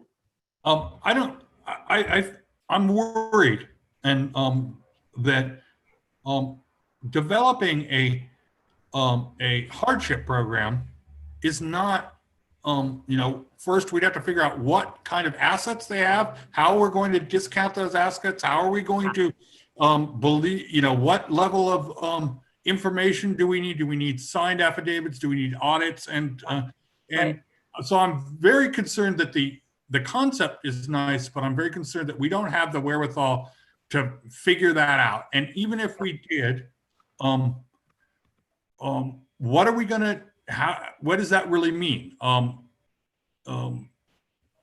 Does it hold against their credit forever? They can't ever get a loan from the state because they haven't paid the state. You know, there are all sorts of ramifications that I think we don't know. And so I would be very concerned about committing to a hardship program in this meeting without a lot of work with our legal staff and our financial staff, that we can create something that is legal and that we can actually do without a whole unit of people dedicated to that. And so I'm not saying that we shouldn't explore it, but if you're deciding your vote on that we should have a hardship program in place for people this year, I'm reluctant to give you that kind of confidence. Yeah, and sorry, let me clarify, because I think what I was trying to say is that I recognize developing a whole formal program is going to take more time and resources. And I think that's what Board Member McGuire was recognizing. And I completely understand that. I also think that, you know, you look at people, industries, business owners, you know, local agencies across the state right now are in extreme financial hardship and making decisions about whether they can, you know, pay electricity or pay different fee. And so I do think in terms of our uncertainty, and what I'm trying to figure out is, are we cutting off our flexibility to be able to maybe not send people to collections, not do, you know, forgive debts, you know, through this year, because of those problems, by not, by already using any reserve and uncertainty for cutting back, by cutting back staff. So I don't know if I'm expressing myself well, but I would like to understand how that might limit our ability to provide some more ad hoc, but responsive working through with individual fee payers. I don't think we can answer those questions. What we have is what our projections of the costs are in the budget, and what our projections in the fees coming in will be, the income. We, unlike most years, we're assuming that we essentially have no reserve to play with because we don't know what it is. Normally in these proposals, what we're doing is asking the board how much of the reserve do they want to dig into this year to postpone an increase for next year. And so what you really have is the hard decision of how much you're going to pay for the operations of the state water board with fees, and how much are you going to defer to another year and cut those operations, because we just don't know those other intangibles, or we would have had them out there. Right. Okay. And then part of what this, maybe in addition to fees, the decisions here today are just as much about what vacancies we're holding open, because regardless of what fees, we need to have certainty both in fees and in therefore staffing decisions around what we're holding open. So there's not a lot of flexibility. We can't say, we're going to fully fund this. We're going to reduce fees, and we're not going to reduce staff because we're going to hope that we have enough vacancies. We can't operate that way because we can't go into debt. And so we will, based on your fee decision, hold the appropriate number of positions open so that we are ensured that we will be able to pay the salary of the staff. And so there is no deferring that issue. It's front and center. If I could follow up on Board Member Firestone's line of questioning, are you saying, Mr. Bishop, that at this time, because I'm looking at option B, there seems to be a coalescing of the majority of board members on option B. So those 10 positions that would be in shortfall, at this time, can you tell us where those 10 positions would be? In other words, which of these programs will be impacted? In other words, what is the trade-off? What are we giving up in terms of option B? So I'll give it a try. These are, we don't budget down to that level. We can't predict down to that level. Regional boards don't have, and our staff don't work on only one thing. So what we would be doing is saying that we're going to hold 10 positions in the WDPF program. And then as, and then we'll look at the current vacancies that are out there. I can tell you that because it's, I have more on my top of my head, that's more like a 7-8% vacancy rate. DWQ has a 25% vacancy rate in WDPF. So that means that other places around the state are going to have vacancies that either they have now or that as they come up that they will not be able to fill. And so what we would do is we'd even it out to approximately equivalent by the level of resources in the regions, so we'd have vacancies. We can't have partial vacancies, so it won't be exact, but it would be done that way. It would unlikely come out to be one per region. You know, Region 6 is very small. They're likely not to have any. Region 5 is very big. They're likely to have more than one. Region 4 is likely to have more than one. So that's the way we would do it. We haven't done that exercise, mostly because we're going to be looking at vacancies that are already existing and vacancies and the vacancy rate and trying to manage that. So you won't get the decision of saying, if we go with 10 reducing, we're gonna see a reduction of 2 in WDRs and 1 in stormwater and 1 in NPDS.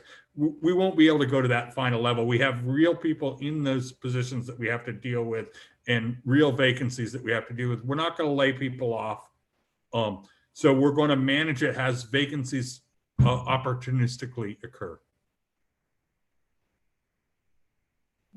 Thank you. And then can I just ask, following up on that, if,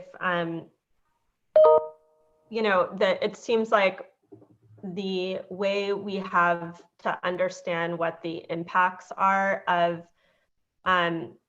reduced staffing on not just this fee decision, but all of the other impacts we've talked about is through the performance report discussions in terms of being able to take a look at through that maybe around what the outcomes that we've been able to have and rates and targets are.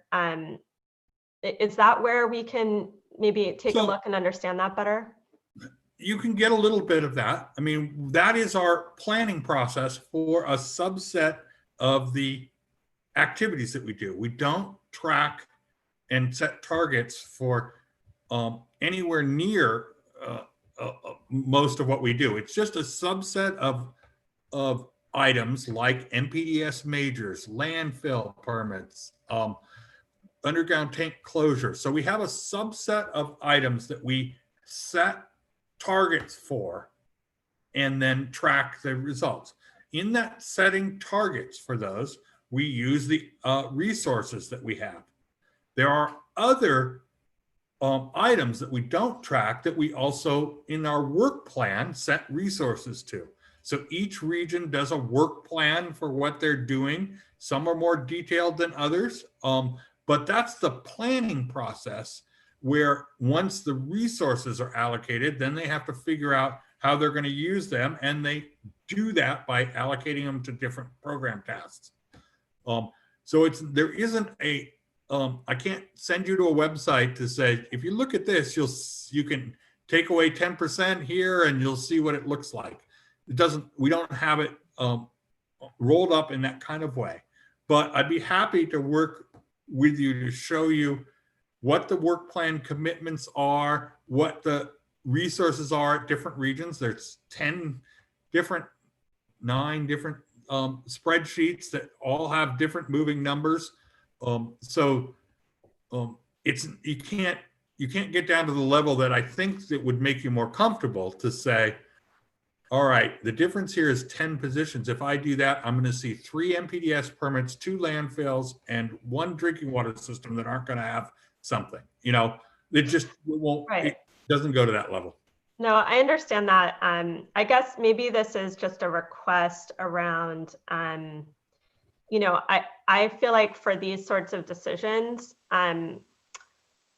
it highlights ways that I would like to be able to understand and track both how we're providing services and also, you know, I'm also interested in what kind of, and I think we're doing this, what kind of, again, like hardship requests we're seeing, especially this year and next year, just understanding what those impacts are on both of those sides. So you know, it sounds like I've already heard, and I think it sounds like we can continue to get some basic reporting. I think we got some estimates of numbers on requests for payment plans and different flexibility. Well, I'm going to interrupt you because, as you've heard, cost of compliance is really much bigger than fees.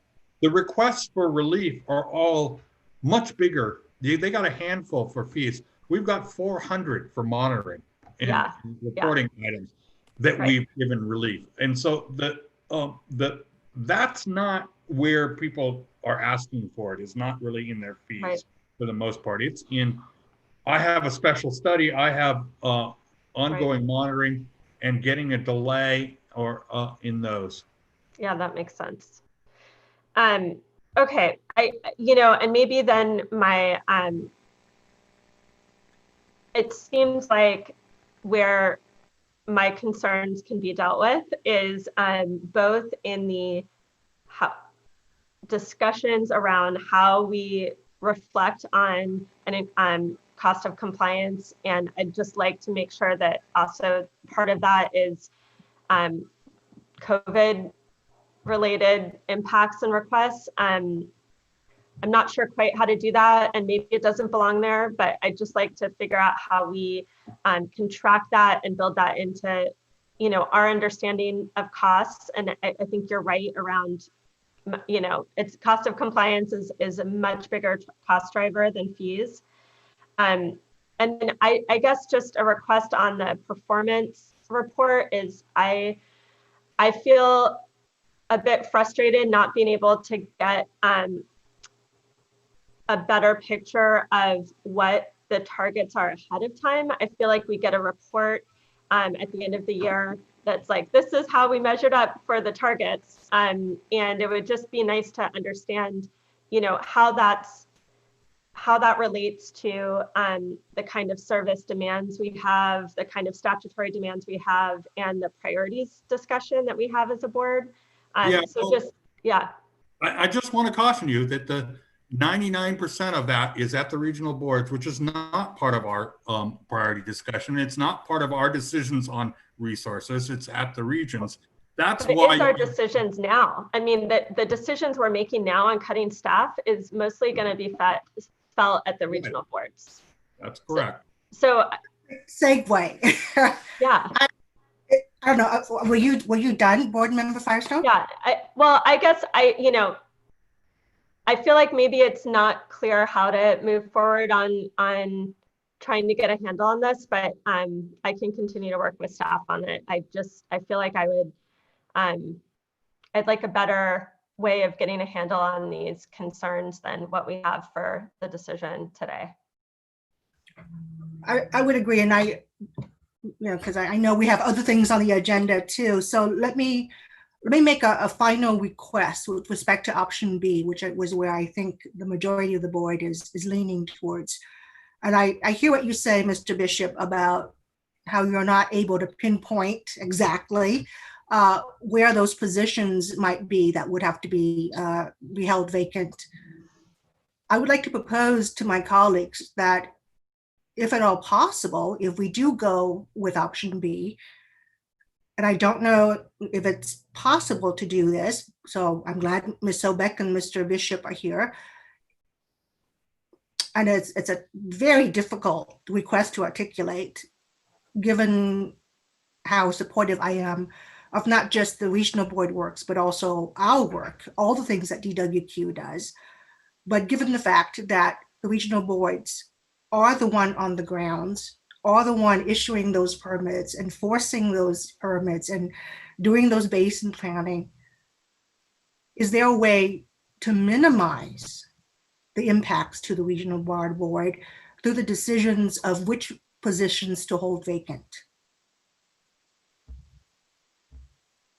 So we will work on that. And, until you guys have made up your mind about fees, we've been, holding our options open by limiting hiring. And I think, as you saw, the burden of vacancies has been borne quite disproportionately by state board versus the regions.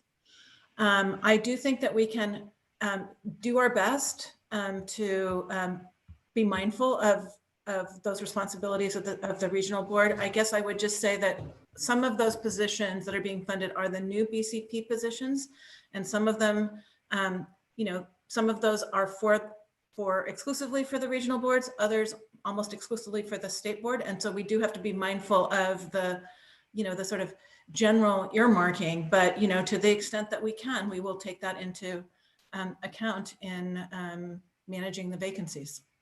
So I'm sorry, go ahead. I just want to say that we do leave a lot of discretion to the executive officer, which I think is appropriate, on figuring out which vacancies they're going to fill within their regional board.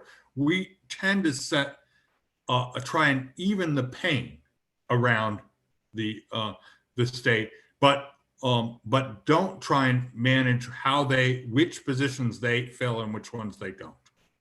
I understand, and I understand that I'm making a tough request of you and Director Sobek here, but I am very concerned, and perhaps this is, you know, given the input that I've received from the two regions to which I'm liaison, but I am very concerned about the impact to them with respect to the on-the-ground activities that they are working on.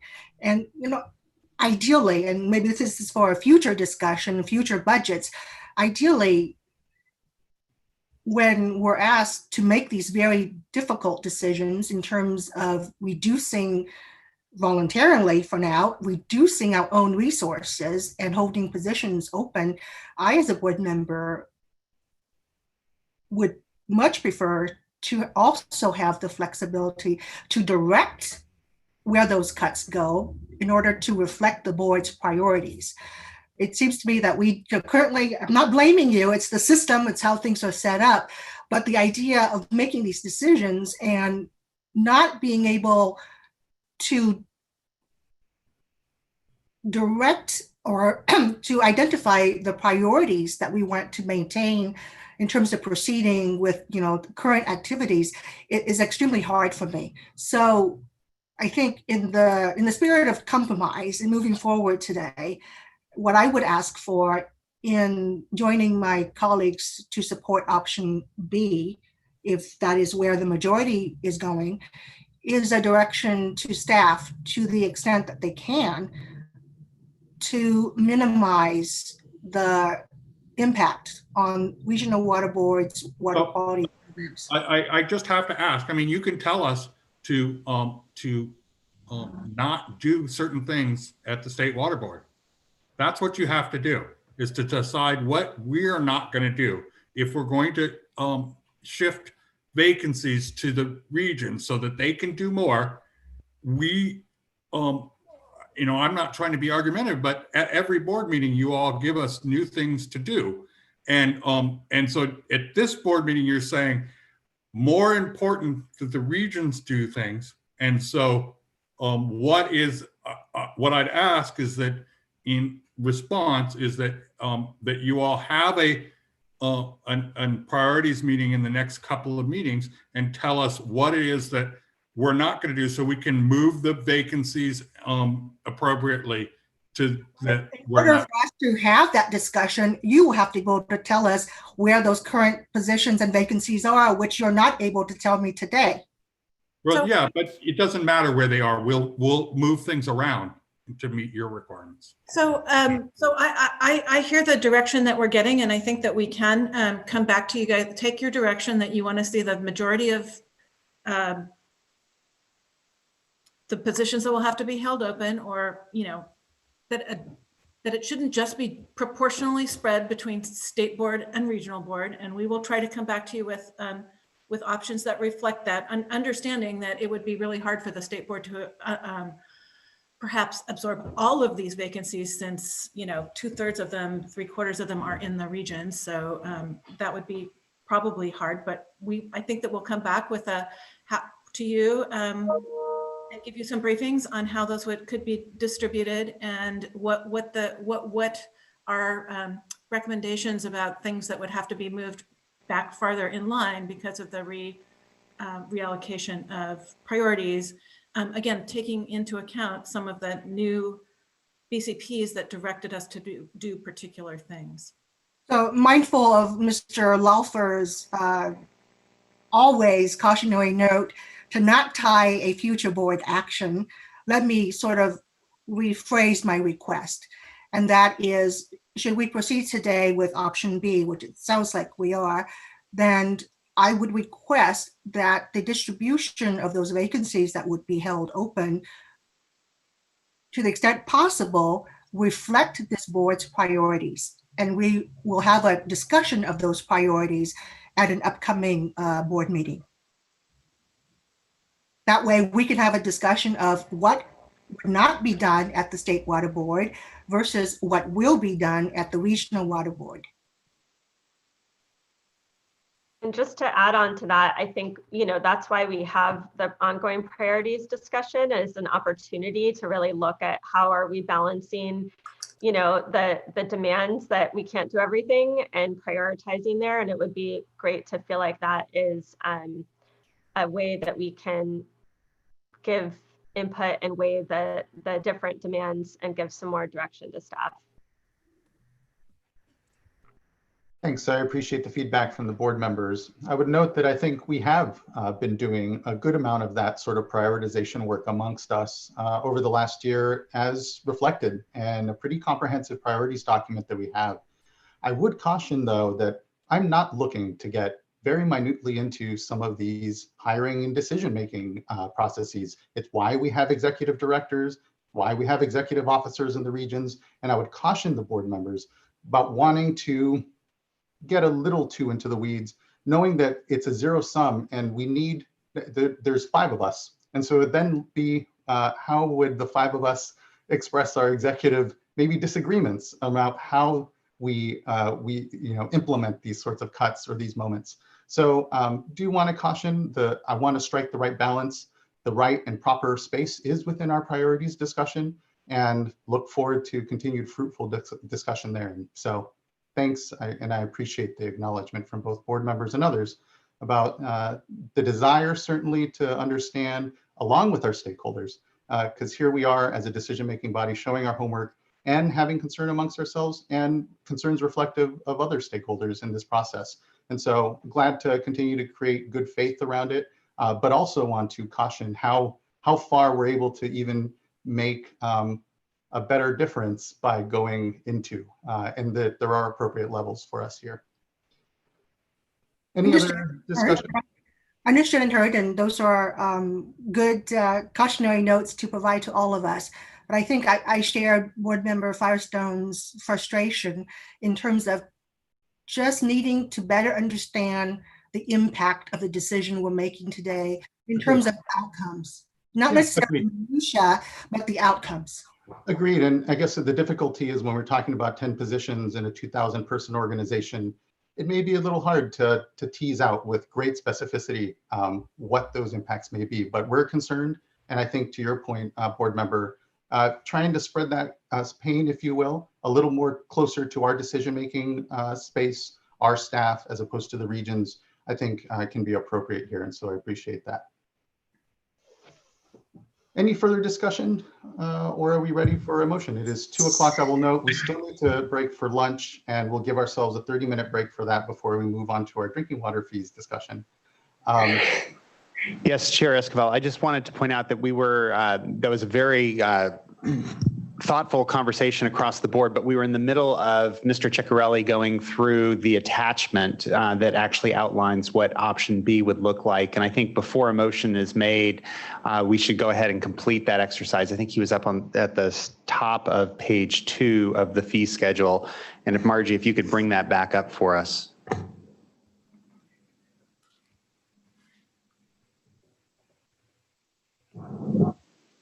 So I just want to just kind of just briefly go through this, and I won't go through all of the different strikeout versions, but the difference again between option B and then our recommended option. For example, you're looking at the WDR program. And so, for example, for our highest waste discharge requirement permit, which again is based on threat to water quality and the complexity, which is considered a 1A. Currently, under our current fee schedules, they're paying $137,139. Under option B, that would be increased by 8.5%. So it'd go up to $148,796. And then, of course, under our recommendation, of course, was option C, it would increase by 9%. So it would be slightly a little higher. and then again, on the low end, as you could see on a 3C, it would be increased by 8.5% there. So from $2,625 to $2,848. So each, what Michael is basically showing here is basically just the kind of the strikeout and examples of what the fee increases would look like under option B for our WDR program. I don't know if there's any, I mean, again, all the options would go up by a specific increase. Again, water quality go up by 6%, stormwater 5.3, MPDS 9.3, the confined animal feeding 1.4, and then ag lands on an average of 3.5%.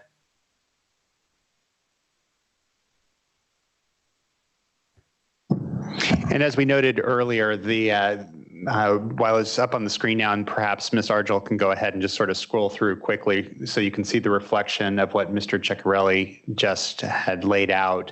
All of the board members have been mailed a PDF of this as well. And just to reflect for the record, again, this is just how those percentage increases described in the PowerPoint and in the options that were presented at the various stakeholder fee meetings would reflect as actual regulatory language, which is what the board would be adopting if there is a motion to adopt option B and it carries by the full board. Mr. Loeffler, I'd be prepared to make a motion. So it would be to adopt the resolution with option B. Is that the appropriate? Yes, with option B as the attachment to the resolution. So the regulatory language is from option B. Okay. So Mr. Chair, if appropriate, I'd be prepared to make that motion with the direction, and Board Member Dodick, follow closely what I'm saying, because I want to make sure that it both encapsulates your thoughts on the direction, Board Member Firestone, but then in kind of listening to the conversation with executive management here. So I would say with the direction to staff to minimize impacts to regional boards as appropriate.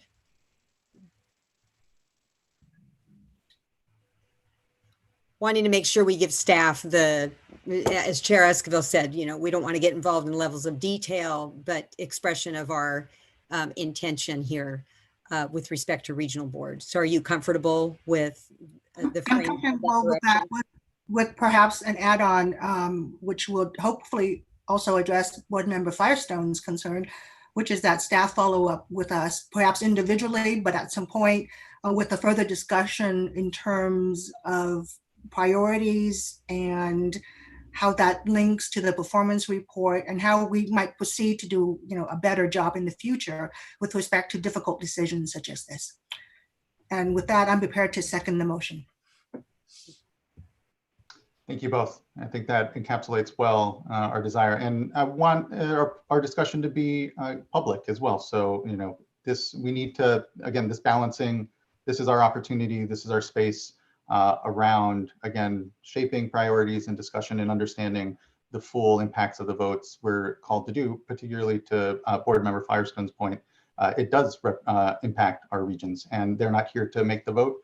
We are. And there would also flag, though, that I know there was extensive discussion with the executive officers and the staff of all the regions in anticipation to this vote, to not unlike what we did in walking through with our stakeholders, understand the impacts and what we're needing and what is here to be balanced out when it comes to potential impacts to folks, and was the subject of our chair's call as well, because I feel incredibly sensitive to the fact that we are making decisions, budgetary decisions, ultimately for the regions, and so appreciate everyone's liaison work there.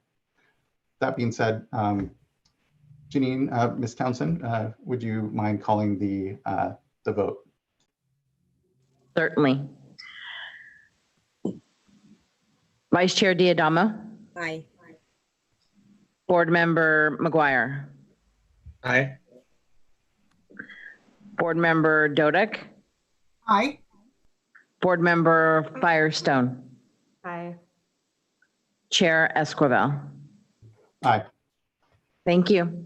Thank you as well. The vote carries, and item number 6 is adopted with option B and direction. So thank you. And I know a critical discussion, and one that will continue on. It's not one that, again, the 4th year now adopting fees. It's iterative around here, and it is, I think, to close with still one last thought. It is critical, I think, as Board Member Dodak first kind of said, connecting the performance report, the priorities discussion, and also the regional board's priority discussions, which I've talked to the regional board chairs about better structuring so that they do, we get a better sense throughout the year of their priorities and how they're engaging. And look forward, I'll just flag for the Water Quality Coordinating Committee meeting, which will be coming up in late October, which will provide us the forum as all regional board and state board members to discuss some of this further. So thank you.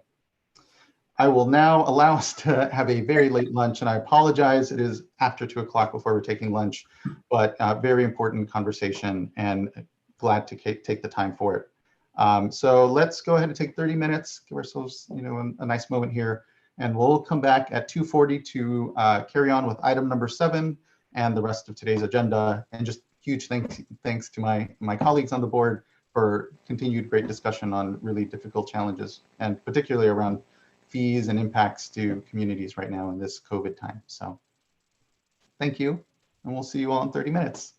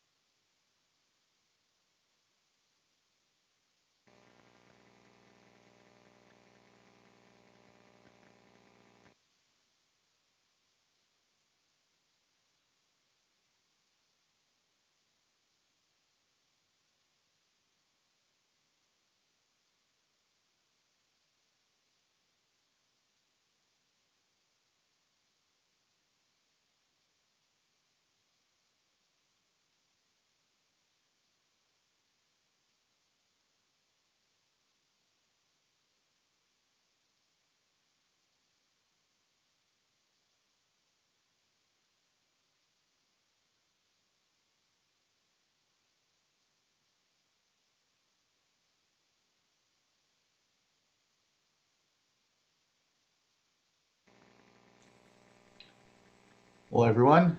We're at 2:40 here. Give a moment for my fellow board member colleagues to join.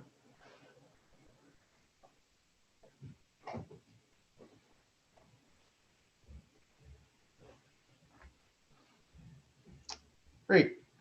Well, I think we can now continue on to item number 7. And so staff will pull up the presentation.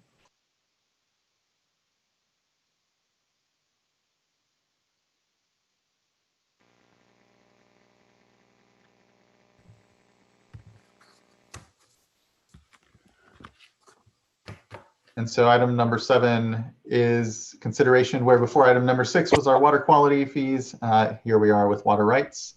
And Mr. Russell, will you kick us off? Yes, I will. Thank you very much, Chair. This is the water rights. With me today, I again have David Ceccarelli and Glenn Osterhage.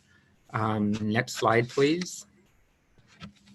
I won't go into too much detail. All of the things I said about the economy and the pandemic are still true for water rights as they were for our water quality fees.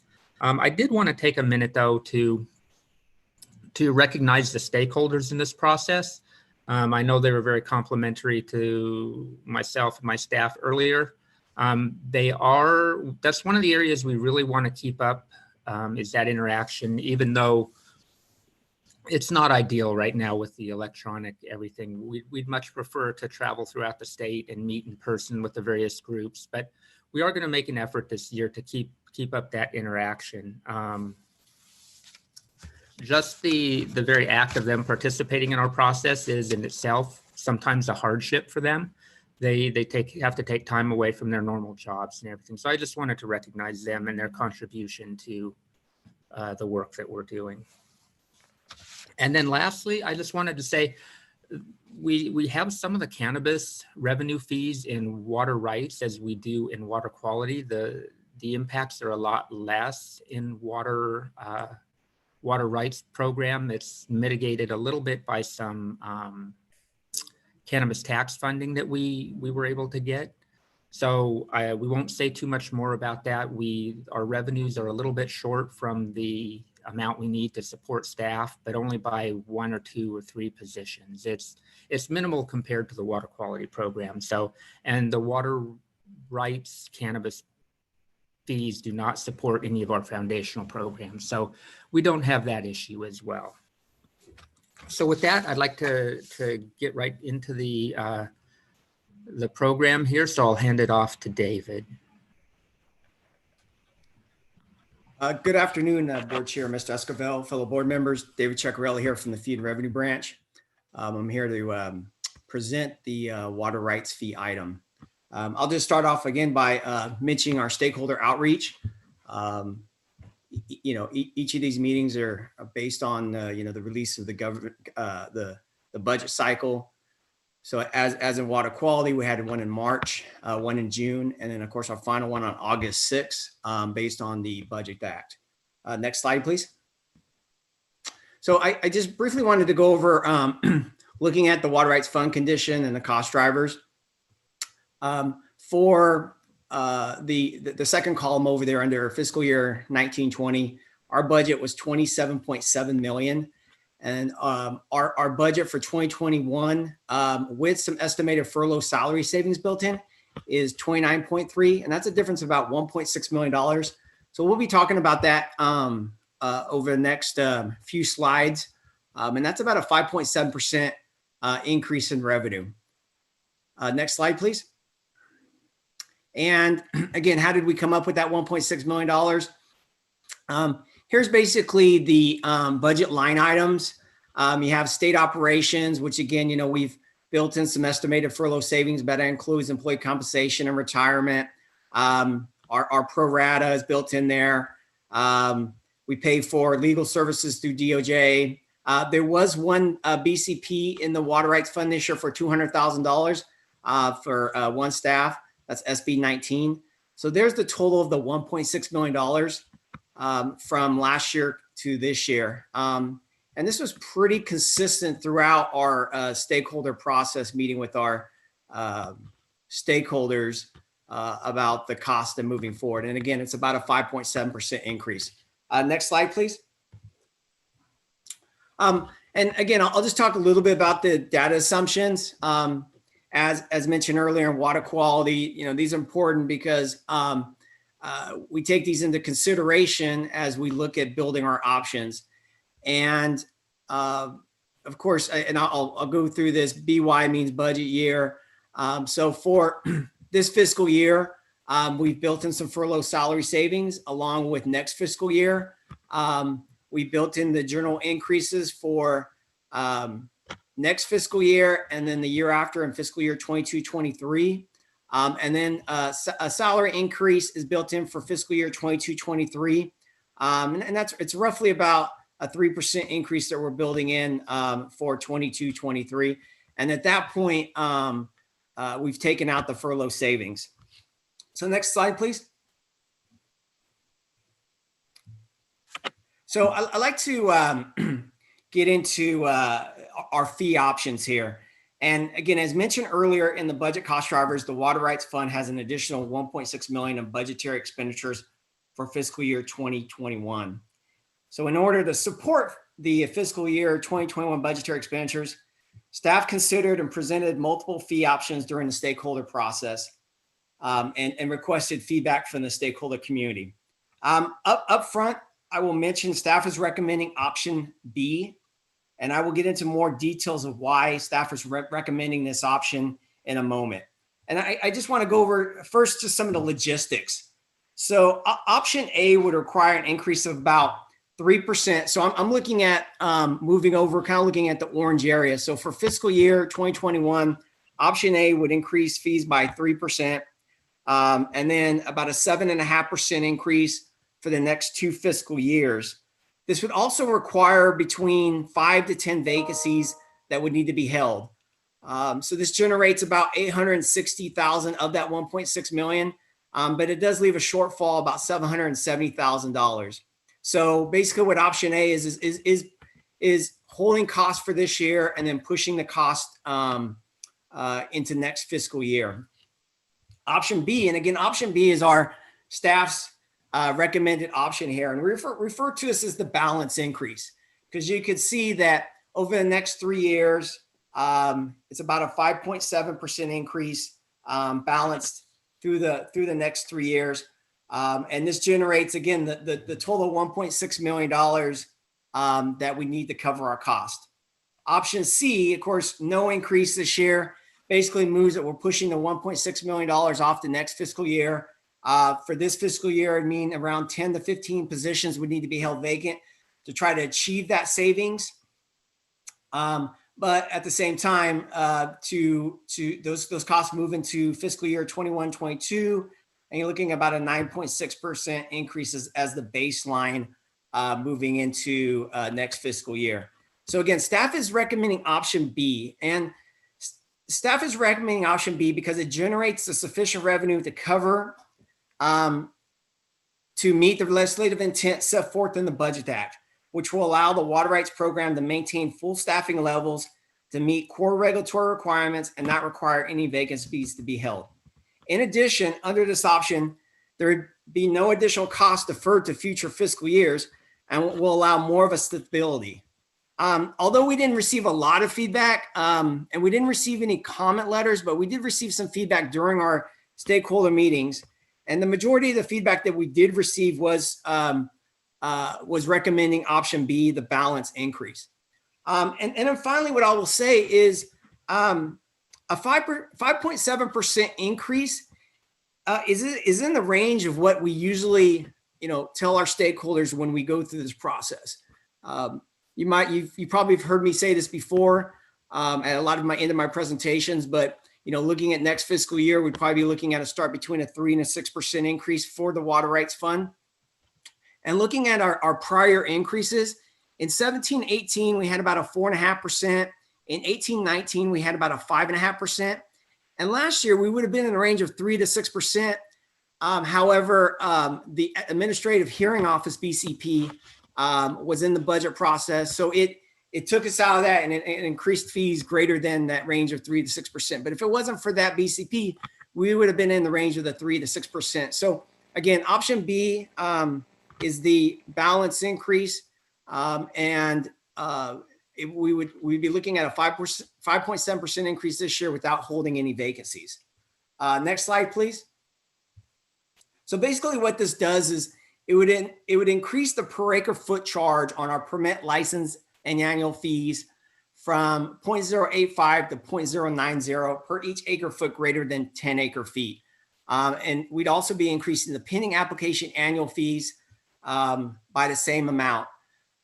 We're not proposing, again, to change our base fees for both these programs, just the per acre foot charge. So next slide, please.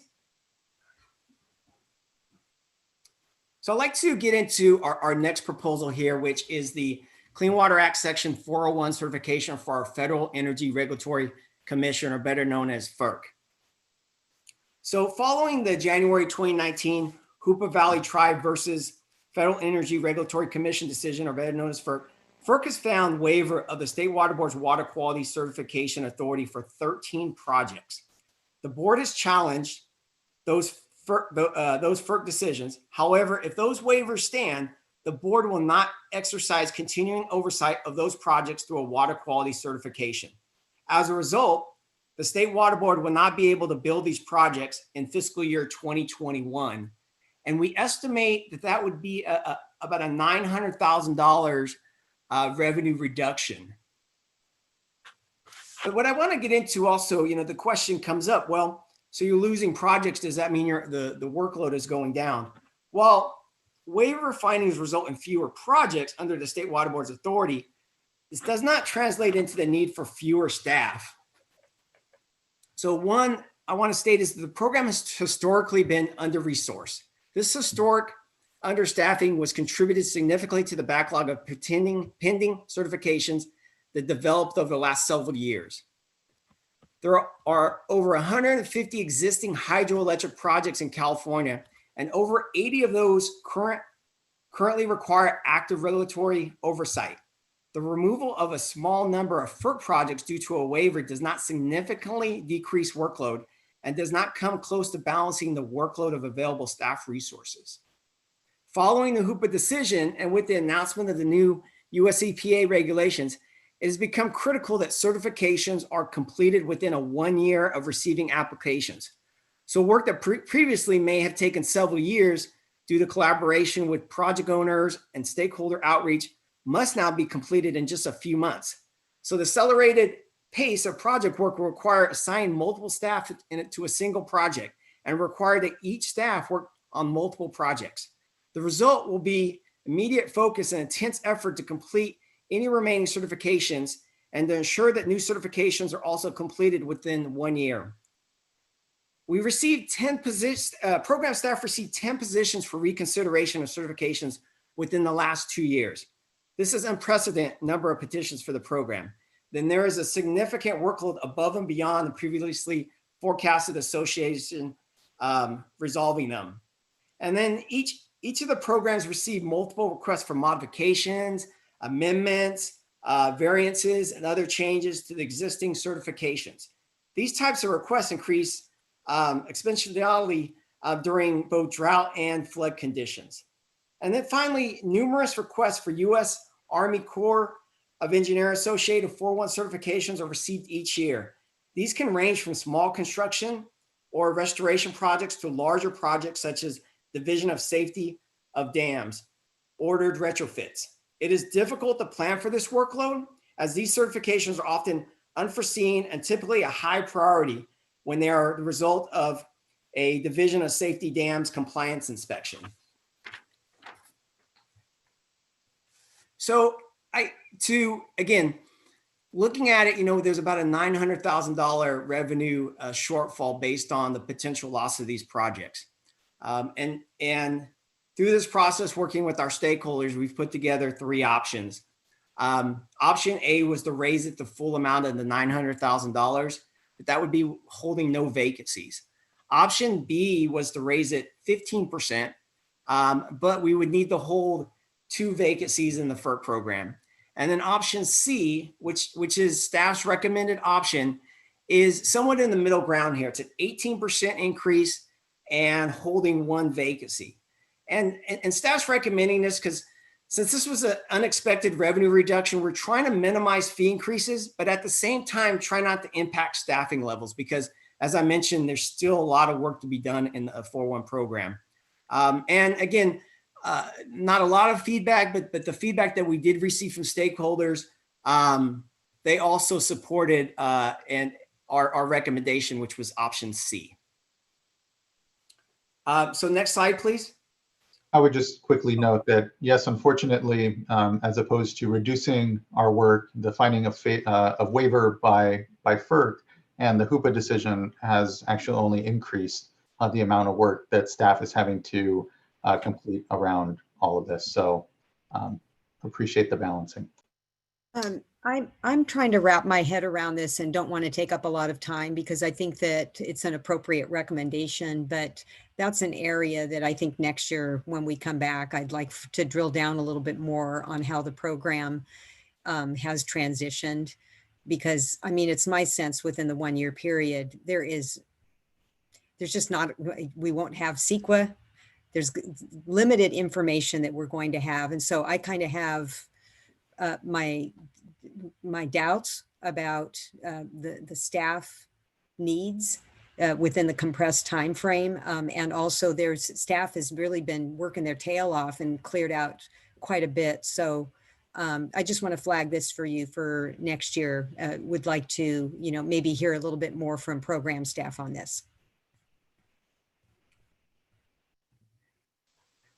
So basically, option C would basically increase our projects under licensing from the current 50 cents per kilowatt to 61 cents per kilowatt, with again, no change in the base fee. And then projects that are issued a license, increase the fee from 1/4 per kilowatt to 30 cents per kilowatt with no change in the fee base. And I have a question on that, actually, if I could. Sorry to interrupt, but on and maybe if you don't have an answer for this year, maybe it is a question about next year. But I based on what you just told me about the findings of waivers and those concerns and the compressed time schedule, it seems like the costs essentially are higher for the projects undergoing licensing versus the ones that are licensed currently. And so just wondering if alternative was considered that would raise the fees to account for that consideration and workload shifts. Program staff, we did not look at that. We were looking at just trying to balance the increases across the board. Again, looking at the workload, I think it's going to take a year of not knowing what the projects are going to be that are going to, completely fall under the waiver. If there's going to be less, going to be more. But next year, definitely we would look to kind of revamping and looking at trying to readjust this fee structure. That's fair. Thank you. So next slide, please.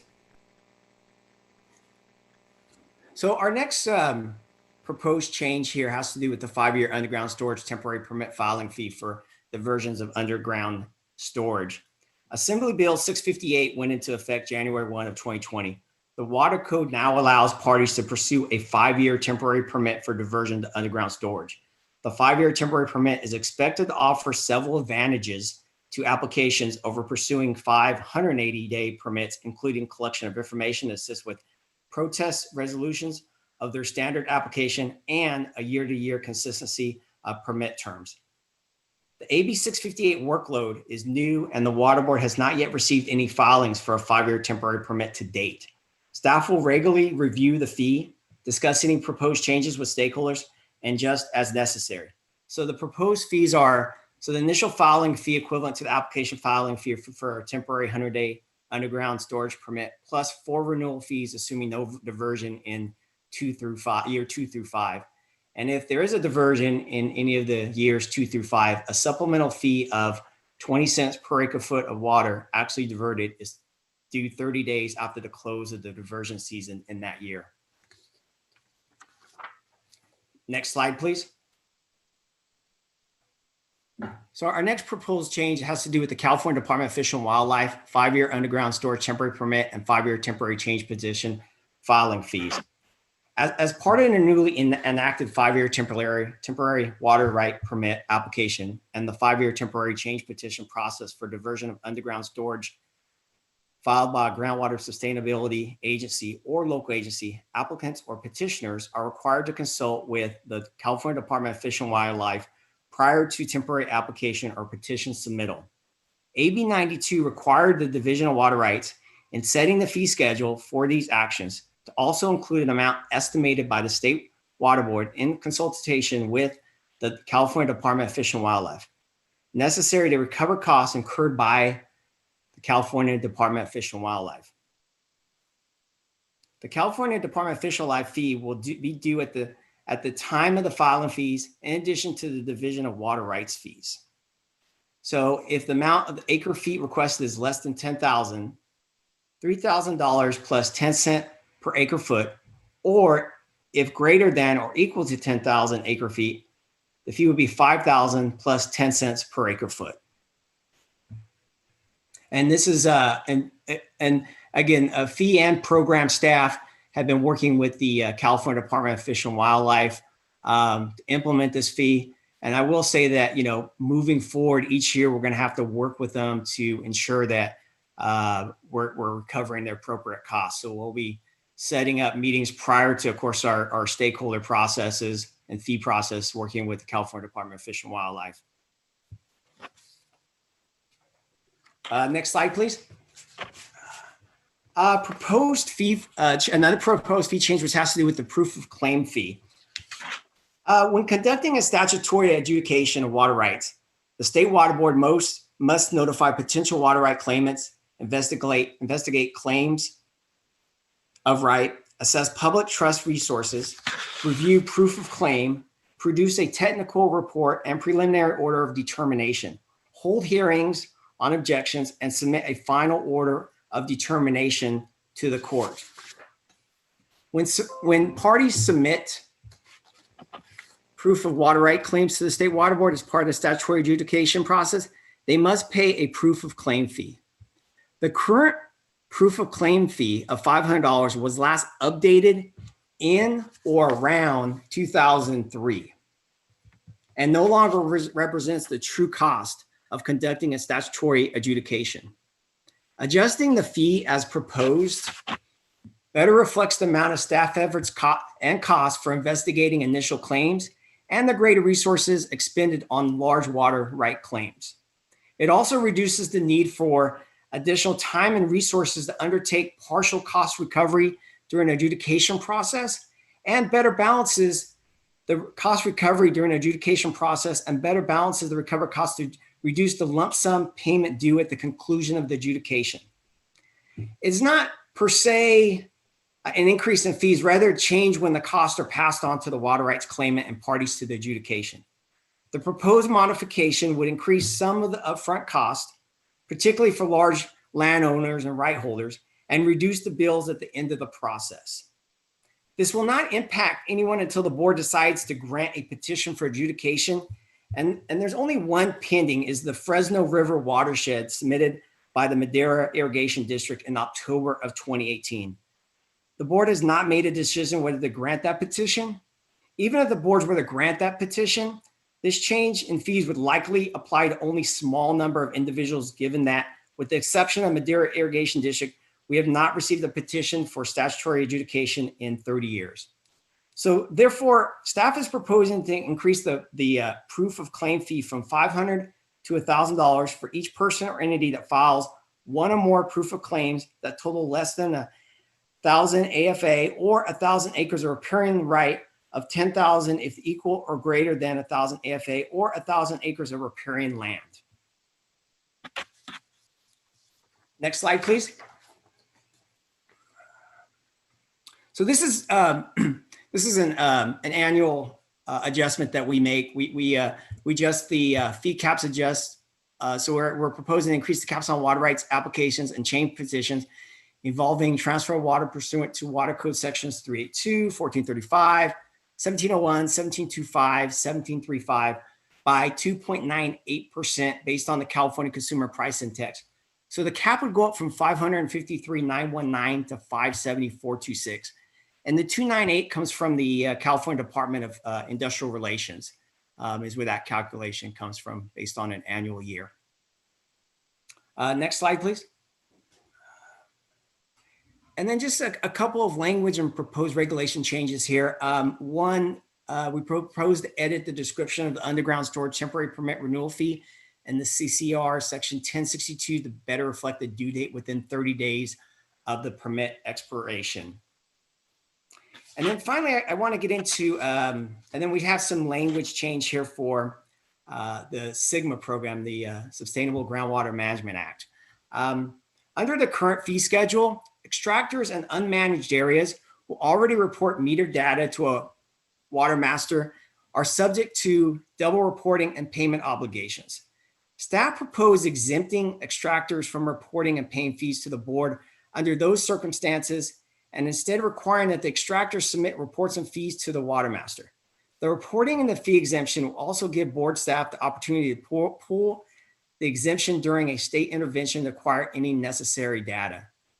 So basically what bullet one is, our first proposal there is exempt the SGMA extractors from reported paying fees to the state water board if the extractor is already reporting meter data to the water master.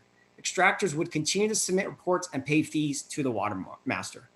And then our second proposal is current board activities are funded through the general fund. Based on experience gained implementing the SGMA since the fee regulations were initially adopted, staff proposed to allow the board a new limited amount of flexibility to waive the fee. The goal of the board's SGMA activities is to support local success while ensuring groundwater resources are protected. This waiver authority will provide the board with an additional tool to support that goal. So this allows the state water board to waive SGMA annual filing fees if it is determined that fee waiver would advance the protection of groundwater resources and the fee payer meets specific low-income thresholds. So the next, and before I get to the next slide, I mean, the next slide was it was a placeholder for our stakeholder comments. And again, we did receive one stakeholder comment on this item, and it did have to do with our SGMA proposal here. And I just kind of wanted to kind of highlight that and touch on what that comment letter stated. So we received a comment letter from Keith Solar, who's with Parks and Solar LLP, representing the Borrego Air Ranch Mutual Water and Improvement Company. The letter and what staff and I get from the letter, that Borrego Air Ranch is currently a non-stipulating party to the adjudication, but expects to be made a party in the adjudication. Board staff are unclear as the assertion that the judgment cannot apply to the Borrego Air Ranch because it's outside of the jurisdiction of the Borrego Water District. The stipulated judgment is solely under the jurisdiction of the court, and staff expect that any party in the sub-basin can become a stipulating party. The Borrego Air Ranch proposes that the board amend the fee regulations to say that the non-stipulating parties who comply with the board's groundwater extraction reporting and fee requirements would not be subject to the water master reporting and fees. And staff note that board does not have the authority to change the future water master's reporting and fee requirements, so we cannot implement this proposed change. And then finally, the board staff believes if the court approves the interim water master in the Borrego sub-basin and the Air Ranch becomes a party to the adjudication and the groundwater extractions are measured using a meter, then reporting by the Air Ranch to the water master would qualify for the exemption to the board's SGMA reporting and fee requirements that staff are proposing today. Next slide, please. And again, this, again, through, we didn't get any comment letters on this item, but again, through our stakeholder process, basically what we heard was, try to keep our fees as low as possible and try to provide some stability with balance increases was generally preferred. Next slide, please. So as I kind of mentioned with the water quality, we definitely wanted to look at if there was any kind of COVID-19 fee relief efforts. And I say that because the water rights billing, the California Department of Tax and fee administration perform. So we reached out to them, and they stated to address the negative effects of COVID-19 emergency is having on fee payers' ability to pay their invoices. The California Department of Tax and Fee Administration has refrained from issuing levies and employee wage offsets. And then finally, staff will continue to monitor the situation as we move into the fiscal year 2021 invoicing cycle. So we work closely with CDTFA as they do the billings. The billings are scheduled to go out, I believe it's 1st of December. And then we continue to get kind of monitoring reports on revenue that they receive. And then next slide, please.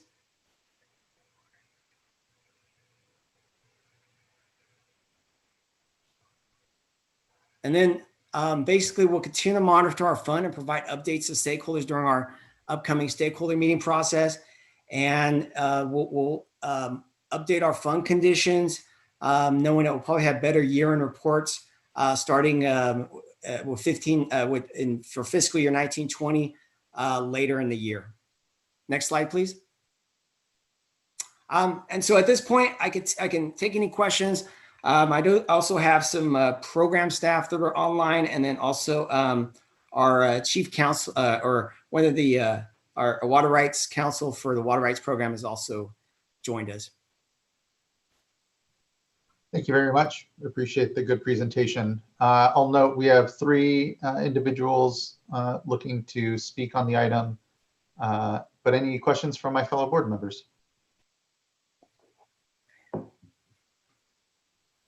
Hearing none, we can move to the first speaker, Danny Merkley from California Farm Bureau. And I'm not actually Mr. Loffer.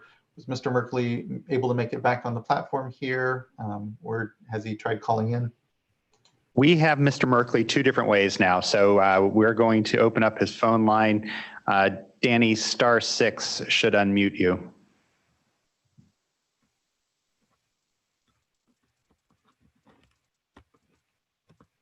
Thank you.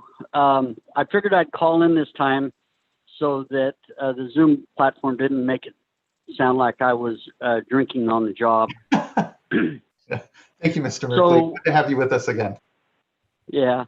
Again, appreciate the openness, the accessibility, and all the work from the fee staff throughout the year, the stakeholder meetings, and then individual one-on-one calls or emails from me in between, trying to clarify and get a hold of things.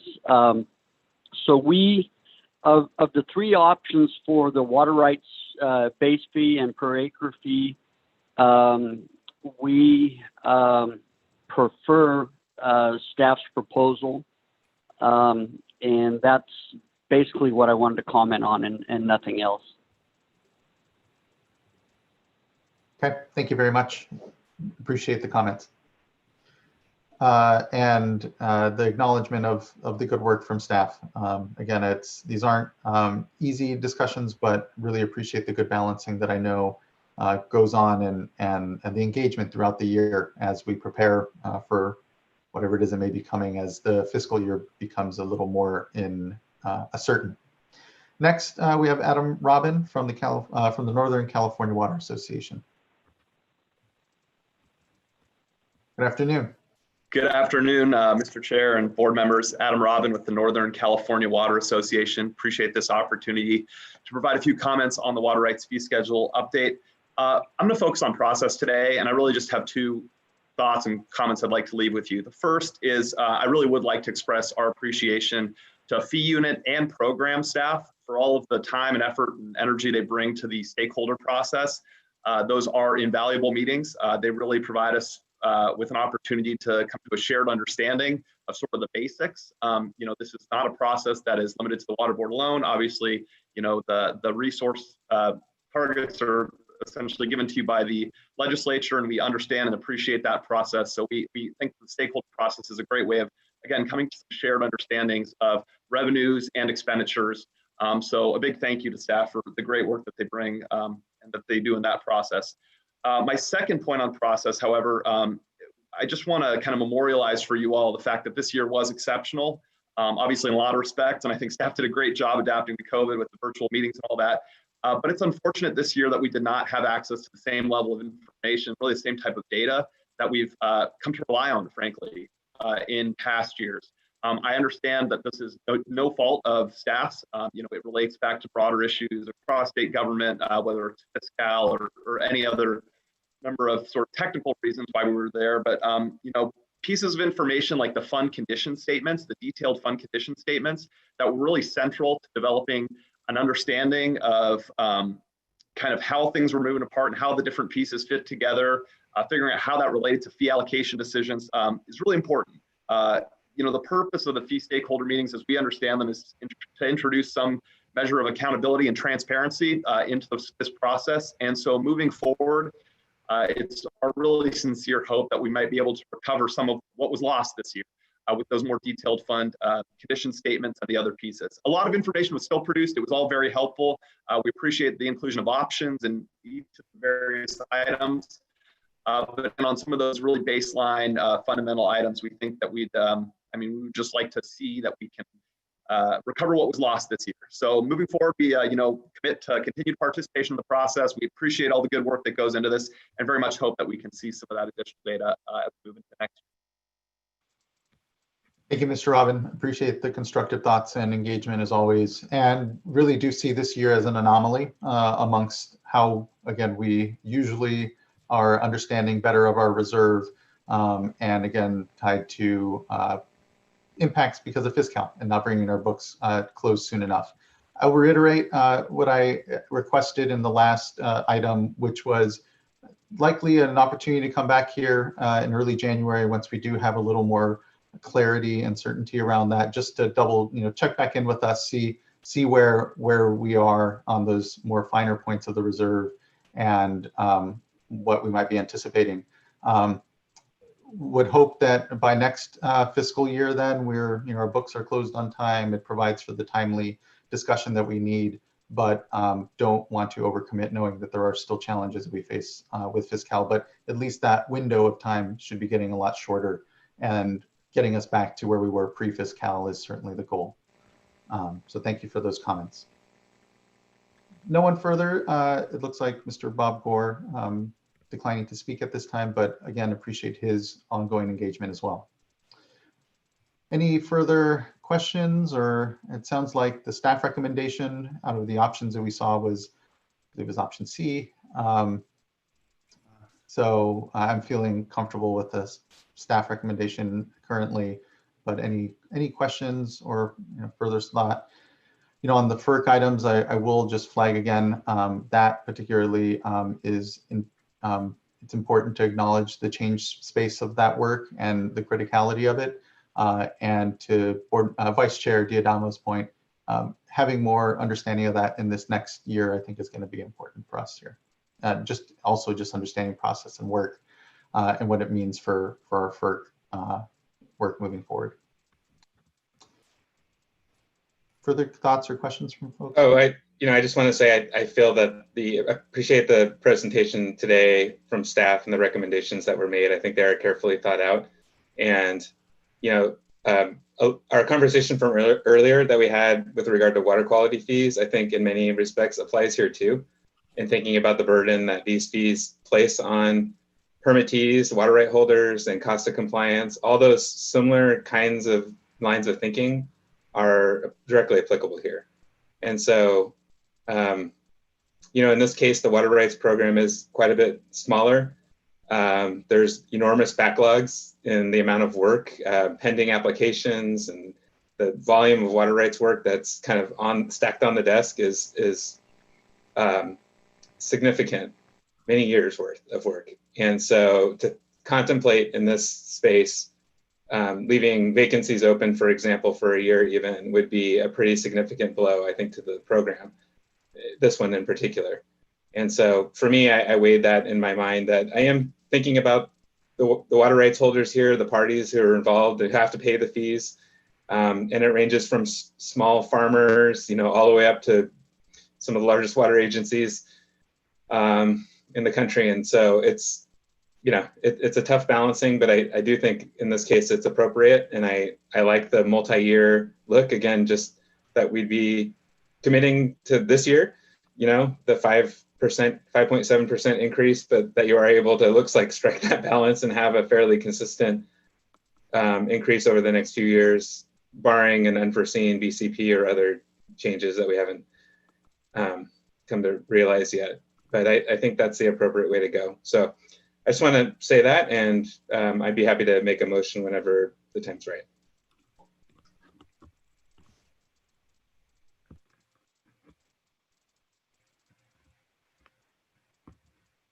Hearing nothing further But from. I'd be happy to second the motion. Okay. I was going to say, I think that may be the motion. All right. Since there's no other comments, I will move to adopt the staff recommendations for item 7. Second. Thank you, Ms. Townsend. Can you please call a roll call vote? Certainly. Board Member Sean McGuire. Aye. Vice Chair Diadamo. Aye. Board Member Dodek. Aye. Board Member Firestone. Aye. Chair Esquivel. Aye. Thank you. Thank you as well. The vote carries, and the item is adopted with staff recommendation. So thank you, everyone. Really appreciate that. Okay, on to item number 8 now. And item 8 is consideration of a proposed resolution to approve a memorandum of understanding for third-party laboratory assessors and delegate authority to administer the agreement. Hello, good afternoon. Good to see you. Hi, good afternoon, Chairperson Esquivel and fellow board members. My name is Caitlin Hilty. I am the lead for the administrative operations in the Environmental Laboratory Accreditation Program. I'm here today to present to you a resolution for you to consider for approval of a memorandum of understanding for third-party lab assessors, as well as delegating authority to implement the agreement. And I'm super excited to be here to talk to you all. I joined ELAP just over 5 years ago, right after the board inherited the program.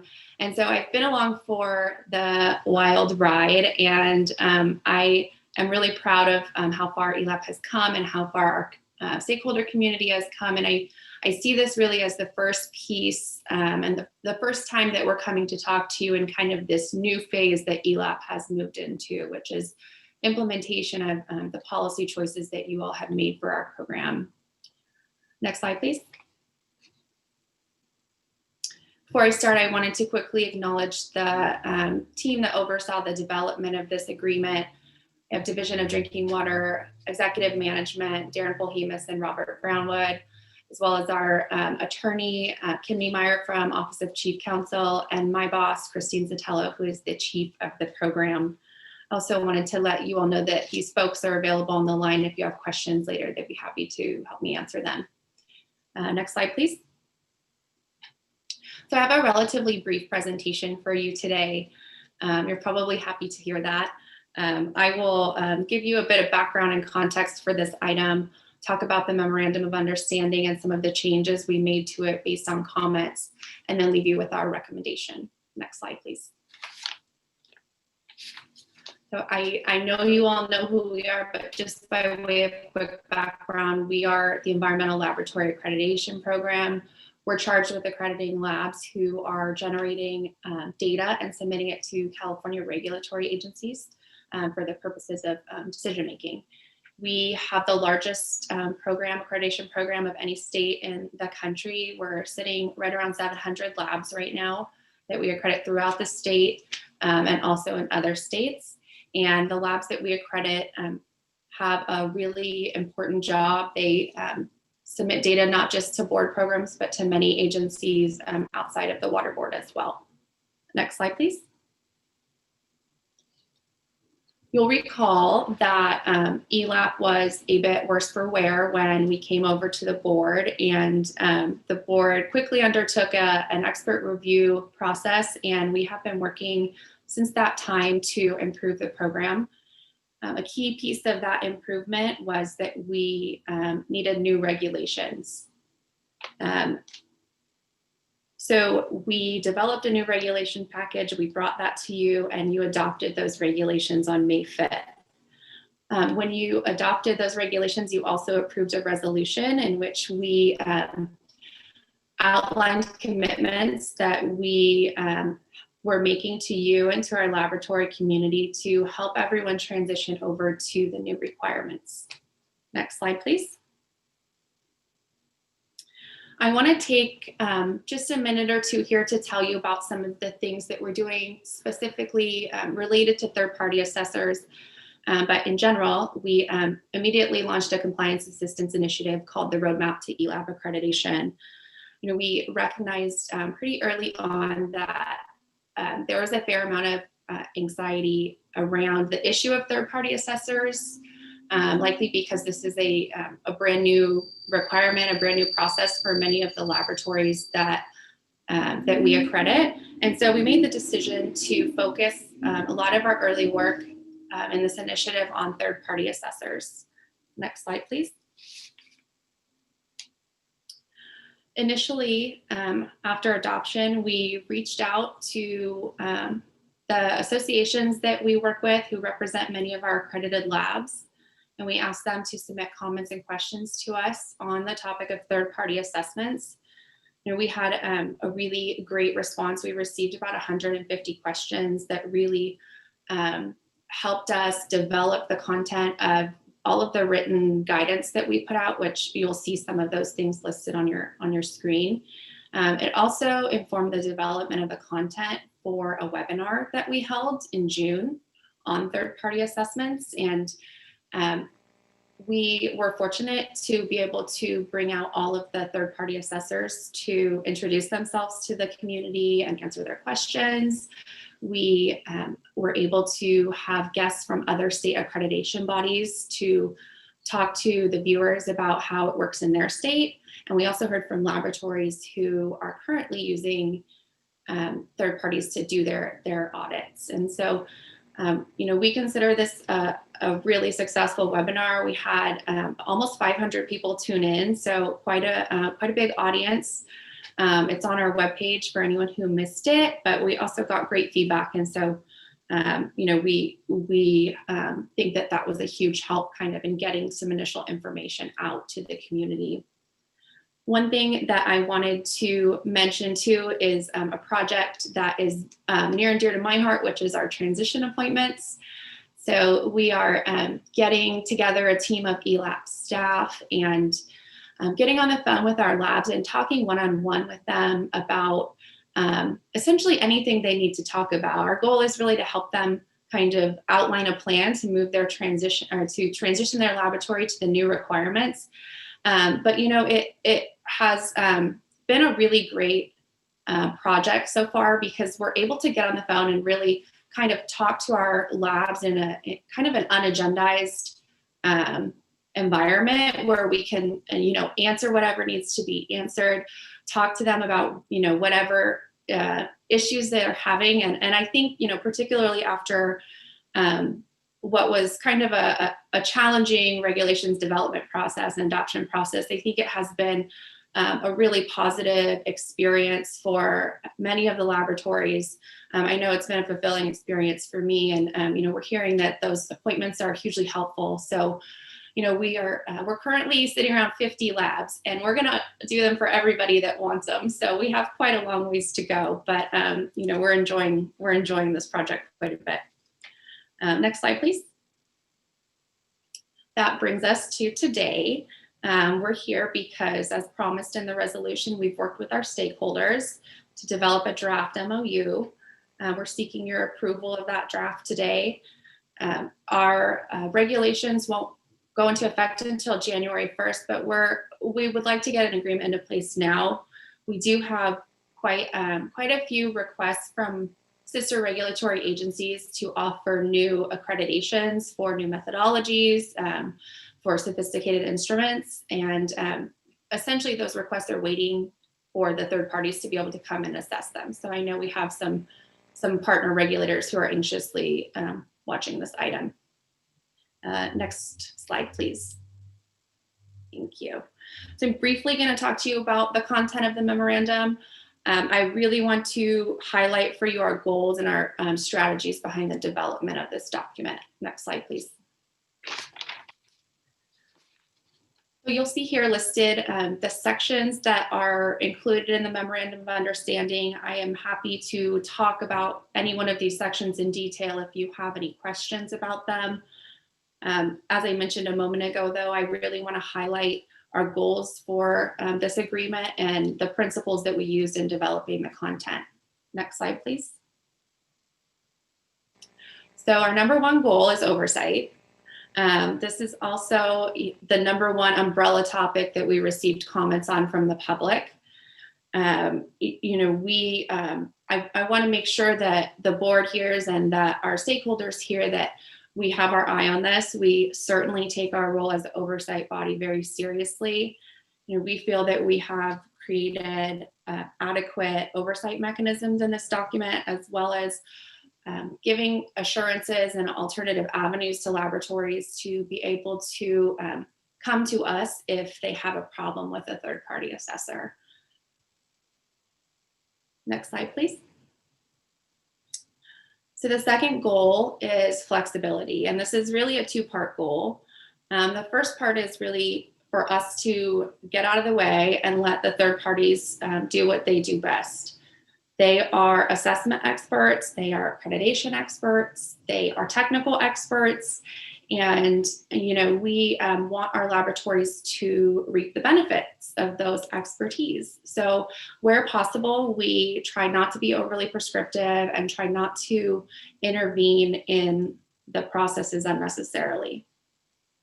And the second piece of flexibility is more about adaptability. And I think in light of current circumstances in the world with COVID-19 and the wildfire emergencies, I think it's really illustrated how important it is for us as administrators to create systems that can be nimble and can be flexible so that they can stay relevant if things should change in the future. And so throughout the agreement, you'll see there's a number of provisions where we've attempted to do that. Next slide, please. Our third goal is that this agreement will be a tool to move us forward. And so our overarching goal has always been to take California ELAP from worst to first. And I think we have made a lot of headway there, and that this agreement will certainly help us keep climbing. I think there's three approaches, three ways it's going to do that. And the first has to do with assessments. I mentioned earlier that we have the largest program, and it's certainly no secret that we have struggled to do the number of assessments that we are required to do. The assessors are coming in with a combined total of about 50 assessors to assess California laboratories. So the capacity is many times what our capacity is. And that will really help us get everyone up to date, and ultimately more frequent assessments mean more opportunities for labs to improve and a better end product for the data user. The second piece is that we have included some requirements for them to help support laboratory improvement. The first requirement is that they participate in our annual lab conference, which we are working on developing the inaugural content right now. They'll be presenting on a topic of our choice. And very importantly as well, we're requiring them to maintain qualitative and quantitative metrics on their assessments, particularly on the findings from the assessments, so that we can understand where our educational outreach is best targeted, and we can understand where the problem areas are, and that's how we can target our outreach to help our lab community improve. And the third piece is a really important piece. It's support for our agency partners. These third-party providers are technical experts. They often have the expertise, in most cases have the expertise on staff already, that they're able to onboard new methodologies really quickly and begin offering assessments to laboratories. So they're going to be able to provide those assessments that our fellow regulators need. We're excuse me, able to do this really successfully when the initial investigatory orders rolled out for PFAS. I know you're going to be hearing more about that later today. I'm sure you're looking forward to that, as we all are. And so I think I'll leave that there. Next slide, please. So we released a draft of our MOU to the public. We got 8 official comments on the draft. And I wanted to take a moment to say thank you to the stakeholders who took time to give us feedback. You know, as I mentioned earlier, there were a much larger number of stakeholders who submitted questions and comments a couple of months ago on this topic. And those questions and comments really helped guide the development of this document as well. So I just wanted to say thank you to everyone for taking the time to participate.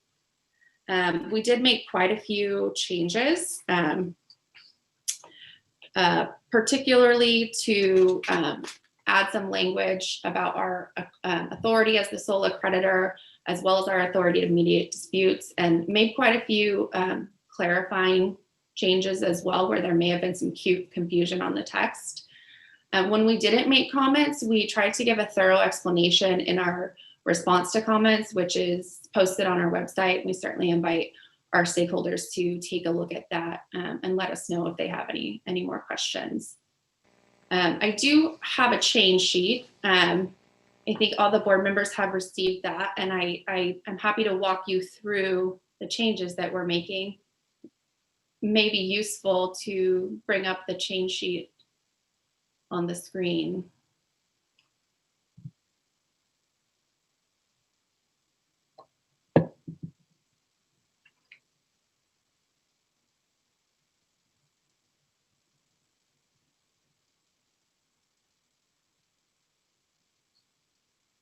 I believe that's being pulled up here. Great, thank you. There we are. Okay, so we do have, it's 9 total changes. There are 3 pages. I will try to summarize these as we walk through. The first one is on page 2, where we've added clarifying language in the first paragraph. We had, oh, I'm sorry. It's the very top change at the top of that page. Page 2 of the original document. So we it was pointed out to us that we had used a really general term, the 2016 environmental standard. And so we've added the specific requirement there, the specific volume and year that they are required to be recognized for. You can scroll down just a bit.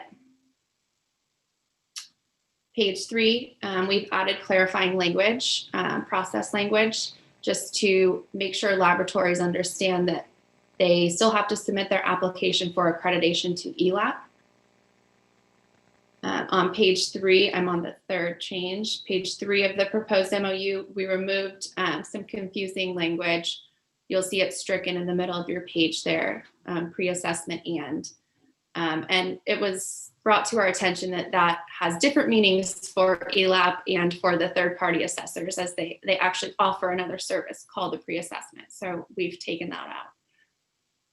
The next change is on pages 3 and 4. We added procedural language to clarify that the laboratory has a time frame to address questions with their assessor within the first 30 days of receiving their report, and that the deadline of the corrective action plan is not able to be extended by the provider. And that is to align that with the regulatory requirement. Next page, please. Okay, so this was a pretty big change. We got several comments from stakeholders about the need for this language to be added. We specifically added this language to make it clear that ELAP is the only body that is granting accreditation to laboratories to submit data for California regulatory purposes, and that we are able to override the decisions of, or the recommendations, excuse me, of the providers. So this was a comment that we got from several stakeholders. We also received this comment from the US EPA Office of Drinking Water, and they've indicated as well that they may have some more comments coming from us after So we may be making a couple more changes. Scrolling down on page 5, we've added an additional specific requirement, to make it clear that ELAP and the state board is the only body that is able to authorize a remote assessment. And this is really to give us a mechanism to continue to evaluate laboratories if we find ourselves in a situation like we did not too long ago, and currently where it's difficult to be inside a laboratory one-on-one. Scrolling down just a bit. Page 5 of the proposed MOU, we made a correction. Instead of the provider offering accreditation services, they are offering assessment services because we're the only ones who are offering accreditation for California.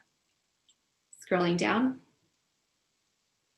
On page 6, we have added language to make sure that the providers and that the laboratories know that we have the ability to intervene at any point during an assessment or after an assessment to investigate disputes that are lodged by the laboratory. Scrolling down. And the last change that we have is page 6, the authority to amend this agreement. The administrator of this memorandum of understanding is able to make changes to it in order to comply with any new requirements that may emerge during its term. And this is specifically related to challenges that we are, coming up against with COVID-19 and the difficulty of performing in-person laboratory assessments. So that concludes the changes. We can go back to the PowerPoint, please, Margie.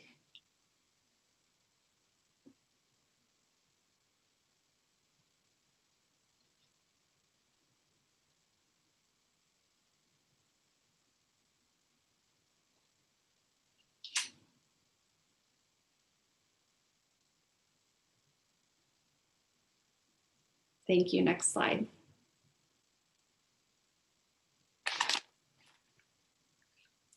So that brings me to our recommendation. Next slide, please.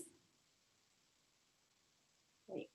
So we would recommend that you adopt the resolution that's in front of you today to approve the memorandum of understanding and to delegate authority to administer the agreement.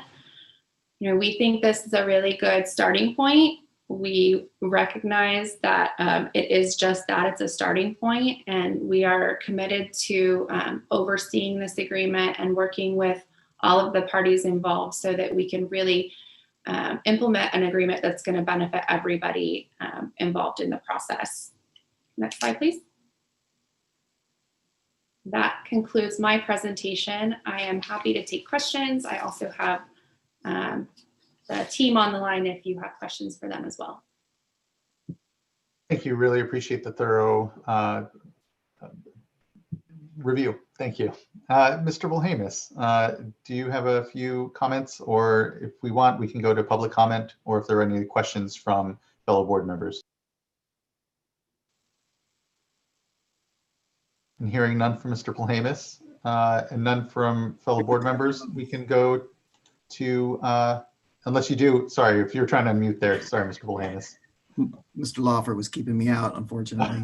Sorry. We'll blame him. No worries. Thank you. I just wanted to quickly add before we go that this is a bit unique. It's not a permit or a policy. It is this kind of agreement. We did want to bring it back to the board, as we talked about during the regulatory adoption, so that the public gets a chance to comment on this. I suspect we will at some time want to refresh it and bring it back before the board, but we are asking that you delegate authority to myself and to Christine so that we can kind of keep it nimble and adjustments. We are expecting some more comments from our partner at USCPA on it, that we do want to honor that and make those adjustments without having to bother the board, as long as I find them non-controversial or small. So that's how we want to proceed, and I just want to make that mention.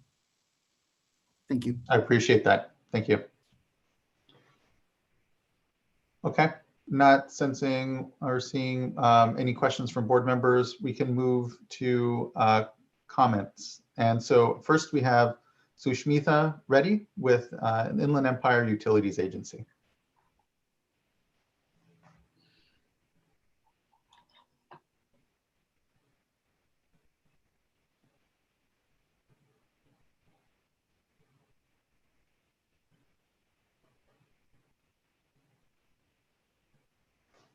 Ms. Reddy, I'm not sure where, we see that you've unmuted, but we're not seeing your microphones picking anything up. I don't know what kind of device you're using, but if you look in the lower left corner where it says join audio, there's an up arrow next to it in the Zoom application, and perhaps there's a different microphone you have on your computer that could be used to pick up.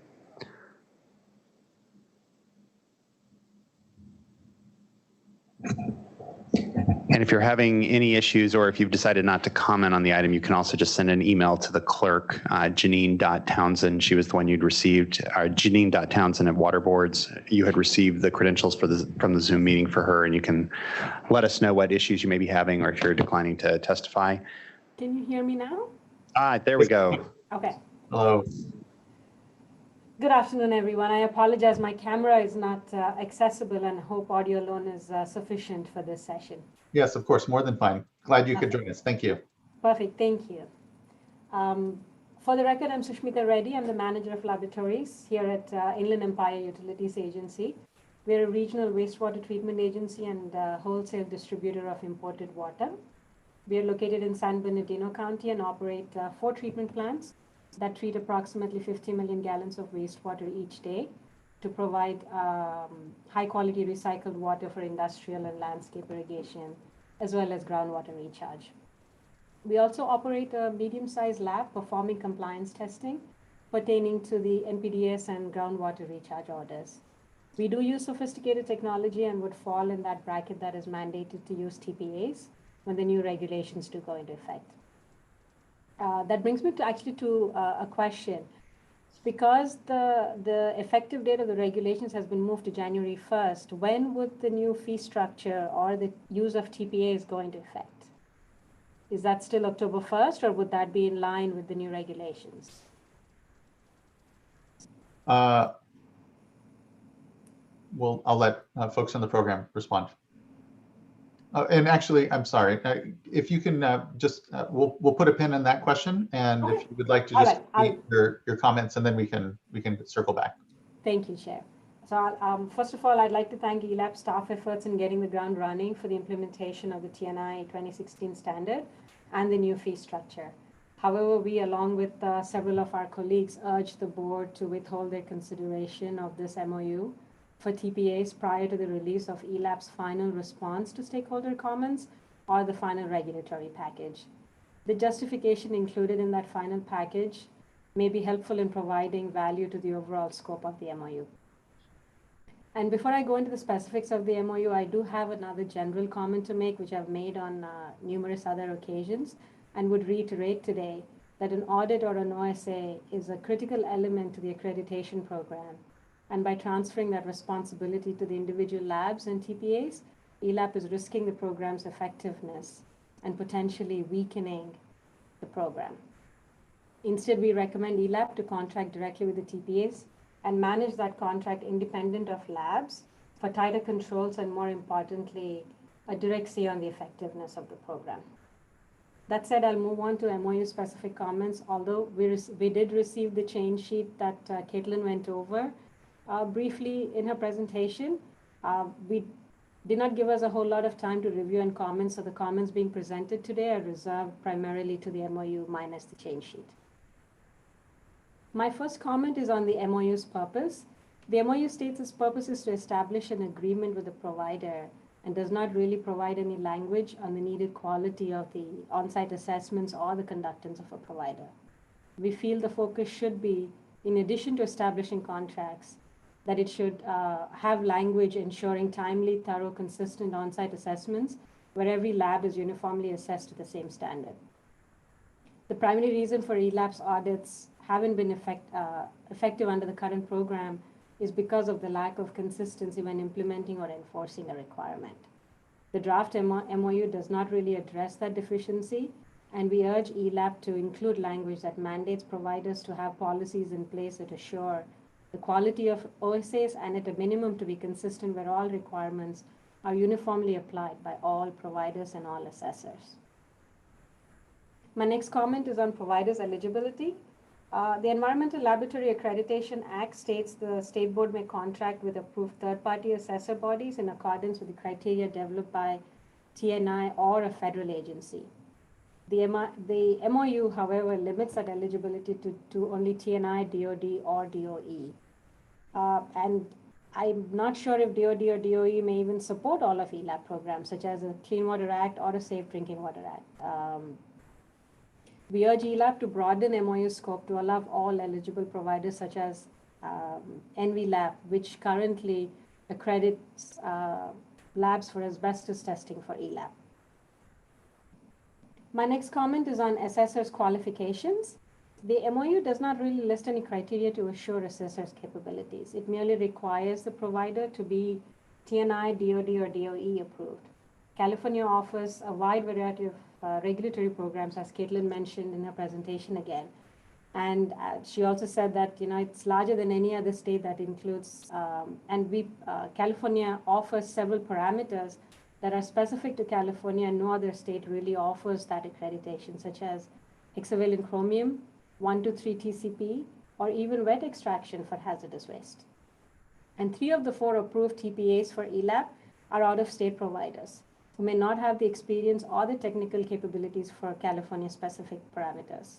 So we urge ELAP to revise its MOU to ensure assessors' capabilities for all California ELAP programs and parameters. At a minimum, require an initial and an ongoing demonstration of capability that evaluates assessors' performance for every FOT or FOA according to the new regulations that ELAP offers. We also recommend adding a criteria by which each assessor is evaluated and the consequence associated when that performance criteria is not met, such as a revocation or suspension of TPA status, either for a single parameter or an assessor or even the provider entirely, depending on the extent of non-conformance. ELAP's initial response to comments indicated being TNI approved already takes assessors' qualifications into consideration, and that there's no reason for a further evaluation by ELAP.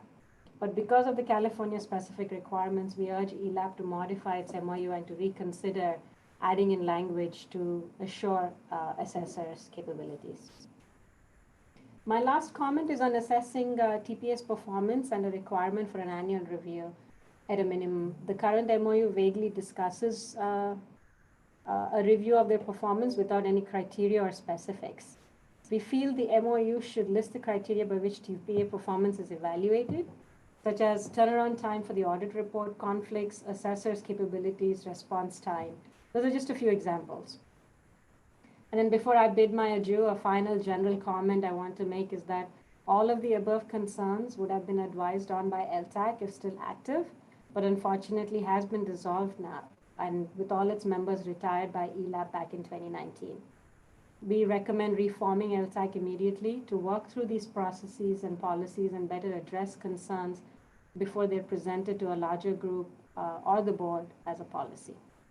Thank you for your time and allowing me to comment. Thank you, Ms. Reddy, for your continued engagement and for your comments. Just a couple of flags for staff, and what we can do is we only have 3 other commenters, so maybe run through those and then we can have a quick discussion here. But again, a flag on if the fees will take effect here in October or January, seeing as effective date has been pushed to January, and certainly a discussion in there about what all needs to be within the MOU here, or still need not be, but part of certainly, I'm sure, consideration when it comes to the efficacy of the providers and checking back in, which I did hear in the staff presentation that there would be such sort of review and current and certainly consideration for program performance. So kind of flag those 2. Let's go ahead and move through, and next we'll have David Kimbrough from the Coalition of Accredited Laboratories. Thank you. Here we go. Members of the board, staff, and fellow Zoom participants. My name is David Kimbrough. I am the president of the Coalition of Accredited Laboratories. Coalition of Accredited Laboratories represents laboratories throughout the state of California, both privately owned and publicly, large and small. And we again appreciate the opportunity to present these comments. We did submit comments last time around, oral comments. We have also submitted written comments. So I'm not going to replow those fields. Those are available for reading.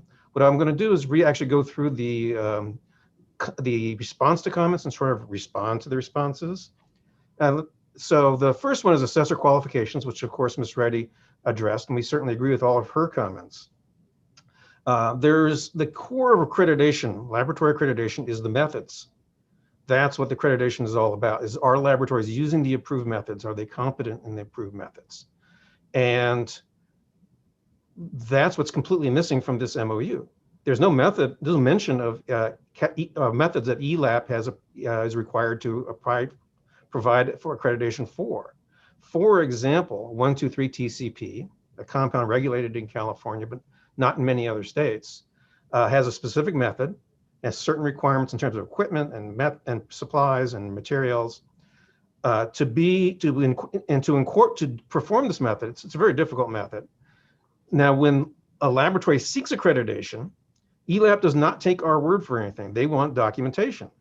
Do you have the right equipment? Do you have the right staff? Do you have the right methods? Do you have the right supplies? And we are required to provide proof of this before we are deemed capable and receive accreditation for this method. None of that's found in this method. I don't see why the state board would believe that they would have a much lower standard for third-party assessors than they do for the actual laboratories themselves. It seems, following the model of how we get accredited, you ought to go through the same process. Have the TPAs demonstrate that they can, in fact, conduct an assessment for the methods that ELAP actually offers for accreditation. So, as Ms. Reddy said, that we should be looking more specifically at having standards. This should be the basis for any MOU. What are the deliverables? How do you assess the contractor for the deliverables? So, for example, did an on-site assessor show up on time? Did they conduct an assessment properly? Did they ask the right questions? Did they assess the answers correctly? I think that's actually happened with our current, I shouldn't say our, ELAP's current third-party assessor, is it might take months for the assessor to come up with a final report to the lab. So is that acceptable? If it's not acceptable, what are the penalties associated with that? If a third-party assessor is constantly late with on-site assessments, if they're constantly providing inaccurate assessments, shouldn't there be something in the MOU that says, hey, there's a penalty for that? Maybe you should no longer be qualified as an on-site assessor. And this goes to, that's the first comment. The second comment is about ongoing TPA assessments. It's good that the current MOU has a biannual process, but again, there's no standard that the assessors are held to. What is an acceptable on-site assessment? What is not an acceptable on-site assessment? It doesn't say. So these are the kind of core nuts and bolts issues that any MOU or contract or agreement should have, is defining the deliverables and then assessing the deliverables against a uniform standard. The next comment's down. Hold on, let me move this down here. So the accreditation authority issue is a good issue, and we don't have any comments on that. Same with cost control issues. The question of DOD and DOE is really important because these organizations don't do what ELAP does. Department of Energy has an accreditation program where they do use third-party assessors, that's true. But what they do is they check radioactive monitoring devices. For those of us who worked in radiation laboratories, we have to carry a little monitor with us, measure the total dose of radiation we've accepted, our body has accepted. There are laboratories that assess this. That's what DOD does, or DOE does. It has nothing to do with drinking water, nothing to do with wastewater, nothing to do with hazardous waste. Whatever skills or requirements or techniques that a DOE assessor has no bearing on what ELAP does. DOD is similar. Actually, DOD doesn't use third-party assessors. They use third-party accreditation bodies. So this kind of gets back to the earlier comment, accreditation authority. DOD does not have its own accreditation authority. They simply contract with a third-party accreditation body. So it's a little different. But the other key issue is they only do hazardous waste. They do not do drinking water. They do not do wastewater. They do not do fish bioassay or shellfish sanitation. So simply having been a DOD on-site assessor gives you no preparation to do what ELAP does. I will then, the last issue that Cal has raised is that state board, and we've mentioned this before, but we will go ahead and mention it again. The state legislature did not give the state board authority to require us to use third-party assessors. The statute in case simply says ELAP has the right to have a contract with third-party assessor, as it currently does with NV5. Nowhere does it say that the laboratory shall bear the cost as a condition of accreditation.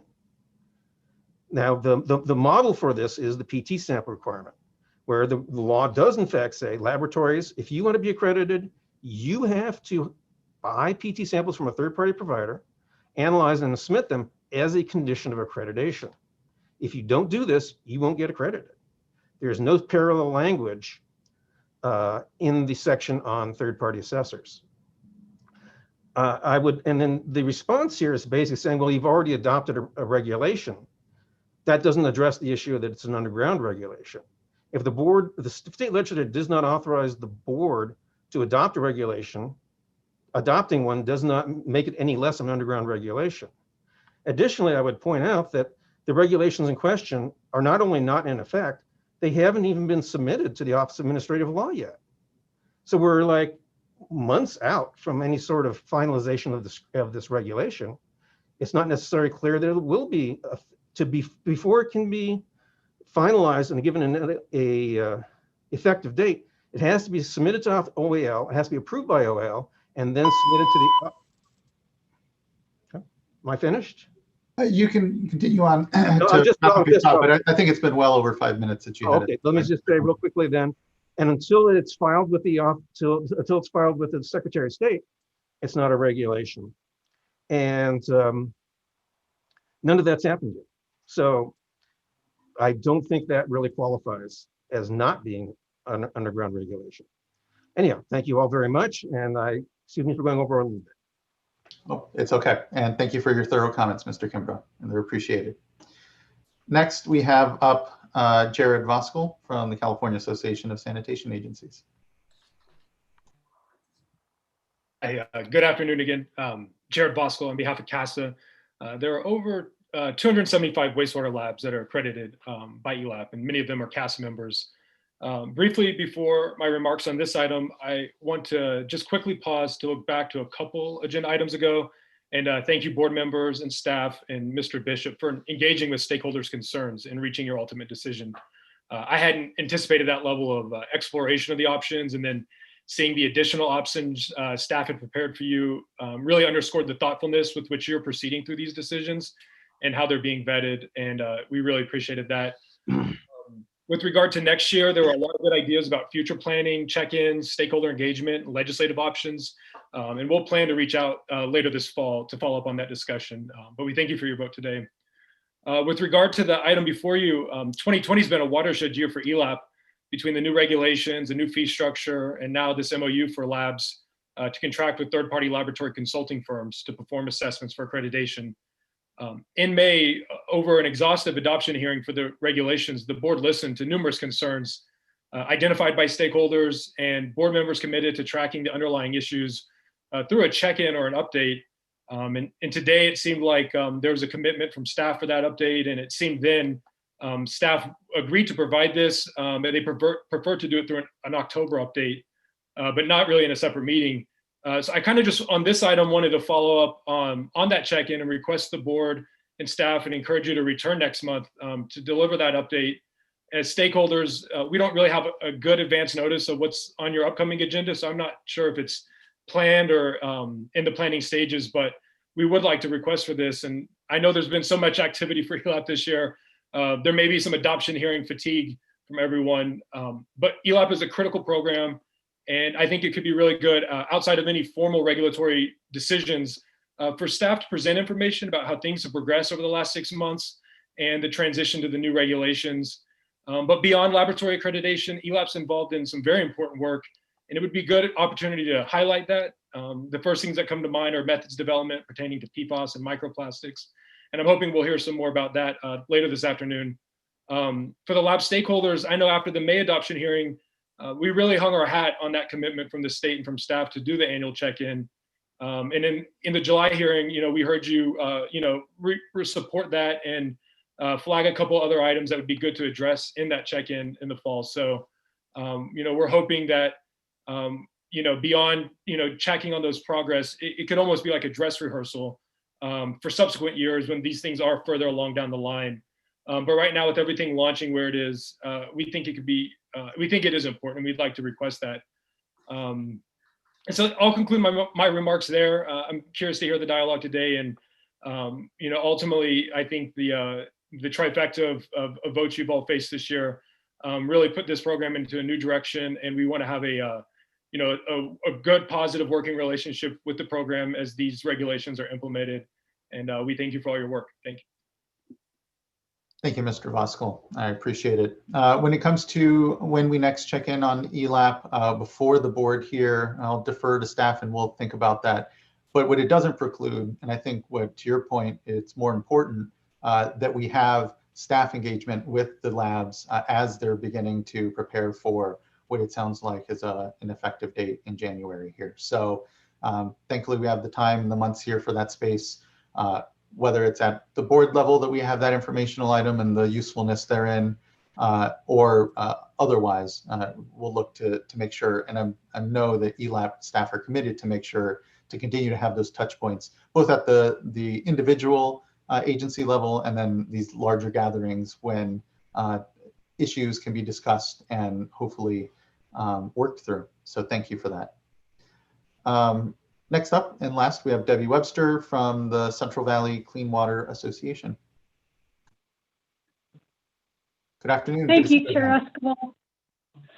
I appreciate that. And I first want to start by thanking ELAP staff for their presentation and just working, continuing to work on these issues. Civiqua submitted a comment letter, and we appreciate that a lot of our concerns or some of our concerns were addressed, but I want to go a little bit more in depth, and you've heard a little bit of this, and I might be bringing this on a different perspective, but there's still a few common areas that we have concerns with. And one is, again, the provider, or the third-party assessment provider eligibility and ELAP's oversight of that. So as it was put in the MOU and described in the response to comments, there's still very little oversight that ELAP thinks that it needs to do. Now, just to remind you all, TNI actually is not the standard. TNI means the NELAC Institute.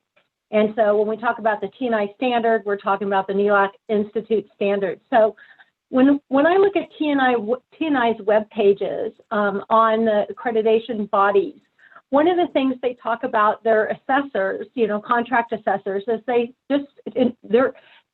the ability for them to be in good standing with TNI or recognized by TNI is that they're members of TNI in good standing, and I'm quoting this and reading this off their internet right now, have indicated to TNI that they are qualified assessors interested in working under contract to accreditation bodies. It goes on a little bit, but then it continues to say, TNI has not evaluated these services, qualifications, or technical knowledge of these companies, of these individuals or companies, and does not endorse or warrant any of these services. Any organization contracting these individuals or organizations should do its own appropriate due diligence in selecting the service provider that is needed. And so we really, when we made our comment in our comment letter that really ELAP needs to have more oversight, part of that was recognizing that TNI really doesn't do an evaluation. It just counts on their members saying that they're qualified. And so instead of each individual laboratory who desires to have a third-party assessor having to do this due diligence, we really believe that TNI when they went from having their own assessment to asking the laboratory community to use third-party assessors should be evaluating those third-party assessors. They should do it for the state rather than each individual entity do it. We should know that they are qualified, because according to TNI's website, it doesn't say that T&I did that evaluation. That was my first point. On the second point, in the response to comments on the oversight of the TPA, this is more of a question, but on the oversight of the TPA activities, it indicates that, again, and that's in the MOU, that there's going to be biannual review of the TPAs. But then it also says that ELAP's going to be working with them on a monthly basis following the effective date of the regulations. And I think that, you know, that having the TPAs work with ELAP is a very positive step. But as was mentioned to you earlier, there's no mention of LTAC or of the stakeholder and the community to have engagement with them also. And so we'd really like to see that. And then finally, within our comment letter, we provided some matrices that are matrix performance measures, I guess is a better way to say that, which we think the third-party assessors should be reported on. These include the number of laboratories, the time it takes, number of complaints and issues, so that really not only does the laboratory community understand, ELAP understands, and even the board understands, but that LTAC also could weigh in on that. And so when we ask for that review, really to have that more publicly, to also look at the comment letters that were submitted during the adoption hearing of the standards, because there were also matrices within there. So that concludes my comments. I really appreciate the opportunity to do that, and we appreciate, you know, the opportunity to continue to work with ELAP on these standards, on its standards and its program. Thank you, Ms. Webster. Appreciate the comments. So generally, hearing concern again about sort of the assessment of the assessors when it comes to the third-party assessors and sort of the safeguards, if you will, for the sort of quality of work. And then there was, again, this very just kind of specific question on when fees would be going into effect. And something tells me it more, anyway, I'll let staff tell us actually. So Ms. Sotelo, did you want to start? Oh, one moment. I think you should be invited to unmute. There you go. Sorry about that. First, I want to give an attaboy to Caitlin McCarthy. She did a great job, Hilty, with the presentation. So thank you. And so I flagged some of the comments that our stakeholders had, and I want to thank them for those. I think it's important that we clarify several items. One being about the assessors. There is a misconception that we will use any assessor, and Debbie is correct. That's the language that is on the T&I website, but we won't be using those assessors. The law allows us to contract with third-party assessors using the criteria based on T&I. And T&I has two types of standards. They have standards for laboratories, which you all adopted in May, and there's standards for accrediting bodies. So state accrediting bodies, which unfortunately we were kicked out of many years ago, but also non-governmental accrediting bodies. And those are same standards as very similar to the states. So those are the standards for an accrediting body that we will be using, and we're only using 4. And so the statements that were made on the website would not apply to our assessors. So I'm hoping that that gives you some comfort that there is a level of high scrutiny. They're audited every 3 years. They look at their policies and procedures. They look at the qualifications of the staff. They look at the resume of the staff to ensure that they are laboratory certification officers through US EPA drinking water for those assessments, and also that they're qualified in the methods and they had experience on the bench for many years. So that's the sort of unparalleled experience that we talked about earlier in our presentation. So I apologize for that confusion, and I think that hopefully that gives everyone some comfort on the oversight of the laboratories. One thing that you also flagged was the final question on that, Ms. Sotelo, is just, so is that, how do we incorporate the California-specific methodologies and expertise around California-specific methods, I guess. Yeah. Can you just touch on that within this? Sure. as well? Sure. And Kate mentioned it, that we would have regular, actually monthly meetings with the assessors. What I see the assessors as is an extension of us. And so we need to treat them just like our staff, and that we need to have policies, procedures, and communicate with them on new methods that we're onboarding, the 123 TCP method that David talked about, regular training. We would have the annual TNI conference, very similar to the annual LPA conference and the annual conferences, so that everyone gets this information, and we train them and staff on all the new methodologies that they will be assessing to. And was it right that I heard you say there are currently just anticipated to be 4 third-party assessors that we would enter into these agreements with, and it isn't just anyone that may walk off the street? And exactly.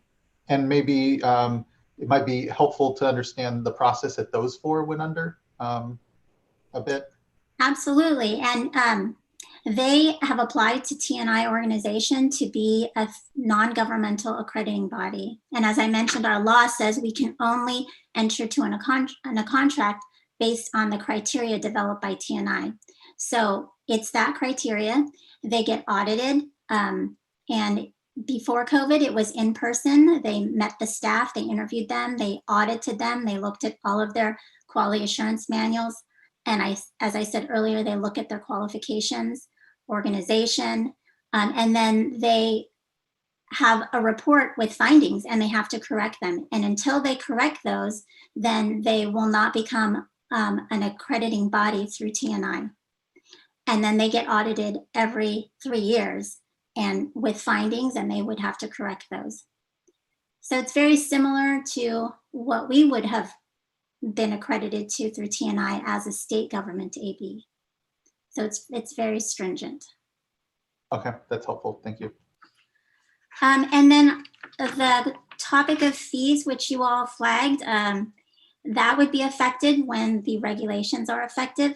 OAL allows windows of time to submit regulations, and the window of time that we're submitting our final regulations to OAL will make our regulations effective January 1st. And we worked with DAS, and it made sense to align the two and make them effective January 1st. The other topic that that was brought up was the DoD accreditation. So our law allows us to accept accreditation from Department of Defense as reciprocity. And so if a laboratory does have that accreditation for DOE, it would be for what they are accredited to. So if they were accredited to hazardous waste, then we would give them that accreditation. It wouldn't be for drinking water. So that is what DOD normally accredits labs to. The other aspect of that is that DOD's accreditation is more stringent than California or TNI. So we go above, not below. So we will not accept NAVLAP. Their standards are lower than what you all adopted, the recent standards. So that is the decision at this point. We can have further discussions about that with them to maybe raise their standard. But at this point, we don't want to go lower. We want to go higher. Let's see. I think those are the things that I flagged. I think I just want to make a general statement that, you know, these were adopted by you all through the regulations, and we're listening. We want to make sure that they feel comfort using the third parties. The third parties are ecstatic to be working in California. They have went above and beyond and have provided free trainings to laboratories. They're providing all these different services so that they can thrive and do well in California and support our program so we can fulfill our mission. So I wanted to mention that. Darren, did you want to make any comments?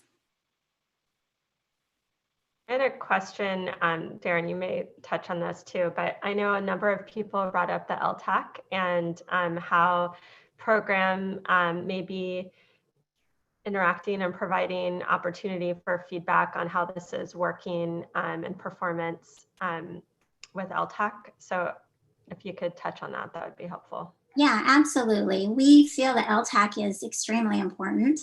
It's something that we enjoy working with them and ensuring that we get their technical feedback. We were in the process of interviewing LTAC members and appointing them.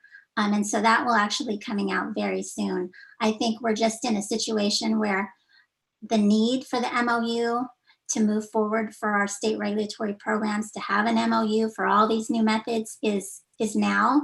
And the way that we're addressing that is we're reaching out to the associations. We talk to CWEA, CASA, and all of the associations and ask them about TPAs when we, their advice before we did the webinar. So in lieu of LTAC being appointed, which should be appointed very soon, we were reaching out to them in other ways.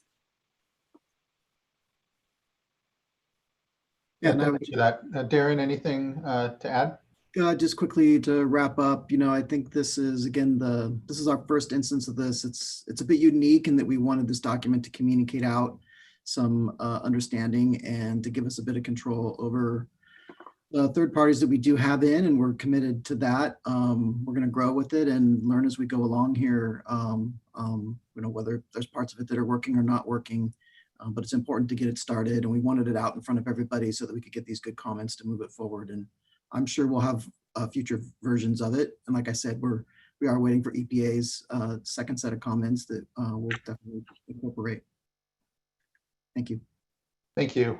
Yeah, and as LTAC is reconstituted, and appreciate that that's sooner rather than later, it could be a good forum to then continue to provide that certainty and understanding of the third-party assessors, what's going on as we monthly check in with them, it sounds like, and also then provide venues like LTAC for the rest of the stakeholder community, which is extensive in the state, is provided that opportunity to join with us and understand in the development of the program. And thank you all for those continued opportunities, and know it is a focus. Any further question, thought, consideration from my fellow board members? If not, then perhaps ready to entertain a motion. I'll move for adoption. And to be clear, that's adoption of the resolution and incorporating the change sheet into the attachment. Yes, with the change sheet. Thank you. I will second. Oh, go ahead, Tam. I will second and take the opportunity to thank staff and all the stakeholders. This has been a really intense effort for all involved. And I appreciate that we all recognize we all want to improve the program. It is going to be a painful process, but everyone has remained engaged. Everyone has remained professional, and we continue to work together moving forward on ELAP. So my thanks to everybody involved, and I second the motion to approve with the change sheet. Thank you. Ms. Townsend, can you please call the roll? Yes. Board Member Laurel Firestone. Aye. Board Member Tam Dodick. Aye. Board Member Sean McGuire. Aye. Vice Chair Diadamo. Aye. Chair Esquivel. Aye. Thank you. Thank you as well. And the item carries and is adopted. Again, really appreciate the good feedback from folks. Understand that we didn't have LTAC in the development of this, and so there was a desire to have a little more back and forth, but I think still that opportunity as we implement. And we'll look to see if there's any adjustment needed for sure. That being said, let's go ahead and take, it's been 2 hours since our last break. Let's take a 10-minute break. And then we can continue on with item number 9 and 10, and then quickly wrap up with board member reports at that time. So let's say we'll be back here at 3:35. So thank you, everyone. Oh, sorry, not 3. You'd have to go back in time. It's 4:35. Thank you, board member Dodick. See you soon.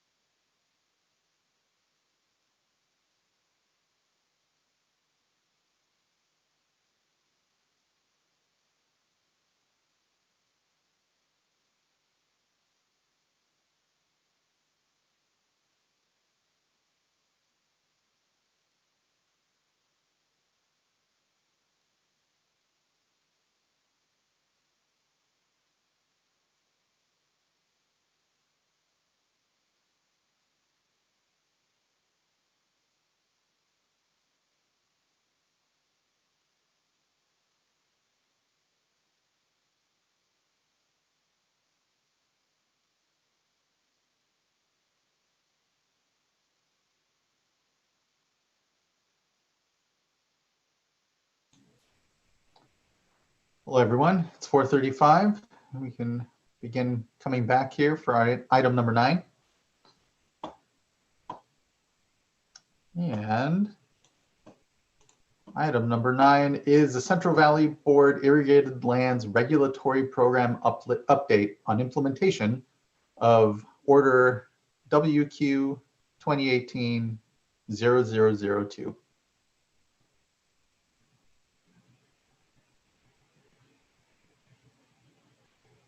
A very different time. Good afternoon, Chair Esquivel, members of the board. I'm Sue McConnell. I'm the manager of the Central Valley Water Board's Irrigated Lands Regulatory Program. I'm here today with Patrick Palupa, Adam Lapitz, and Jessica Jar, our executive officer, assistant executive officer, and legal counsel. And this item is to update you on our implementation of the State Water Board's Order WQ 2018-02, which I'll also be referring to as the petition order, since it was issued in response to the petition of the East San Joaquin Waste Discharge Requirements, or WDRs. Next slide, please. So here's an outline of our presentation, starting with a brief background on the Central Valley Board's Irrigated Lands Program before moving to the major petition order milestones, which include updates of the Irrigated Lands General WDRs, initiation of the on-farm drinking water well monitoring effort, development of new templates, the review of the East San Joaquin Coalition Surface Water Monitoring Framework, development of the groundwater protection formula, and initiation of the anonymous field level reporting. Next slide, please. So our program's goal is to ensure that discharges from commercial irrigated lands do not impact beneficial uses of water. The Central Valley Water Board's Irrigated Lands Program has about 75% of the state's irrigated agricultural lands, which translates to over 6 million acres. Activities on those lands are regulated using 9 general WDRs, and the growers are assisted by 14 agricultural coalitions. Next slide, please. The general WDRs tend to be geographically based. We have 7 geographic and 1 commodity-specific general WDR for growers who choose to be part of a coalition. The California Rice Commission is the commodity-specific coalition. It's shown in red on the map. It was exempted from the petition order's nitrogen groundwater protection requirements because rice operations have unique cultural growing practices which minimize any potential discharge of nitrogen. There's also a general WDR for growers who choose to be regulated individually. We don't currently have any growers who are choosing that option right now. For the coalition-based WDRs, there is 1 coalition per WDR, except for the Tulare Lake Basin Coalition, shown in blue, which has 7 coalitions. Coalition-based WDRs contain requirements for the coalitions and their grower members. Next slide, please. So growers are ultimately responsible for compliance, first by obtaining coverage, and then by complying with the WDRs, by implementing management practices that are protective of water quality, and by preparing plans and submitting reports on those practices. Grower plans and reports are template-based. Some stay on farm, and others are submitted to the coalitions who then compile the information for the water board. Next slide, please. Coalitions represent growers. They assist their members by informing them of the requirements and letting them know what they need to do to comply with the WDRs. They act as intermediaries between the growers and the water boards. Coalitions do not enforce the WDRs. They don't monitor or inspect individual member discharges or operations to determine compliance of individual members. But while they don't enforce the WDRs, coalitions do have responsibilities. Next slide, please. So coalitions are responsible for fulfilling regional requirements and addressing water quality issues by conducting water quality monitoring and working with growers to implement practices in accordance with management plans. Coalitions must meet the requirements of the WDRs and cooperate with the water boards by providing us with information needed to assess grower compliance and to proceed with enforcement on growers for not complying. Next slide, please.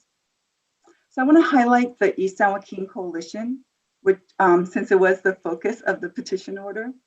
This coalition has about 700,000 irrigated acres and 3,100 members. It received the first adopted irrigated lands general WDRs, which were then petitioned to the State Water Board, and you responded with the petition order. The petition order updated the East San Joaquin general WDRs and included requirements for the Central Valley Water Board's irrigated lands program, as well as the irrigated lands programs statewide. Next slide, please. So I'm going to start discussing some of the major milestones of the petition order, which was adopted in February of 2018. In October of 2018, our executive officer approved 3 templates required by the petition order after they were publicly noticed and comments were addressed, which is the process we follow for all new templates and other groundwater protection elements. The first 2 INMP, or Irrigation and Nitrogen Management Plan templates, and please note that acronyms in the timeline are defined in the lower right-hand corner of the slides. Those 2 new INMP templates required additional irrigation planning, as well as irrigation and nitrogen management practice reporting. The 3rd template for drinking water notification will be covered in the next slide. Next slide, please. So this template was developed in close collaboration with environmental justice organizations, the Division of Drinking Water, as well as the agricultural coalitions to meet the new drinking water well monitoring requirements. The template is sent to coalition members with an information packet prior to initiation of the monitoring requirements. It's also available on the Irrigated Lands website in English, Spanish, Punjabi, and Hmong. Coalition members with drinking water wells that exceed the nitrate standard must provide this template to users to inform them of the nitrate concentration and the dangers of consuming that water. Also, a copy of the template must be provided to the Central Valley Water Board as documentation that users were informed. Next slide, please. In 2019, the East San Joaquin Coalition members began monitoring their drinking water wells. Next slide. The petition order required the East San Joaquin Coalition members to start monitoring on-farm drinking water wells annually in 2019. And then the Central Valley Water Board prioritized the monitoring timelines for the other coalitions based on groundwater nitrate concentrations. In 2020, members of the 7 Tulare Lake Basin coalitions are required to monitor their drinking water wells annually. And in 2021, members of 3 additional coalitions will start monitoring their drinking water wells: the San Joaquin County and Delta, the Westside San Joaquin, and the Grassland Drainage Area coalitions. But in 2022, members of the last 3 coalitions will start monitoring their drinking water wells: Sacramento Valley, the California Rice Commission, and the Western Tulare Lake Basin coalitions. Next slide, please. So on the slide on the left is a figure, it's actually a screenshot from GeoTracker, the State Water Board's groundwater database, showing how the drinking water well data is displayed. Each dot is a sample location. Note that the grower information is not shown, just the nitrate concentration and the sample date. And then the table on the right is sampling results as of a few weeks ago. And note that the Tulare Lake Basin members have until the end of the year to sample, and only growers with wells that are used for drinking are required to monitor. So in the farm evaluations that are due next year, growers will be required to report if they have wells on their enrolled parcels, and that'll give us the total number of wells that need to be sampled. For the East San Joaquin and the Tulare Lake Basin, the 8 coalitions that are prioritized for earliest drinking water well monitoring, over 30% of the well sampled did exceed the nitrate drinking water standard. And I wanted to stress that one of the highest priorities for the Irrigated Lands program is ensuring that users are notified and they have that nitrogen information in hand when there is an exceedance. Also, we will be incorporating CV source requirements in the irrigated lands, the general WDRs, to address replacement water. Next slide, please. Actually, can I ask a question just quickly while you're on the slide? Yeah. You want to go back? Yeah. Yeah. So it sounds like the percentage of members who sampled, do you know yet how many have a domestic well and therefore should have sampled? I'm assuming what you're saying is that percentage is really low because many may not have domestic wells on their property, but can you just clarify what percentage, if you know what percentage of members that should have sampled under the regulations did, or if you don't know that, when you'll have that information? Sure, and I think I went through it really quickly. Next year, we do not know right now. So next year in the farm evaluations, all coalition members will be required to submit farm evaluations. And as a part of that reporting effort, we will know, because growers are required to report if they have drinking water wells on their enrolled parcels in their farm evaluations. Great, thanks.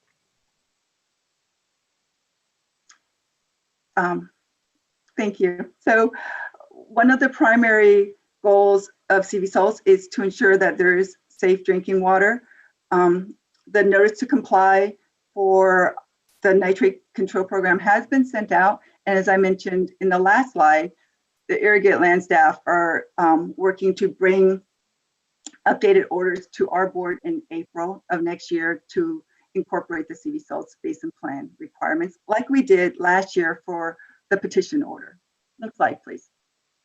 Actually, can I ask a question real quick also? Because this is actually the first time I've heard a presentation on this order, so this is very interesting, and I'm learning. I know quite a bit about CV salts, but less about this actually. So, the monitoring that you're required, is it just for nitrate, or are they required to do other water quality constituents at the domestic wells? It's just nitrate plus nitrite as nitrogen. Okay. So it's very focused. It's very focused, yes. Okay, thank you. No, of course. So in February of 2019, the Central Valley Water Board updated all of the coalition-based WDRs as mandated by the petition order. Next slide, please. So we didn't take the 5 years that was allowed by the petition order to update our WDRs, because earlier experience taught us that having coalitions on different timelines can cause confusion and disruption. So last February, the Central Valley Water Board updated all coalition-based WDRs to align the coalition and most of the member requirements by 2021. The drinking water well monitoring effort, which is implemented by Central Valley Water Board staff, will apply to all coalition members by 2022. Next slide, please. So in March of 2019, East San Joaquin Coalition members were required to start preparing INMPs. Members subject to management plans also worked with the coalition to develop and prepare management practice implementation reports, or MPIRs, which is another new template required by the petition order. And the small figure that is on the screen that you probably can't read is the surface water MPIR for the East San Joaquin Coalition. Next slide, please. So in July 2019, the executive officer approved a methodology proposed by the East San Joaquin Coalition for identifying nitrogen efficiency outliers, a classification that can trigger additional certification, outreach, and management practice requirements. Then in August, as required by the petition order, we initiated an external expert review of the East San Joaquin Coalition surface water monitoring framework. Next slide, please. So the petition order required this external review to answer certain questions about the East San Joaquin's surface water monitoring framework, including whether the representative monitoring approach is appropriate for regulating irrigated lands operations, whether the framework has sufficient density to reasonably identify exceedances throughout the watersheds, and whether the framework provides adequate feedback between management practices implemented and water quality goals. Next slide, please. We contracted with SWIRP for Steve Weisberg to facilitate the expert review. And he helped form a 9-member stakeholder advisory group with 3 environmental, 3 agricultural, and 3 water board representatives. That advisory group helped select and inform a 5-member external expert review panel with the expertise that was specified by the petition order. In January, the panel held a 3-day meeting with a field trip to the East San Joaquin, some of the East San Joaquin Coalition's monitoring locations. COVID did delay the second meeting. It was planned for April. It was delayed till the end of August. We just held that meeting a few weeks ago. The panel is now working on and will be providing draft written recommendations in October, and then plans to hold a meeting in November to receive feedback from stakeholders before finalizing their recommendations. And then Irrigate Land staff will be bringing recommendations to our board next year. So the link on the bottom is to the SWIRP website with information on the external expert review. It includes videos of all the panel meetings and all of the presentations that were provided. Next slide, please. So in March of this year, East San Joaquin Coalition members submitted INMP summary reports for the first time. And then in July, the coalition, East San Joaquin Coalition, used that information to submit field level nitrogen applied, nitrogen removed, and management practice data by anonymous member ID for the first time. Also in July, the 13 coalitions who are subject to the requirement jointly submitted a proposed groundwater protection formula work plan. Next slide, please. So the petition order required the development of a groundwater protection formula to calculate values and targets for townships that are subject to groundwater quality management plans to achieve compliance with receding water limits. The coalition work plan proposed to use SWOT, which is the Soil and Water Assessment Tool, in conjunction with grower reported data to estimate current nitrogen loading. SWOT is a public domain model used to quantify impacts of management practices in large complex watersheds. It's able to account for weather, land use, soils, slope, evapotranspiration, crop growth, irrigation, nutrient loading, and other factors. The work plan was released for public comment, and the extended comment period actually ends today. Next slide, please. So this is the first annual report as required by the petition order. We will be back. We'll be reporting every fall on data received and the progress we're making towards identifying effective practices and acceptable A over R, or nitrogen applied over removed ranges. In 2022 and every 2 years after that, the report will include whether the anonymous field level data is sufficient for program oversight and determining progress. Next slide, please. Next March, farm evaluations, like I mentioned, will be due for all coalition members with a reporting frequency of every 5 years. Nitrogen removed coefficients will be required for crops covering 95% of the irrigated acreage in our region. Next spring, INMP summary reports will be due for all coalition members. MPIRs will be due for all members subject to management plans. And then groundwater protection values will be due for townships that are in groundwater quality management plans. Next slide, please. After executive officer approval, the groundwater protection formula will be used to estimate nitrogen loading due to current farming activities. These groundwater protection values will be township-based and incorporated into groundwater quality management plans within 6 months.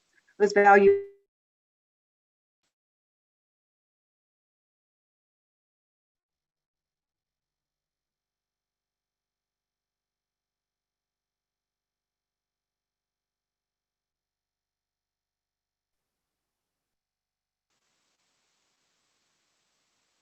I believe we may have lost Mr. McConnell. Oh. Is everybody?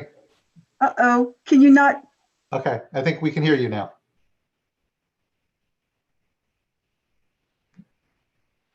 No, actually, lost her again.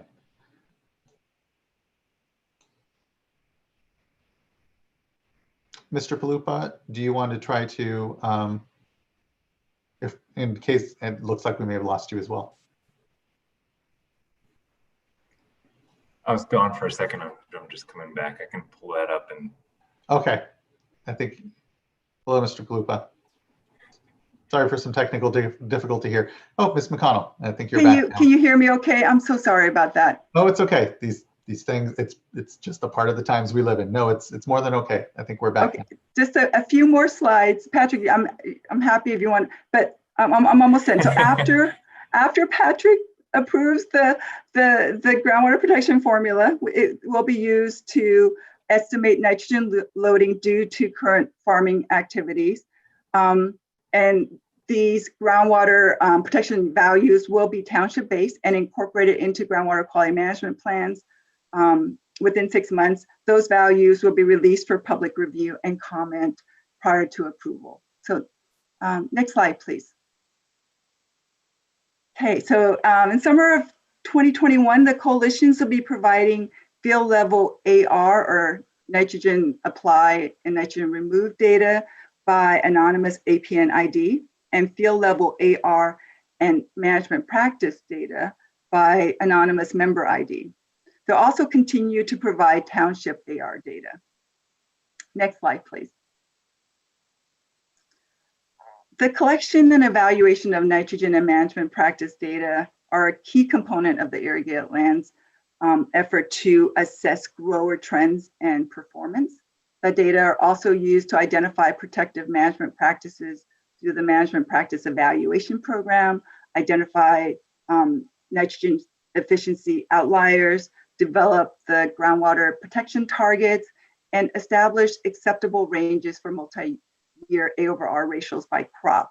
So given the importance of the data, we've been engaging with the coalitions on making sure that these member reported data are of the highest quality. And most of the coalitions have or are moving towards web-based reporting, which is helping improve the data quality. There's still some work to be done. We're also collaborating with UC researchers on our shared interest of using that field level data to find correlations between nitrogen and management practices. They're also looking at data, the quality of the data from the various coalitions. So we will, of course, be sharing the results of that collaboration as they become available. Next slide, please. In the spring of 2020, or approval of groundwater protection values, the groundwater protection targets must also be developed for incorporation in groundwater quality management plans. Next slide. The groundwater protection targets are township-based nitrogen loading rates needed to achieve compliance with the receiving water limits as required by the WDRs. This requires information on existing groundwater quality, as well as a process for estimating the effect that the nitrogen loading has on groundwater. Targets will be released for public review and comments prior to executive officer approval and reviewed every 5 years. So this, next slide, please. This concludes the presentation. Be happy to answer any questions you might have.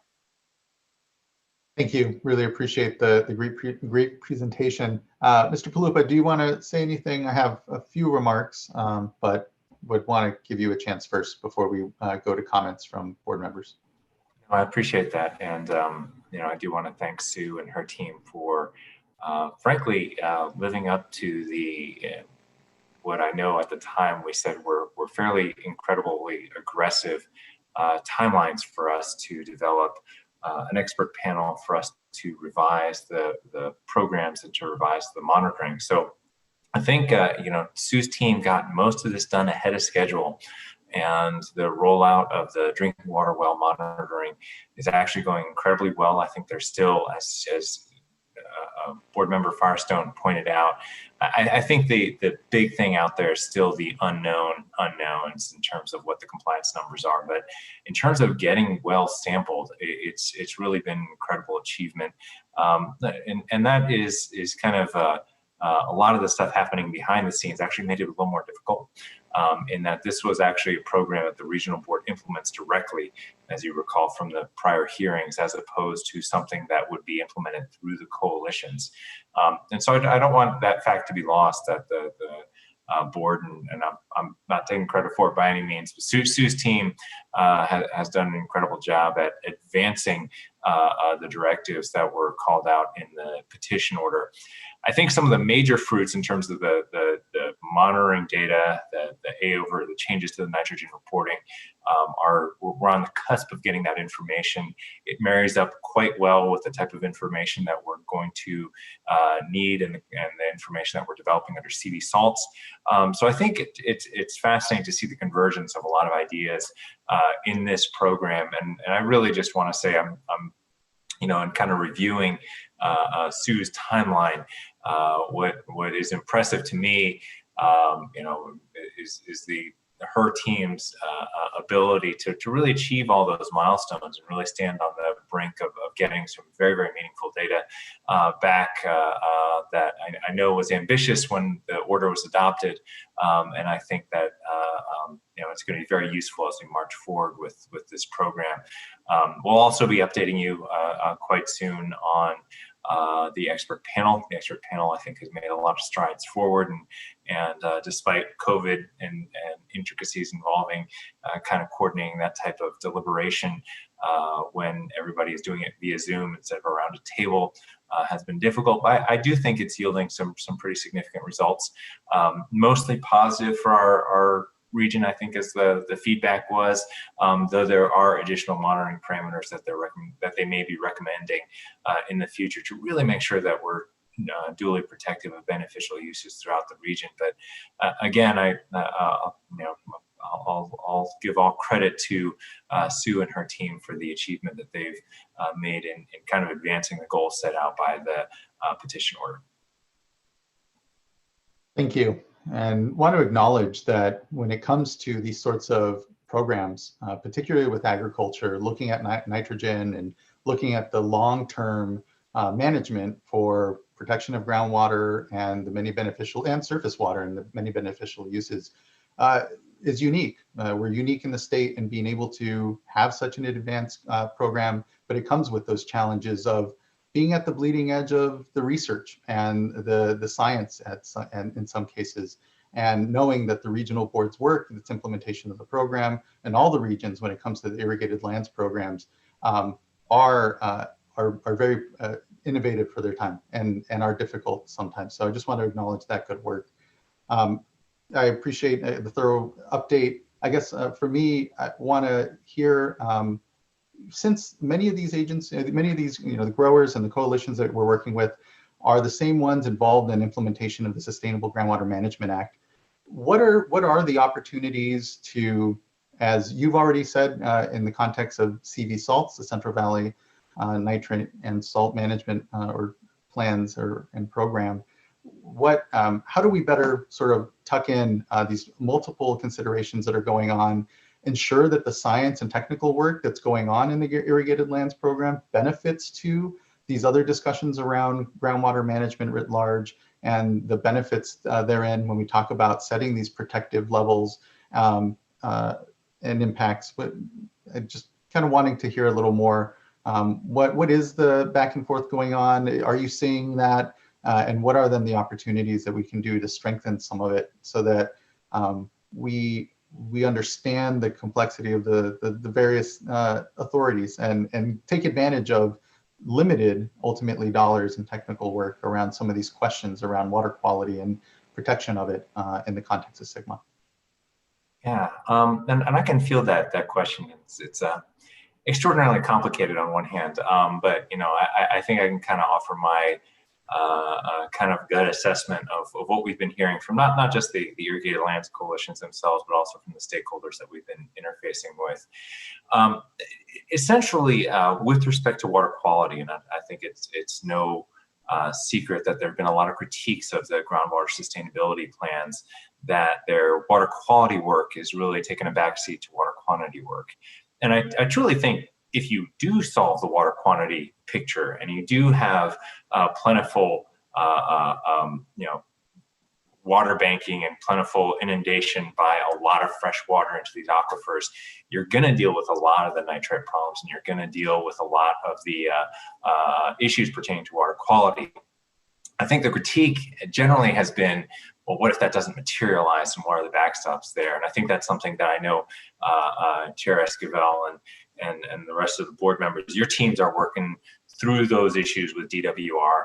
Is the analysis in these groundwater sustainability plans robust enough to ensure that if it doesn't rain, if the estimates of new sources of water don't come through, what happens? And maybe, in that review, the dial gets turned back up for water quality.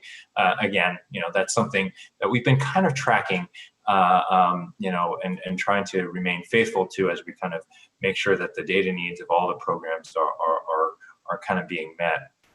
I think there's a lot of coordination that's happening that will continue to happen between the groundwater sustainability agencies, between the management zones under CV salts, and frankly, the irrigated lands coalitions. And I think a lot of that is kind of made a little more frictionless, I suppose, by virtue of the fact that the coalitions are in the driver's seat for a lot of the initial management zone kind of meetings, management zone setup that's happening right now, which kind of makes sense. It was something I think that we were frankly hoping for, because it makes it a lot easier to kind of manage, and it also represents the coalitions taking ownership of the nitrate issues within their jurisdiction.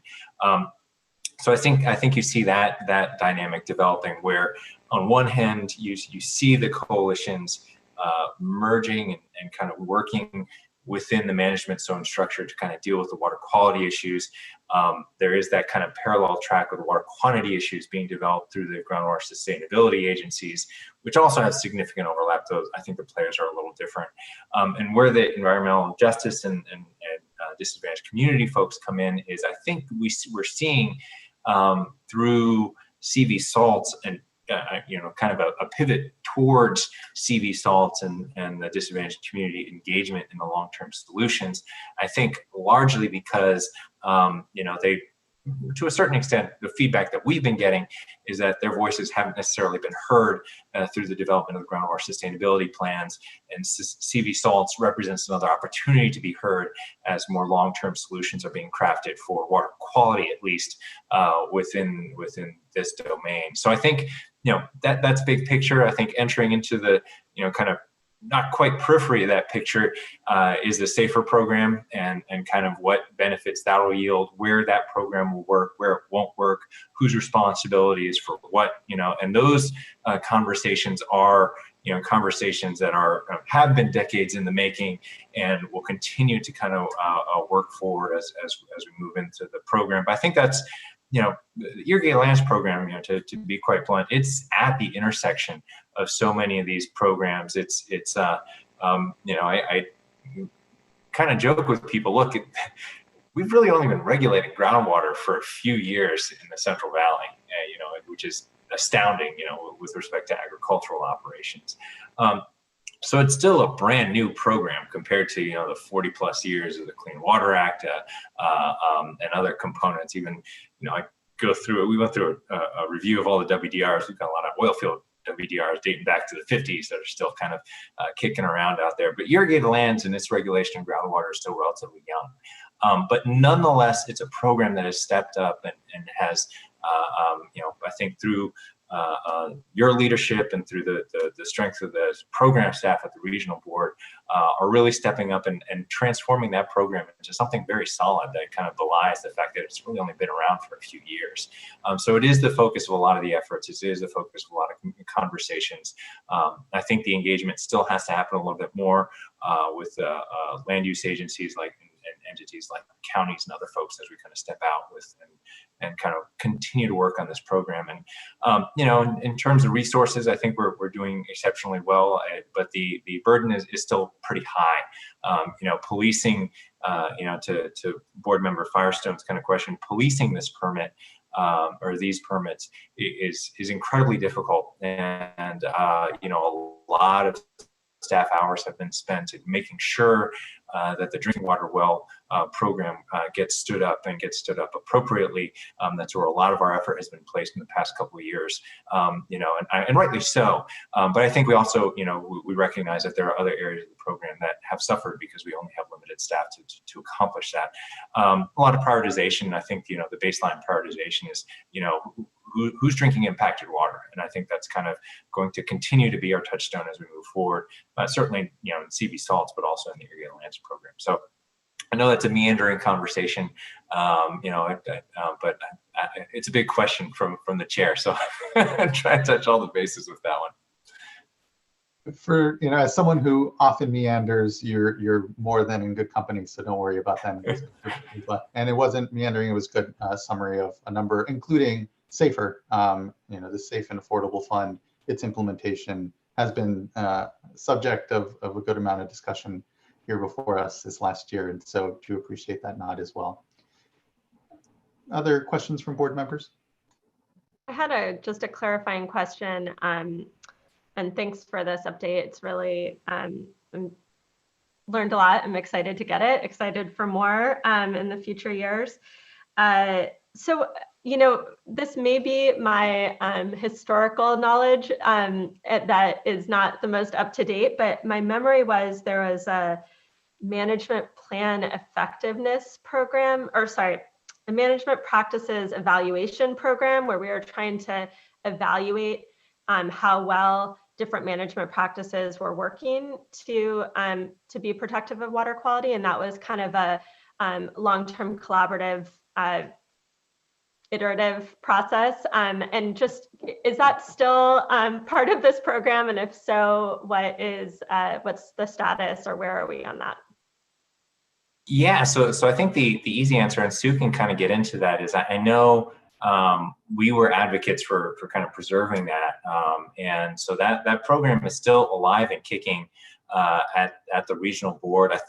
And it actually, it paints a really tough picture. I mean, and I think that's no secret to anybody that, or anybody who's familiar with this program at least, in that compliance with the nitrate standard, at least as the water leaves the root zone and poses a potential threat and for impacts to water quality. It's an incredible problem throughout much of the region, even when Cadillac management practices are evaluated. I think that actually, kind of broadens the conversation and says, well, we have to continue to work to develop better and better management practices as we step forward, figure out what's working, what's not working. I think there is some type of intersection between those practices and whatever groundwater replenishment measures may be undertaken pursuant to the groundwater sustainability plans. But yep, it's still out there. The coalitions, I think, are rightly proud of the resources that they have poured into it, even if they did not like the result. And I think, to be honest, that, at least to me, that we're at a point in the conversation with the dischargers and with the agricultural coalitions where they're interested in complete transparency, at least with respect to what they can and can't do. Still haven't crossed that threshold with the field by field, but at least with respect to, are you able to easily comply with the water quality standard, even if you upgrade your field? And I think the answer is not yet, and not yet for a while. And I think that I give credit to the coalition for still putting those answers on the table, and for not obfuscating the fact that we still have a lot of work to do in this program area. And Sue can elaborate, I think, with more recent information about that. But I know, submittals have continued to cross my desk for my review. I'm just not always the best at keeping track of when those came through, because it's a stream coming in from all the different programs. So Sue, I'll let you kind of fill in the details there. Sure, a lot of moving parts, but definitely the management practice evaluation program is still very much a part of the irrigated lands effort. I'm sorry, I've got a cough drop, but So the petition order revised that to emphasize getting the nitrogen removed coefficients, figured out first, and then also working on the acceptable AR ranges and formula values and targets. That's all a part of the MPEP effort. So it is still, it's based on figuring out effective practices, right? But there are other components now that actually State Board, inserted within that effort. So just a request, and does not have to be now, but just for follow-up, it would be, I would love to just see how that program fits into a timeline over time, because it sounds like much of what you went over are pieces of that program that we've inserted, but just for future timelines, just to help me get a sense, and maybe all of us get a sense of how we're continuing to invest resources in evaluating practices and management practices, just how that's evolving in terms of the milestones around that program would be helpful. But this is great, and I appreciate this, and I'm interested to hear from speakers. It's 6 million acres, it's a heck of a program in terms of its scope. So I would just like to say that, first of all, great presentation. There's a lot here, and there's a lot of moving parts. Just having had the opportunity on one small piece to engage at a deeper level, I was able to participate in the surface water monitoring expert panel one day of a tour, and just really appreciated the in-depth discussion and boots on the ground, good questions, and broad stakeholder involvement. It was one of my better days being on the water board, because not only was there a transparent discussion, but folks were really wanting to engage, answer questions, and then not just the conversations that we have in boardrooms, but these sidebar conversations, especially with the stakeholders that have worked hard to build relationships, and then, to continue those relationships. So I look forward to hearing continued progress. I know there's going to be some bumps in the road, but that opportunity gave me a lot of faith, not just in the regional board and how you're handling this, but in transparent discussions with stakeholders. And so I trust that when we get to those bumps in the road, that there'll be an opportunity for some redirection. And I look forward to reading the report when it comes out. Thank you, Vice Chair. Any comments from other fellow board members? I'll note that there are 2 commenters on this item besides us here. Okay, hearing nothing further from board members right now, we will go ahead and ask, and you'll be invited to share your camera and unmute your mic, Ms. Tess Dunham. Thank you. Appreciate that. Of course, it wouldn't be an ILRP item if I didn't put in my 2 cents. But thank you, Sue, for the presentation. I think Sue did a great job of laying everything out. And not just, and this is a partnership, right, with the coalitions and with the water board staff. And the coalitions have worked very diligently to meet the very aggressive milestones and timelines. And also not just as individual coalitions, but I think, as you will see, Sue mentioned that the groundwater protection formula was submitted by all 13 coalitions, putting aside the rice commodity group. So there is a lot of collaboration going on. So we have some consistency throughout the Central Valley with respect to all of these different items and programs. One comment I do want to make with respect to the MPE program and the comment that Laurel made, I think as we are also seeing, as we go forward with implementation, we keep learning. And as we have worked on the development of the groundwater protection formula, and we await for that approval or direction from the EO, and we start talking about values and targets, I think we're going to see that convergence between the management practice effectiveness program and the groundwater protection formulas. The way I look at it, that program is about trying to figure out what's happening on the land and directing it and connecting it with what's happening at the aquifer level. And those two definitely go hand in hand. And as we developed, we spent a long time, talking about how we bring this formula together. And definitely as we look at the requirements for MPEP, the two just meld, right? And so we're going to see that convergence as we implement that going forward.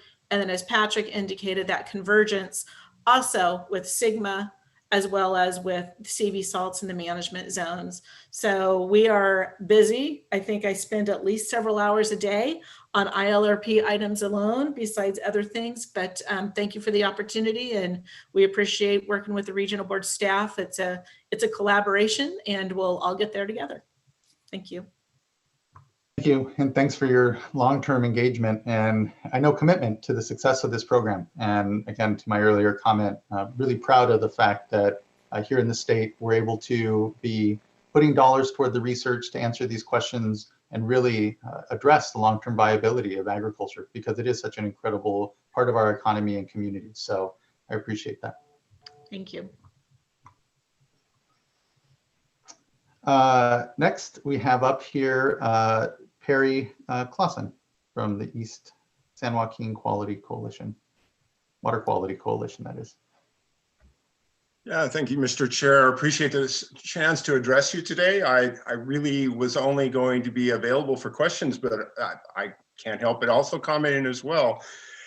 There are so many moving parts on this program. I think I could see your head swimming when you saw the end slide that Sue was showing of all the deadlines and all the materials that have come forward.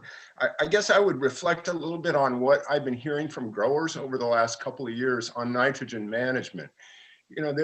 They take this seriously. They see the data that's been produced. They see these red areas throughout the farming areas. And it's really, the comments I get back from growers when we do these outlier meetings. We started our first outlier meetings earlier this year, and we're basing the conversations, the direction, if you will, on a very basic approach that was developed internationally. In fact, it's called the 4 R's. And you take all these long timelines, complicated things, and really when it comes down to what do I do in my fields, it's a management of a nutrient that there's been a lot learned about that has not, because of cutbacks in the universities and other things, it just hasn't been reaching the growers. But it is now. The coalitions are really focusing on this nitrogen management, the right time, right place, right amount, and right product. And it's really ringing true to growers. The economics of it also help when there's ways for growers to use less of an input, that they like that for their bottom line, and especially with the economics of late. So I think you're going to continue to see progress. There's some that don't want to proceed, but there are many that are. And one question that was asked earlier about the domestic well sampling, that percentage seemed a little low because it had the South San Joaquin in it. They just started this year. So really, East San Joaquin last year, I don't know the number top of mind, but it was thousands of wells were sampled. I was very impressed that so many growers did do that, but that they again are realizing we need to see what's in our drinking water. And we have a lot of owner operators as well that have their well sampled, that some are just saying, hey, I've been drinking it all my life, I'm going to continue doing that. But I think in the other coalitions, you're going to see a very wide adoption of this sampling. And then I can't go by without mentioning CV salts in the management zones. That really is an integration of us, agriculture, cities, food processors, dairies, and others. And I think you're going to see similar progress in that program that really builds on what we've been doing in the irrigated lands program. Same way with the GSAs. They're so young, but they are us. They're all of the same members. And I think you're going to see more coordination as the plans are approved and they get feedback and start working in the implementation mode. I have confidence that we're going to be shoulder to shoulder with the GSAs through CV salts management zones, but also for the overall management of groundwater constituents. So I appreciate Sue's update. I thought she did a great job. Staff is very good to work with and understanding of what the pressures we're facing. So appreciate the time and your all's feedback on that report.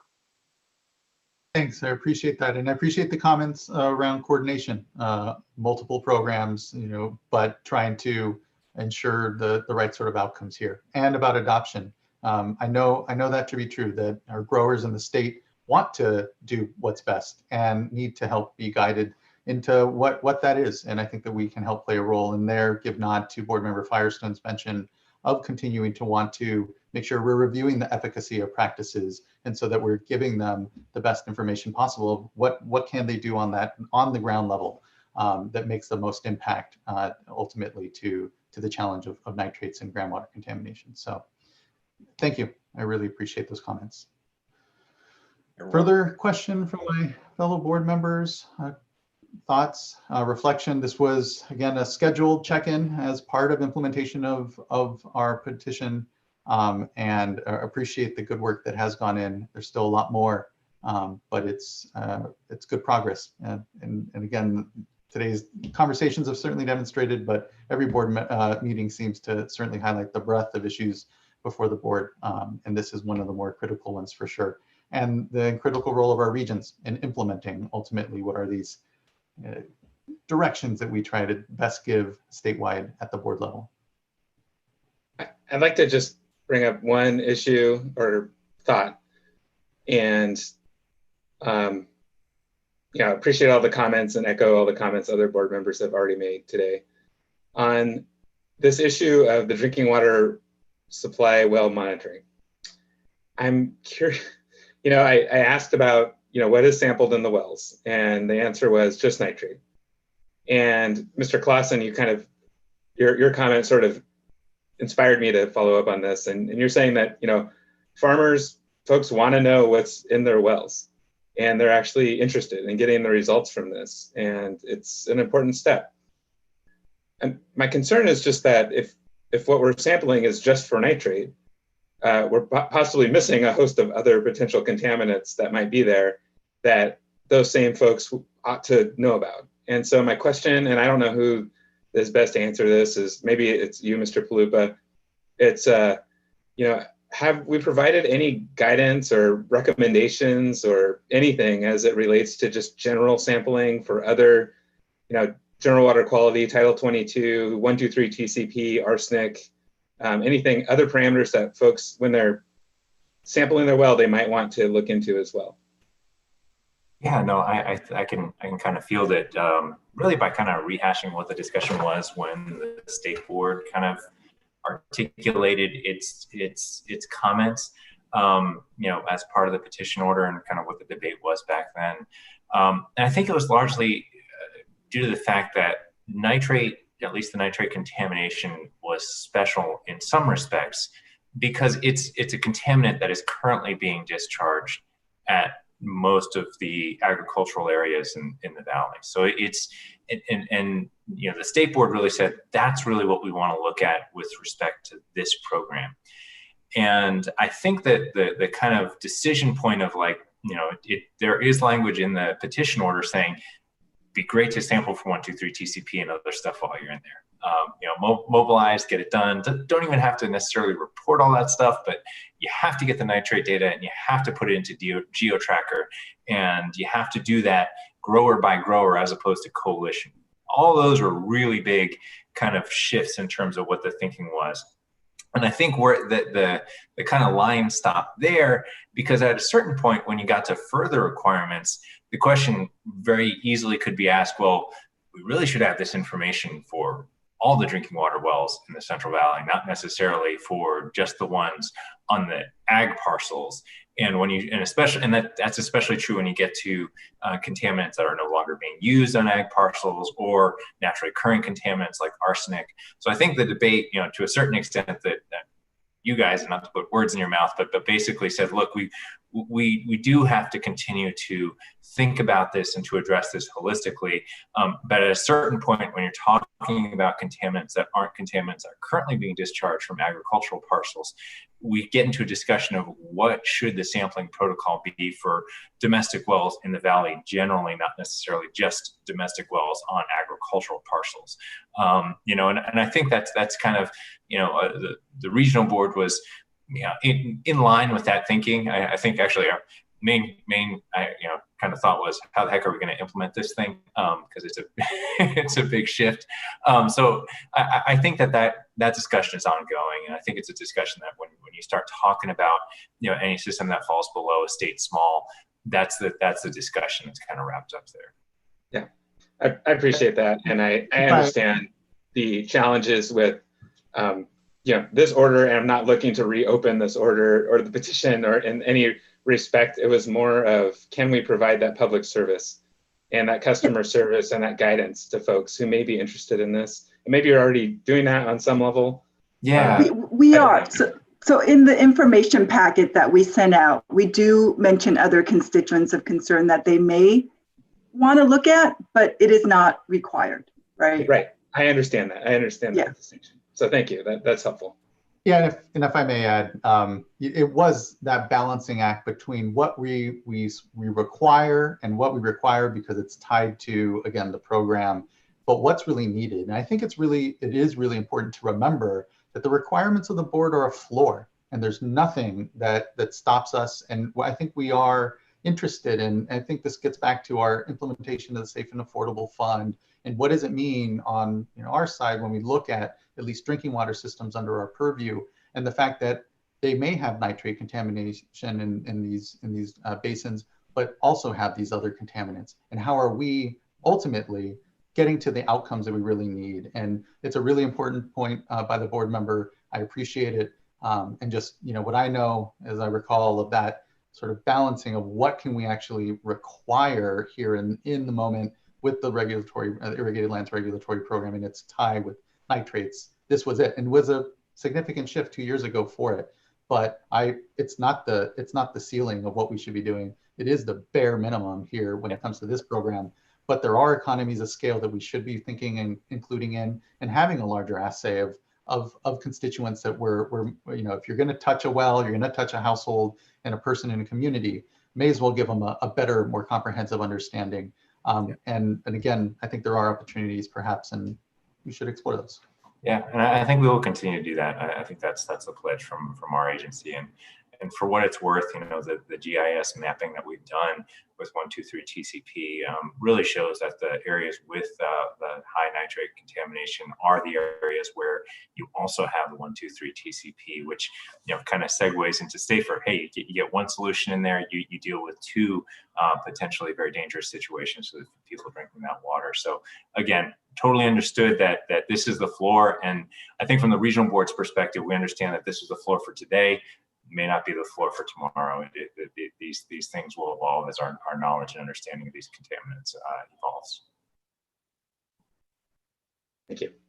I'll just add one little comment though. One of the questions when it was being rolled out by the regional board by the growers was, why aren't the individual domestic well owners required to do this? This is the urban, you know, the rural areas, the non-farm areas. Why is it just us?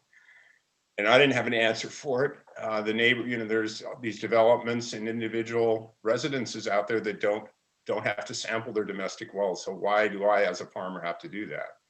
And it wasn't an easy answer. It was, we're in the irrigated lands program. Yeah, and speaks to the patchwork challenge still, as we, you know, as you know, GSAs implement GSPs and should know then also where their domestic well owners are, and all these touch points again, I think really speak to a chance for better coordination. So I appreciate that.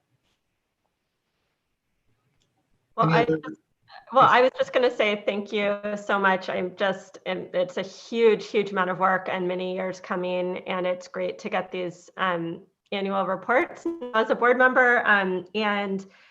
You know, it sounds like next year at the annual report, there'll be more data and sort of analysis to share on results, but there's huge milestone results here and a lot of momentum, and it's a really huge effort that both stakeholders and staff have made happen already.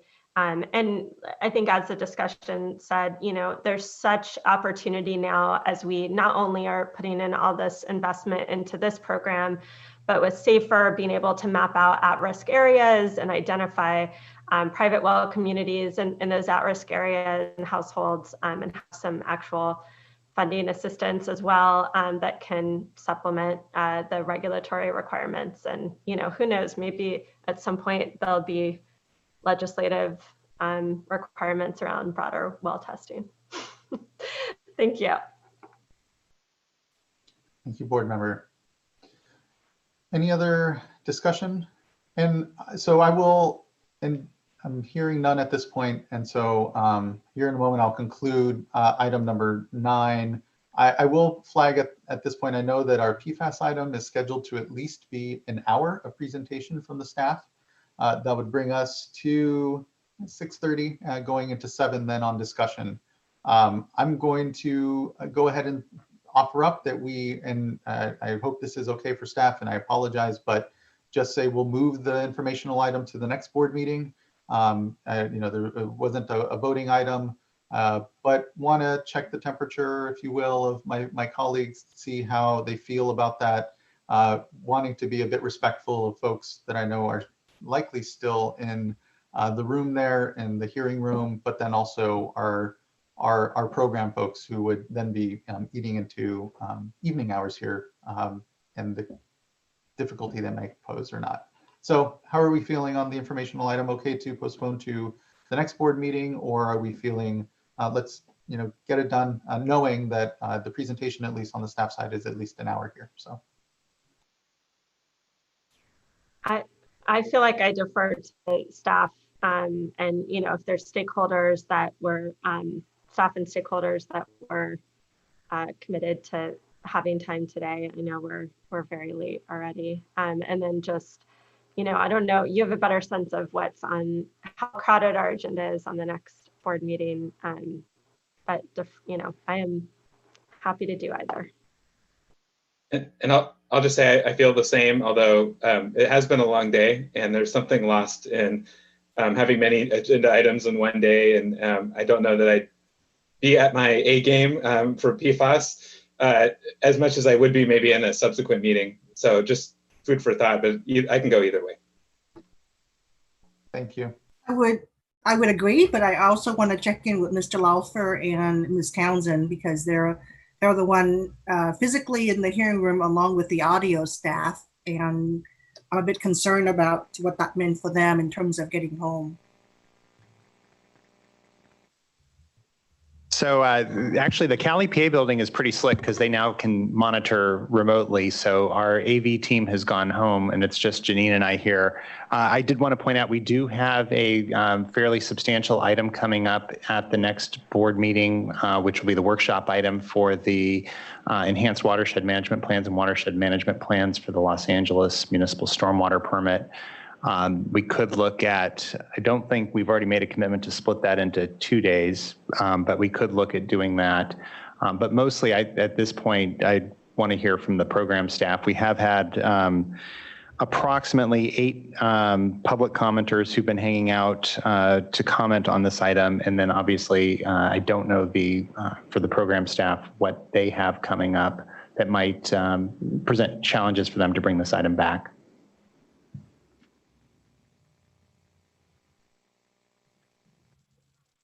Hello, Ms. Kihara. Here, we should ask you to unmute. 1 second. There you are. Thank you. Just wanted to let you guys know that we did a dry run of our presentation. We can keep it to less than 45 minutes. We'll check our calendars on the next board meeting date if the board would like to move it out to make sure that we are available.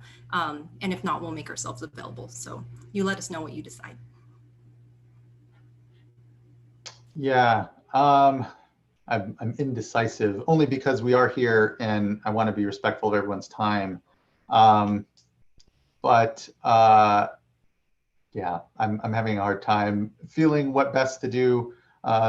And again, I think even to Board Member McGuire's point, our engagement will wane as even 45 minutes goes forward here. But I do want to be mindful that this is a really critical informational item. There is item. There are policy things for us to be thinking and considering as we're provided this. And so, is it a difficulty for you to move the item to the next board meeting? And perhaps not then. Chair, if I may speak, this is Yes, Shasta. Yeah, I actually do recommend removing the, I know it's disappointing for staff, but this is an important item and I would like the board to have full attention. Staff have worked hard on putting the information and data analysis together.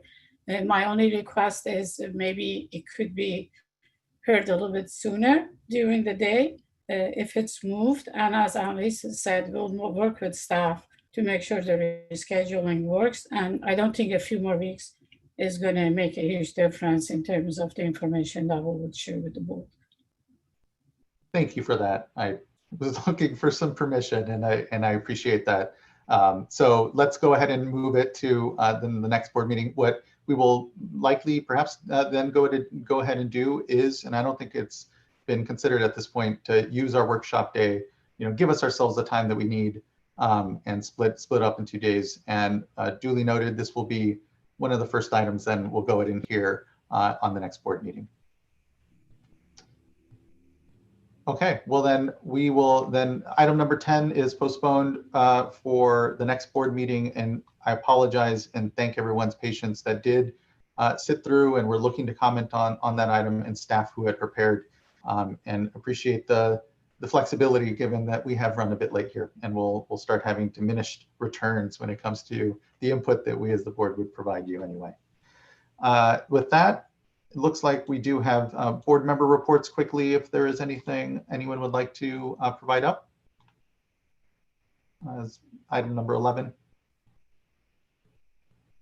And if there is nothing significant from anyone. Well, I'll just really quickly, I jotted down one thing from my, as board liaison with Region 9, and watching that regional board meeting, they had a update and I think maybe even adoption around, they have a practical vision operations plan, which was really, I was really impressed. I thought it was very clear, and it discussed what were some of the reasonable expectations based on staffing impacts, and including around reduced projects and changes in expected timelines, and then also some strategies around remote inspection options to increase effectiveness, because we know we're going to have, we have staffing even without this reduction in what we're covering from our fee vote. And so they're already proactively, and I think everyone probably is, but not only projecting around that, but actually laying out how that fits with their priorities. And I just thought it was a really great model, and certainly in light of kind of a lot of the questions and concerns that we discussed, and I in particular have around the fee discussions, just trying to, I thought it was an interesting model, and would love to clarify more how we build these understanding of the performance, the sort of goals and performance evaluation process with our priorities discussion, hearing from the priorities of the regional boards, and then how that fits into maybe both the BCP budgeting process and the fee setting process. So I think just wanted to lift that up as an example, and I think an area I'm going to try to dig in more with that regional board, and then also with our staff, just to be continuing to reflect on models out there, and just clarifying, at least for myself, if not for the public and the board, is just, so we can be more clear on how these processes work together, and how we ensure that we're able to provide the services that we're both required to provide, and that we know are a priority. So appreciate it. And I will just quickly mention that at the last San Francisco Bay Regional Water Board meeting last week, yes, all the days run together now. The regional board had a very interesting update on recycled water use in the region. And, there was a great presentation, but one of the things that I just wanted to share is that the use of recycled water has increased. I think during the last 9 years in the San Francisco Bay region, it's about double. I think the statistics went from 30,000 acre feet to 64,000 acre feet. Now that is still a very, very small number. I think that's about 9% of the total water recycled statewide.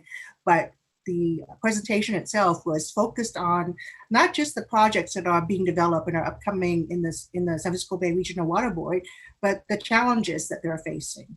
And there was a lot of mention about things that we are working on, direct potable, and all the things that, and financing, for example. So at some point, I think I'm sure it's on the schedule for us to get an update statewide on recycled water use and how particularly that fits in with the water resilience portfolio and everything else that's on our plate right now. I had two. I've been busy the last couple of weeks, so I'm going to report on two of my highlights. And so one is yesterday, I was able to attend a industrial stormwater task force that has been for implementing SB 205 for non-filers of the stormwater industrial permit. And this is being led by Los Angeles Regional Board. And this was really the idea of Chair Munoz on the board. And so it was great. It was really good to go and hear from some of the cities who are involved with this, with the Metals Coalition, who's been an advocate for their community to come into compliance essentially and really address this gap issue. And my interest was really looking at LA as a leader in this area. How can we help share that sort of collaborative approach statewide? And so still kind of wrapping my arms around that and what we can do in the art of the possible. And I'm hoping that if time allows at the Water Quality Coordinating Committee meeting that's coming up, if we can have a short discussion on that. It's a general compliance approach. How do we do this in a collaborative way? We have the help of this legislation now. But it sounds like they're still running into some hiccups and some growing pains. And so I think it would be helpful to figure out how we do this on a state level. So I wanted to mention that. And then the other thing I wanted to mention was I had a good discussion with the Sites Project Authority, with Jerry Brown with the Sites Authority, and with regard to the reservoir. And they've been, over the last year or so, having some discussions over, is there a project there still? And if so, what is the right size of that project? And what are the right characteristics of that project? And what they shared with me was that they've come up with a new targeted capacity of the reservoir and some modifications to the intakes and the features of the project and how it would operate. And so they shared some of those details with me. And you might recall that they were awarded a considerable sum of the Proposition 1 Water Storage and Investment Program funding. And so Eric Ekdahl was on the phone with me, and some of the conversation went to water rights and the water right application they'll have to file and the timeline for that, which is a challenging process, as you know. So I encouraged him to reach out to you all as well. It's a message, information that should be shared with all the board members if you're interested. If you don't know much about the Sites Reservoir, it's a good opportunity to chat with him. And so I'm happy to connect you with his contact information or have him reach out to you if you're interested. So just wanted to mention that to you. That's all. Much appreciated, board member. Yeah, in previous lives, had in Senator Boxer's office in DC particularly, had quite a bit of exposure to the project as it's slowly come along, and so aware that it's a multi-benefit project. But like other projects out there, consideration of the workload on our part on the water rights and permitting side is always important to understand what might be coming down the line. And we encourage any applicants out there that are managing these very complex projects to speak with us very early so as to be able to map out that work, leaving us to perhaps later consideration in the middle and you know, with little time to fold into what are important considerations is less ideal, I'll just say. And so I appreciate that flag, board member.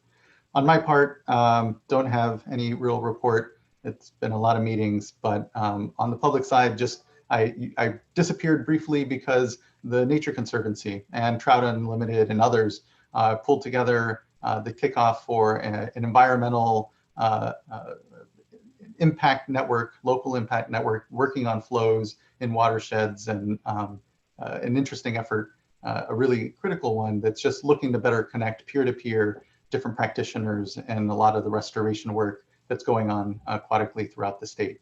And so I look forward to what that peer-to-peer network continues to develop, and know that these are really important conversations throughout the state. And so hearing nothing further then, and would note that Vice Chair Diadamo had to depart at about 4:30, I believe, 5:30 rather. And so now we have our last item then, which is the Executive Director report. Executive Director Sobek, anything particular you would like to highlight in this month's report? No, happy to answer questions now or later. Nothing to highlight. Thank you. I have no questions currently. Again, I appreciate the thorough compendium of work there. That brings us to the end of our agenda items. Mr. Loffer, is there anything I'm missing here? You're not missing anything, but just so the open record reflects it, there will not be a closed session today. Correct. Thank you. Yeah, no further closed session, and appreciate everyone's time and discussion today, and look forward then to seeing you all in 2 weeks, and many of you a lot sooner. So until then, thank you. This meeting is officially adjourned. Thank you, everyone.